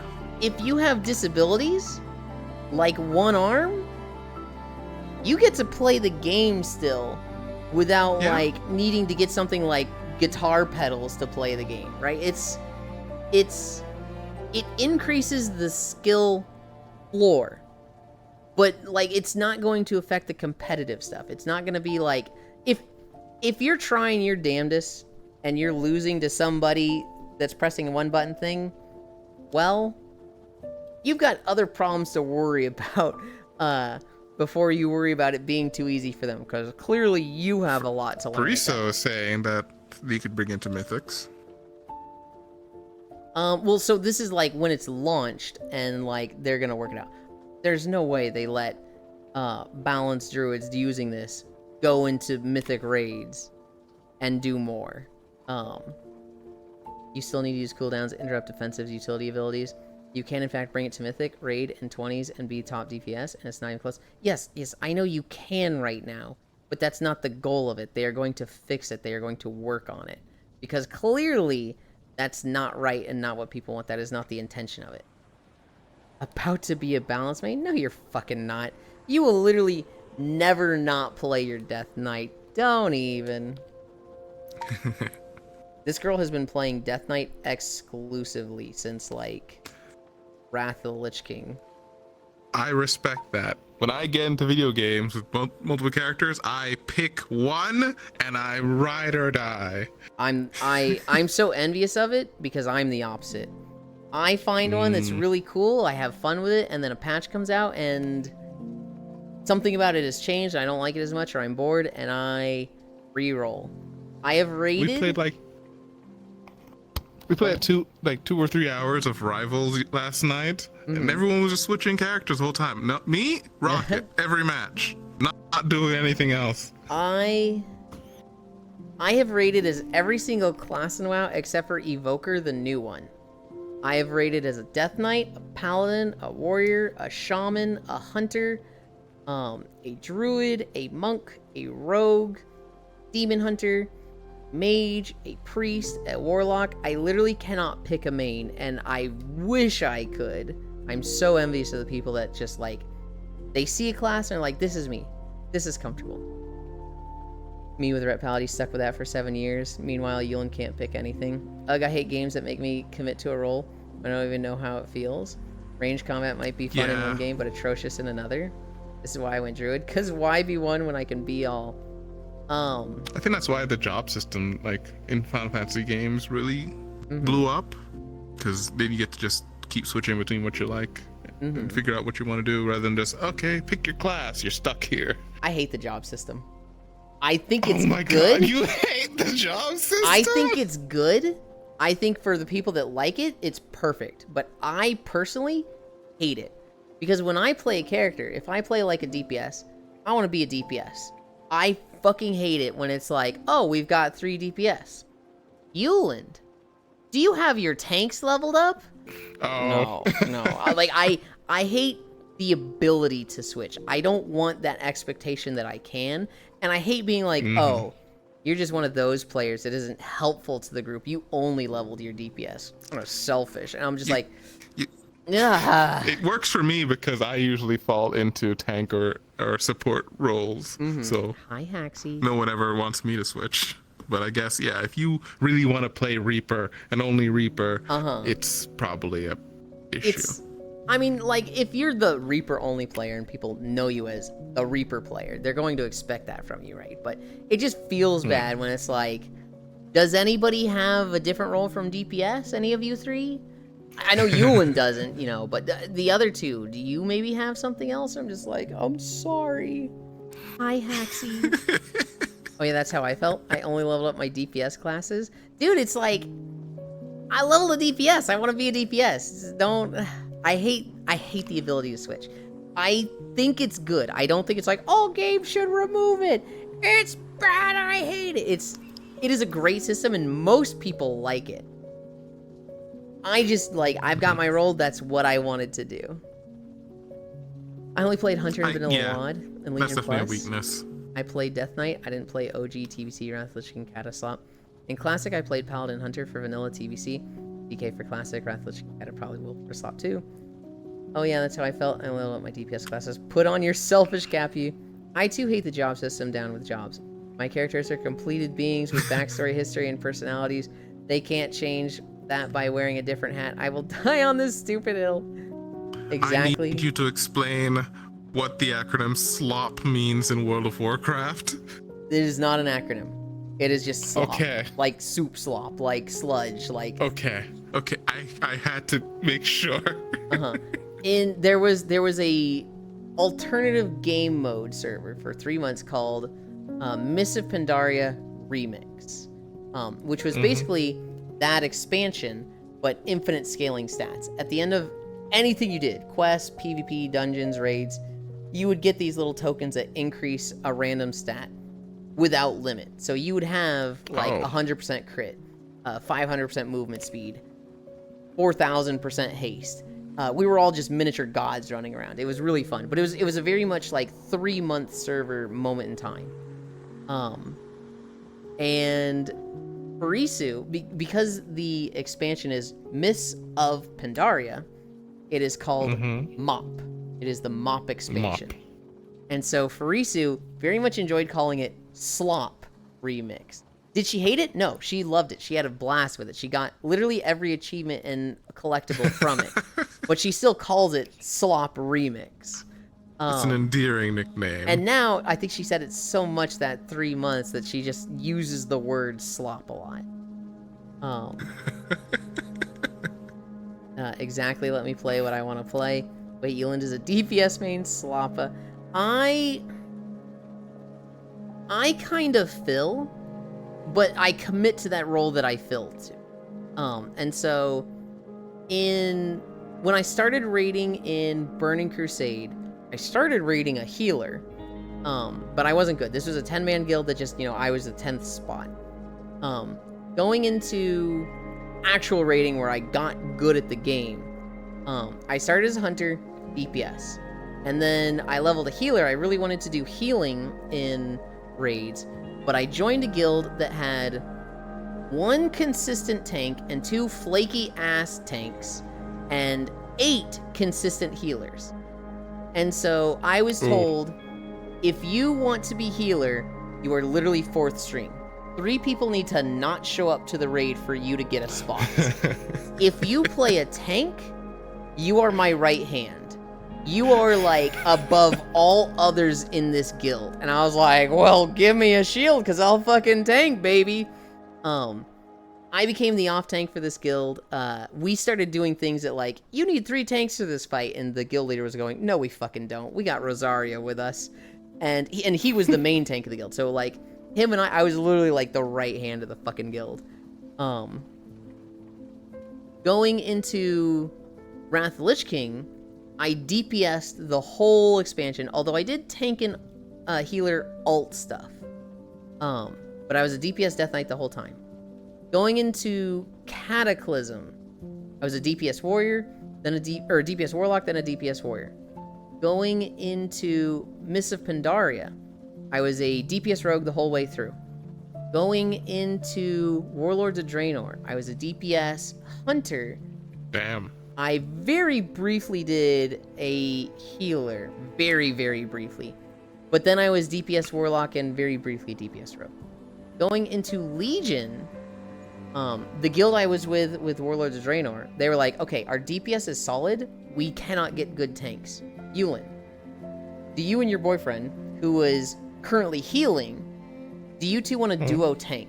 Do you two want to be like the most solid, consistent tanks we've ever had? And at first I was like, no, but then like they kind of convinced me.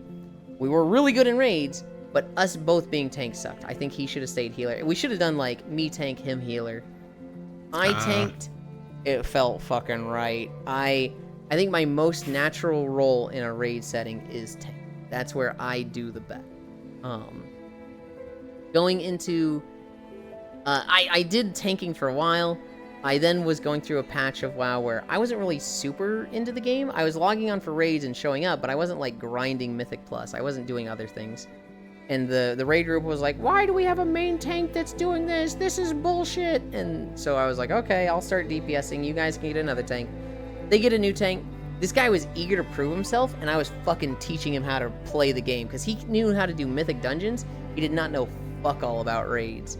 And so like, God, I will never forget this moment. He needed to pull a dragon across the room to a specific spot. He needed to do that on the pull. He needed to get this dragon there as soon as possible. DPS need to start hitting this guy as soon as possible. So he needs to get threat while moving. He doesn't know how to do that as a Death Knight, which was the same class I was. And so he just taunts it and just waited for it to get to him. Taunt puts you at the top of the threat meter. It does not force the opponent to target you. It doesn't keep you there. Yeah, it just moves you to the top and plus 10%. So if the other tank had 100 aggro, you'd go have 110 aggro. On the pull, top threat is 0. So that puts you at 0 threat. Literally, if you pull a taunt, anybody hits it, you lose it immediately. And so like, we have like 3 or 4 wipes because this guy literally can't pull right. And he's like, well, it can't be done. You guys can't DPS because the Death Knight can't do this. And me, the Death Knight he just replaced that he's been talking shit on, I got to go, I did it. Would you like me to teach you how to do it? And he had to be like, please teach me how to do it. It was just, nothing has been that gratifying in WoW for this guy that talks shit. And then I get to be like, this thing you can't do, I can do it. Would you like to know how? And I had to say, switch to this talent. Death Knights have a taunt and then they have a death grip. Death grip is you get over here. It doesn't work on bosses though. It does. It taunts and increases your threat generation by 400% for 3 seconds. And so I told him to get the talent Blood Drinker, which is basically a siphon beam, where it's like you connect to the target for 3 seconds. You drain health from them every 0.5 seconds. It does damage, and that damage heals you, so it double dips on threat. It's doing healing threat, it's doing damage threat. And I told him, that's a dead talent Mythic Plus. This is for Legion. This is not how it works anymore at all. I don't think taunt. I think taunt forces the target to attack you now as well. So it's literally just what he was doing would have worked now. I told him Death Grip and then Blood Drinker, and you will have it. And he was like, Death Grip doesn't work on bosses. And I was like, read the talent, dude. And he's like, pulls the target to you. Yeah, that doesn't work on bosses. Read the whole fucking talent, dude. Taunts the target and increases your threat generation by 400% for 3 seconds. And then follow that up with Blood Drinker. And it was like he wanted to prove me wrong and be like, no, that's not how it works. I know what I'm doing. And just the more he resisted, the more he embarrassed himself in front of 25 fucking people. And it was just like, yeah, come on, dude, you got there. And he's like, okay. He does it. It goes flawlessly. We see the purple beam go out for Death Grip. We see the red line go out for Blood Drinker. The boss just runs over to him. We're all looking at the threat meter, and he's like, the DPS that are bursting are at like 57% threat, and he's at like 1,200% threat, and it's like, Damn. yeah, fucking, who do you think you are? I am. It was very much like, There's a point when you grow up on the internet where you realize that a lot of people you're talking to only know how to argue like that. Where they're just trying desperately to be right rather than trying to communicate. yeah. And there's a transition point when you grow up online where you're like, oh, I understand what kind of person you are. God, it was so fucking validating. Cause like, this guy was watching us. He was watching somebody stream it in Discord while we were doing some of these fights. And this is when I was still tanking. And like, he's like, this fight would probably be easier if your Death Knight switched to these talents. And I was like, I have these talents for this reason. Well, you need healer cooldowns here. I was like, no, I do not. If a healer is giving me cooldowns, they have been told not to. I got this, dude. I'm not gonna change this. The problem is not me. You can do it your way when you take over. And he was very eager to like constantly put me down, like, no, you guys got a real tank. But like, I wasn't the problem, was the thing. I was not doing Mythic Plus and doing all the grinds I needed to, but I had built my character for like pure tanking. I didn't do Mythic Plus. I was so fucking tanky. There were some tank swap fights that I was just solo tanking because I was that fucking tanky. There was a fight where the boss hits you with a thing that increases the damage you take by 20% for repeated attacks of this, and he does it like every 20 seconds. And so it falls off at like 40 seconds, so you take 2 and then tank swap. That's how you take the least amount of damage from it. Yeah. We just didn't tank swap for this. I would get up to 7 stacks. I would need to use cooldowns for it later on, but like my own personal cooldown. He wasn't doing anything special for me.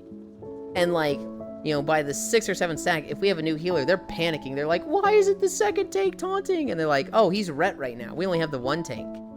A heroic KJ? No, this is the cleaner. This is the trash guy. They're like, why is it the second tank taunting? He's ret right now. We only have the 1 tank. And then I get hit with the 7th stack. My health goes chunk, and then it goes right back up because I've got self-healing and I've lived it. And then the boss goes into an intermission, and like it's enough time for it to reset. You were not supposed to 1 tank this fight, but I was just so fucking defensive in my build that I could.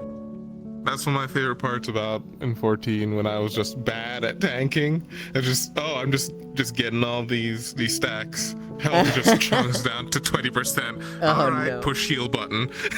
Warrior. God, Warrior is so fucking stupid in Final Fantasy. I did have a moment similar. I don't remember the name of the dungeon. It's a castle and you fight like a ice dragon in it. Okay. And it just has pretty bad wall-to-walls. And the healer was just saying, why aren't you doing wall-to-walls? I'm like, oh, because we're level, you can't support me doing that. He's like, and so he kept complaining. So I did 1 wall-to-wall, and it went horribly. He shut up. When I tank, I would typically be like, you want wall-to-wall or slow? And I do what they said. If wall-to-wall seemed a little rough, I'd be like, maybe I'm not as good as the tanks you're normally with. I think I gotta slow down a little bit. Which, when you say that to a healer, like, okay, well, he's not saying I'm the problem, so I'm okay with this. Yeah, they're fine because you're admitting fault. Yeah. Even if I'm they like, don't have to even if I'm in Discord, man, this fucking scholar sucks ass. You don't say that. When the painter first dropped and they were actually just out envying me, what is wall to wall in Final Fantasy? They started designing the dungeons to be like there is a wall right before a boss, and you need to kill the mobs at that wall. So you run and you aggro every pack until you get to that wall.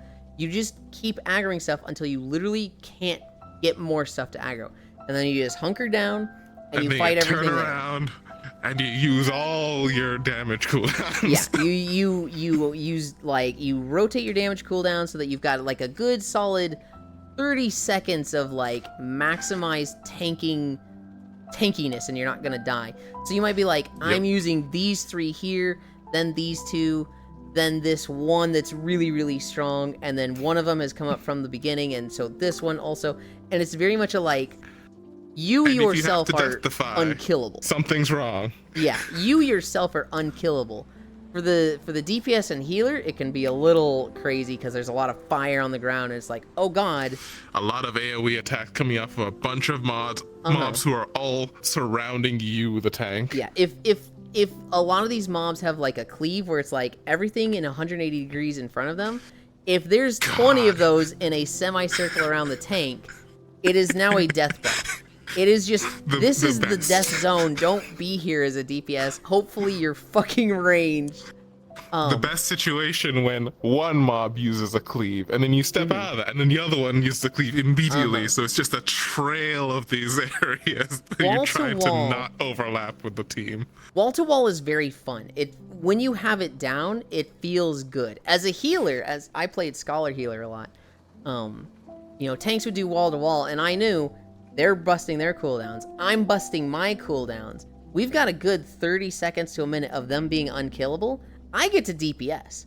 So as a scholar, you know, it's wall to wall. You've got DPS next to you going like, oh shit, they pulled everything. I hope I don't die. What is the healer doing? He must be panicking. And I'm like, I'm DPSing. I'm like slapping the ground doing ground AoEs. And they're like, what the fuck is happening, man? But nobody dies. And so that's when it goes well. If the DPS is slow. Felt like the best time for wall to walls. Yeah. It was pretty good. If the DPS is slow and not enough is dying in that 30-ish seconds of the tanks being invulnerable, oh shit, we have a problem. If the tank is not all that good and doesn't know how to like rotate through his cooldowns to get a good 30 seconds out, oh shit, we have a problem. Because what happens often is tanks don't know to use their cooldowns. And so they collect everything, and then their health just goes, and then they just die in 3 seconds. And it's like, buddy, did you use a single cooldown? You can't just do that. And they're like, why didn't you? You have like 5. If a tank... In Final Fantasy, it's very easy to see how good or bad a tank is, because a tank should just never die. They have a backup button that is the I don't die button for like 10 seconds is how long it lasts, I think. Around 10, yeah. Okay. It's some classes, some tank classes have stipulations on theirs that make it harder to use effectively. But warrior is just, oh, me and the enemy can't move, but I'm not gonna die. Warrior is, you cannot go below 1 health. Death Knight is, you cannot go below 1 health and you die, but you need healing to like, you're not fully dead. If you keep getting healing in the next 10 seconds. You have to be maxed healed at the end, by the end of it, otherwise you will die. That's what it is. Gunbreaker is, I go down to 1 health, although I think they changed that recently, and you get a big shield. That shield cannot be broken. I don't really know what the Paladin one is. I'm very unfamiliar with that one. In the Paladin one, isn't like a group protection? No. I feel like it's I don't know. I feel like thematically it's got to be just you lock your health and it doesn't move. But all tanks have a move that's like, if my healer's fucking asleep, I still cannot die. It's not a matter of like how much damage reduction you get. It's just I literally cannot die in the next 10 seconds. And so if you see a tank, I as a warrior have to go through a kind of standard dungeon, I'm saying, hey, this wall to wall is dangerous, so I'm not gonna do it. And then someone pushes me to do it, and I have to use my home gang. Something is wrong, because as a warrior, I have the best healing, like self-heal in this party. You say that, but it sounds like everything went right. All you had to use was your home gang, and you know that DPS were like, yeah, I'll fucking sacrifice your home gang for that, buddy. No, it's not coming back for what, 2 minutes? In Final Fantasy, if a tank drops too fast, that is 100% the tank. That is like, yeah, gear will help prevent that, but like that is, you literally didn't use your. In WoW, there's nothing like that. They have defensive Really? cooldowns, and they have there's nothing like a home game. Oh. In WoW, they have a focus on active mitigation. So you'll typically have 2 to 4 really, really strong mitigation moves. That is like, you reduce the damage you take by 60%, or you increase your health by double. Okay. They have really, really strong mitigation like that. That's for big cooldowns. But typically, they have a focus on active mitigation. So warriors in World of Warcraft, they have a rage bar. Getting hit increases their rage. Attacking increases their rage.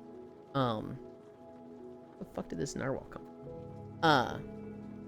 Their active mitigation is shield block. It is a 16-second cooldown, and it increases their block chance by like a crazy amount. Something like 60 to 80%, to the point that you are going to block. You are not going to take full damage for 10 seconds. And once you have really high haste, haste lowers the cooldown. So eventually you get to a point where it's like a 9-second cooldown on a 10-second buff, and you just have it up permanently. But early expansion, Perfect. there will be 10 seconds of shield block and then 6 seconds of unmitigated damage. They have another move called Inner Rage, which you convert rage into an absorb shield that absorbs half the damage you take. And so for Nice. warrior, it's basically swapping back and forth between the two. You shield block, you take reduced damage for 10 seconds. Right when that ends, you Inner Rage, you take reduced damage until that shield runs out. Once you have shield block again, use that again, and you just go back and forth between. It's a little like mini game that the tank is playing to manage their defensiveness. Or are you Kansas? Hi Senko. No, I'm Misery. For Death Knights, because you are really, really flat and corny. Wow. Oh my god. Oh Okay. my god. How dare you? How? Oh, I don't have my pout face on this one. I just have the fucking lewd licking face. Whoopsie. You'll lose into that. For Death Knights, they have runes, right? They have 6 runes that each rune takes 10 seconds to regen, but you can only regen 3 at once. And so if you used all 6, 3 would regen. Once those are regen, the other 3 would regen. Each rune you spend gives you 10 runic power. So the rotation for Death Knights, for Blood Death Knights, is you spend 2 runes on Morrowind. This gives you 3 bones. They're basically bones that float around you. Each time you get hit, you lose 1 bone, but it reduces the damage you take by a certain amount. You get 3 bones. You also get 20 runic power because you use 2 runes. You can spend runic power on Death Strike, which heals you for, I think, a set amount of the damage you took in the last, like, 4 seconds. Oh. And That's so, weird. Yes, and so what you do is you spend all of your runes on Morrowind, and so you can max out at 10 bones. You want to be over 5 bones. If you're over 5 bones, you're not really doing anything in particular. Max bones 12? Okay. You're not really doing anything in particular for getting more bones, other than just, getting more bone time. So, excess runes, like let's say you have 6 runes Bone up, but you time. have 8 bones up. You don't really need to do more Morrowind. You can spend excess runes on Heart Strike, which costs 1 rune, is more damage efficiency than Morrowind, and it also, I think it cleaves. I don't remember if it only cleaves in Death and Decay, but it's just a very quick, like, high threat. This generates threat. You have up to 100 runic power. So basically, the simple thing is use Morrowind. If you have a set amount of bones, use Heart Strike. If you are near max runic power, so if you're like 80, use a Death Strike that will just heal you, but you're just doing it for damage. But typically you want to save about 80 runic power for when you get hit for a big hit. You have a constant like 30% damage reduction from the bones, but let's say the boss does some really big hit, you then Death Strike and your health just goes, chunk right back up because you heal for that damage you just took. That is like the Death Knight active mitigation thing. It's less of a like. What if you Go ahead. What if you have no bones and you're having trouble getting your bones to come up? Is there any kind of potion or medication that a Death Knight could take? Get more haste. You could literally Get more take a haste? potion of haste that makes it so that your runic power or your runes regen faster, because haste increases the rate at which they come back. And so if you're like, oh, I need my bones to get up, you take a potion of haste, give yourself like 12,000 haste, take like 3 the seconds missus off the gonna be regen glad time. about this. Yep. It's each tank has like a mini game to play like that. Sometimes they're really simple. Guardian Druids, they don't have a whole lot going on. They have a spell called Lacerate, which applies a dot to enemies. It stacks up to 3 times. They have a move called Swipe, which hits all the enemies around them and hits a little bit harder than Lacerate. They have a move called Mangle on a 5-second cooldown that hits really hard. Auto attacks, getting hit, and I think Mangle generate rage. At 40 rage, they can spend it on Ironfur to increase their armor by 100%. That's it. That's it. That's it. Mangle on cooldown. Keep your Lacerate Just dot do at 3 damage. stacks. Swipe if you can't do Mangle, and Lacerate's at 3 stacks. And anytime you get 40 rage, just fucking Ironfur that bitch up. If you are not holding threat, Simple. if the other tank is tanking, there's not really any benefit to using Ironfur, right? Your rage then goes into Maul, which is just an extra damage hit. That's all Druid is. That seems pretty simple. They can do a few other things in their talents to make it a little more. So like they can get a Moonfire talent so that they have another dot to man. They can get a hero spec that makes it so that every now and then they want to switch into cat form and not lose tank. They can like do this while tanking, switch into cat form, do a bunch of cat form abilities, switch back to bear form. It's if you want to play Guardian Druid simply, it's really fucking simple. I played Brewmaster Monk, which in the past was like the 5-head, you've got the calculus Excel sheet going on while doing it. It's like, how the fuck do you know when to use your abilities? I think right now it's fucking easy mode. In the past it has been crazy. In the past, their mitigation was Brewmaster Monks have a mechanic called Stagger. It makes it so that, let's say, 20% of the damage you take is turned into a dot on you over 20 or over 10 seconds. So let's just say the boss hits every 1 second for 100 damage. Well, they would hit me in that first second. They would do 80 damage. And then I would get a dot that is 20 divided by 10. So it would be 2 every second for the next 10 seconds. The next second goes by, they hit me for 80 again. And so that 20 is added to the stagger. Now I'm taking 4 damage every second. They hit me again. Now it's 6 damage. It updates the dot to have it and a new constantly duration as well? updates. Yes. Oh, that's awful. Sort of. It doesn't refresh the old damage. So after 10 seconds, that first 10 second dot, that starts falling off. So if we get to like 15 seconds, it's not like you're infinitely stacking this damage dot on you. It is falling off and adding. It's incredibly dynamic. Okay, good. Because I was thinking it's just constantly going to get worse the more damage I take. No. There's a limit to it. Eventually, you would be taking 80 damage from punches per second and a 20 dot. Here's where the active mitigation comes in for monks.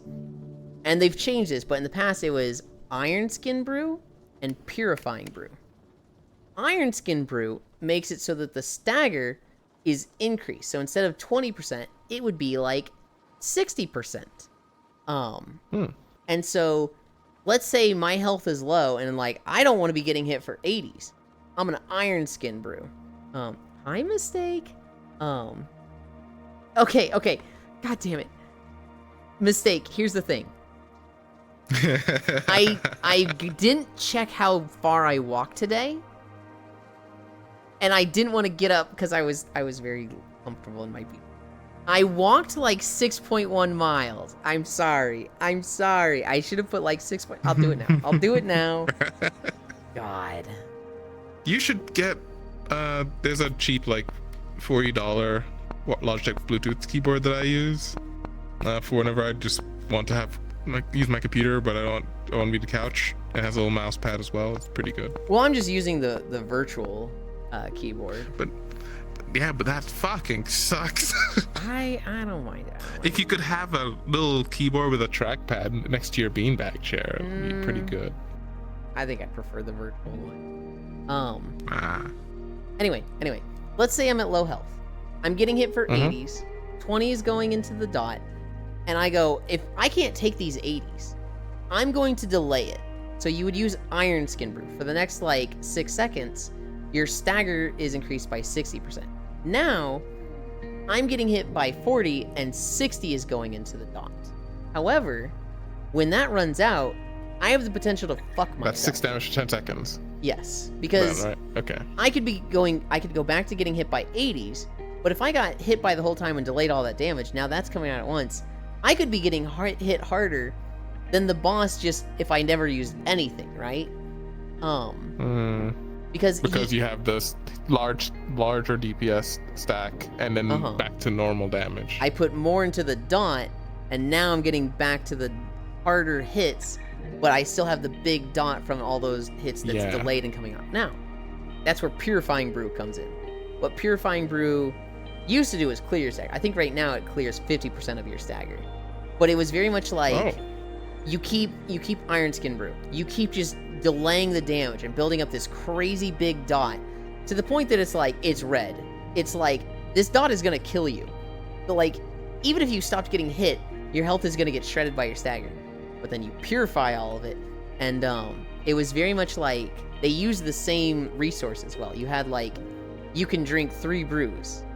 Is it 3 iron skins? Is it 3 purifying? Is it 2 iron skins, 1 purifying? It was very much like you are delaying it and then you are purifying it. But if you need to always have the discipline to keep purifying banked to purify. Yeah. You'd always use an iron skin first because you have no reason to use purify. They have since changed that. In this expansion, Iron Skin Brew became like a 4-minute cooldown, and it just increases your, like, you reduce damage taken. Now it is just Purifying Brew. Now it is just at all times, you take 60% reduced damage, and a lot of it goes into a dot, and you can Purifying Brew to just cleanse 50% of your stagger. I'm talking about tanks in World of Warcraft because we've been talking. I love World of Warcraft. I don't really love it right now, but you know I grew up on it. I've been playing it for 20 years, and they're getting me to nerd out on World of Warcraft for a while. But now it's just you always stagger 60% damage. So if a boss hits me for 100, I'm getting hit by 40. It is 60% going to a dot, but I just have Purifying Brew. So it's like... Yeah, it's not just 3 Purifying Brew that you have, or is it just on a cooldown now? Technically, it'd be 2. I'd have 2 stacks of it. 2. I get another stack every, like, 20 seconds. Okay. And it's just That's pretty like, good. oh, I'm getting hit hard, you know, Purifying Brew. It has made it a very easy mode tank because it's like, oh, the bar is red on my stagger. Oh, let's just get rid of that. It's very, like...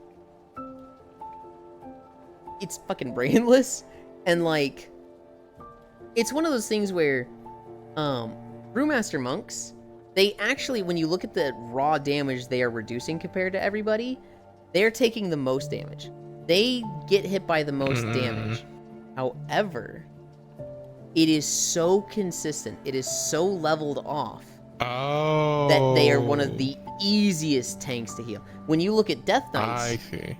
A lot of healers don't like Death Knights because a Death Knight is like, you know, they're chilling, they're full health, and then suddenly they're fucking 20% health, and the healer goes, oh fucking shit, I gotta heal them, and they use cooldowns. Before their cooldowns go off, the Death Knight has Death Striked twice and full healed themselves, and so like Death Knights are a heart attack for healers because their health is just gong gong, and it's just like it's just scary. You just have to know, as a healer, they're probably going to be fine. You They're have to probably just going to heal trust them. themselves. You You just just have trust to them. trust. A monk, their health is just like this. Like it's just slowly going down. You can just be Do they have a lazy. healing mechanic? Do monks have a healing Monks? mechanic? Yeah. It's a very passive one. They can't really heal themselves like other tanks. Paladins, Death Knights, and Demon Hunters. They have a lot of self-healing. Monks, warriors, and druids, they have a lot less self-healing. Okay. But like, yeah, monks do, but like that's more for solo questing, so they don't just slowly die. In a raid, most of the healing is coming from things. But like, so like if you're a healing over time based class, you put a heal over time on the Death Knight, he's full health. And then when he chunks down and goes back up, your heals over time don't really do anything. But let's say it's too much for them. Let's say they're getting hit really hard, and you see the health chunk down, chunk back up, chunk down, chunk back up, chunk down, they're at 20%, and they're like, I don't have any runic power, I don't have any death strikes. Your heal over time is like, it's not enough to get them It's up. slow. Whereas the monk, because they Because are it's a always hovering dot. 80%, every single heal on them is like 100% efficiency. There's no overhealing. It is just And healing all over of it. time is also just mitigating the dot completely. It is like every healer. A lot of them will say I hate healing monks because a lot of monks are just bad, and over the years and while they were the hard tank to play, so like they were the ones that fucking died. But like every healer will tell you, a good monk is the easiest thing to fucking heal because their health just it moves so slowly. They're taking big hits, it's slowly going down, you've got plenty of time. You start pumping heals into them, it doesn't immediately level off, but it goes up. Every heal you put in them matters. And so it's one of those, like, you like a good monk. In the past, I think people are still traumatized from monks because they were so hard to play in the past. Now they're very easy to play. Managing dots is kind of fun. That's kind of a cool little game mechanic. I like that. I feel for remember that healer warrior debacle in 14?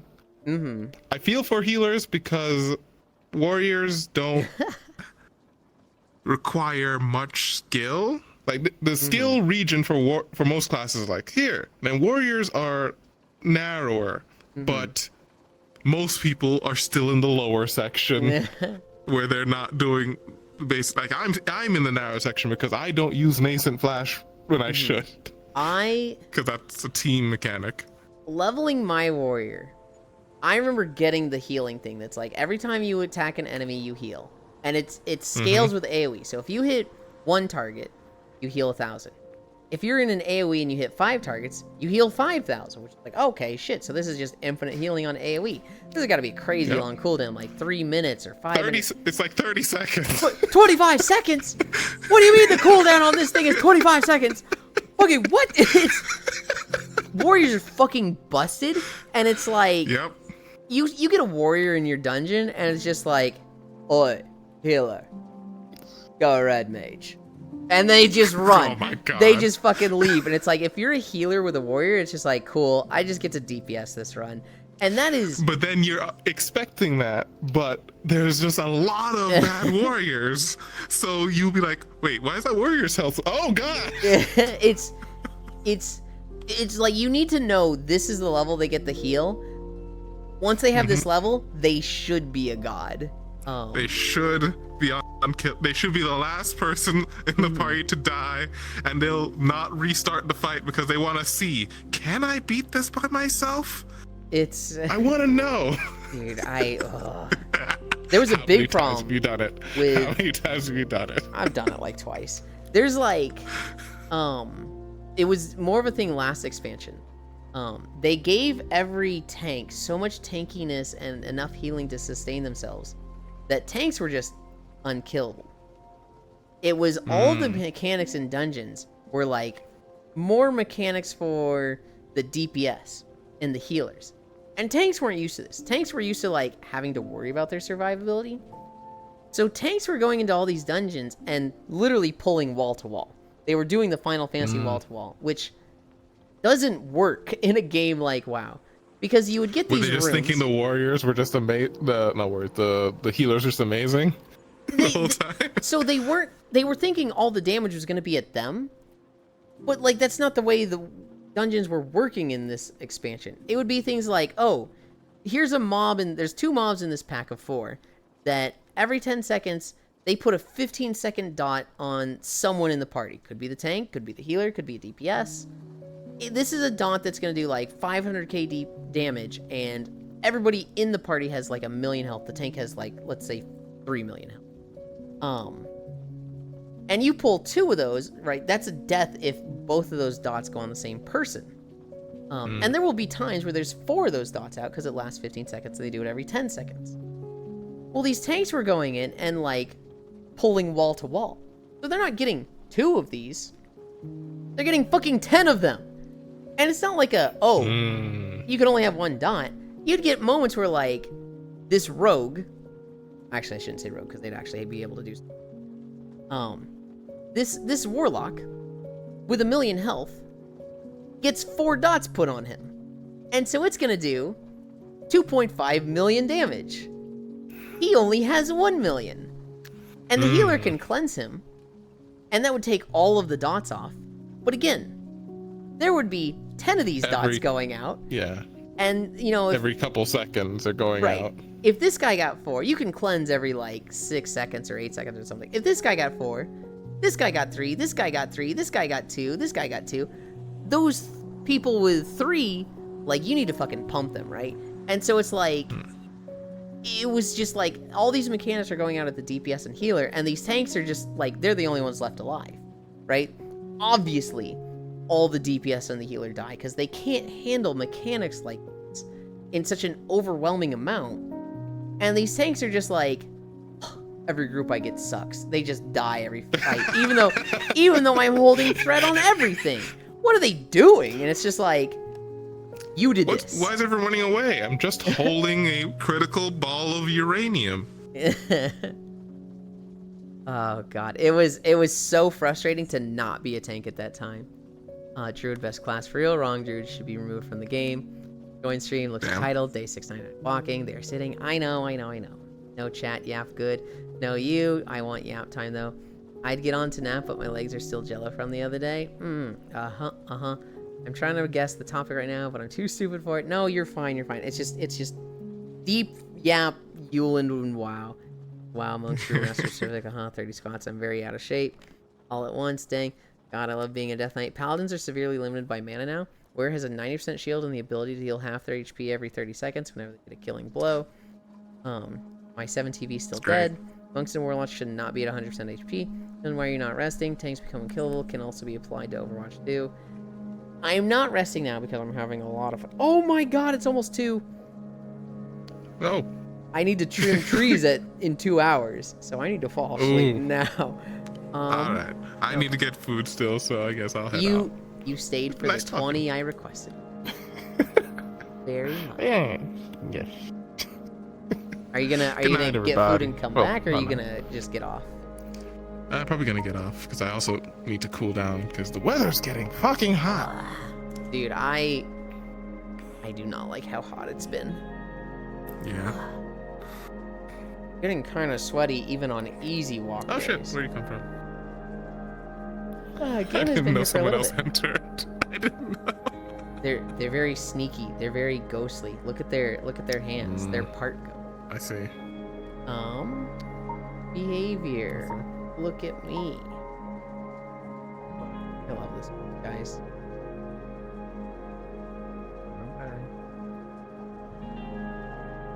Anchor. Okay. We have an easy target today, if she is still alive. She was doing her affiliate earlier. I don't know if she's still alive. I don't know. Really. I hate when don't full screen. Here we go. There we go. Damn it! She ended. She went somewhere else. Okay. Where are we going then?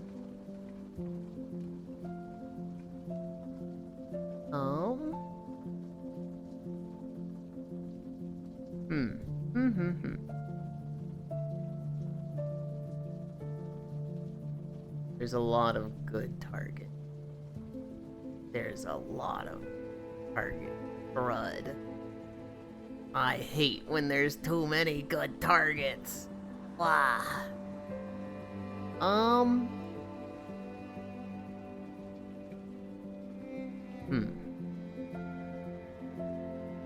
What does this person believe? I don't want to raid into that game. Lol. Go to Kyo. We'll go to Kyo. I love Kyo. Here are social. Flash raid.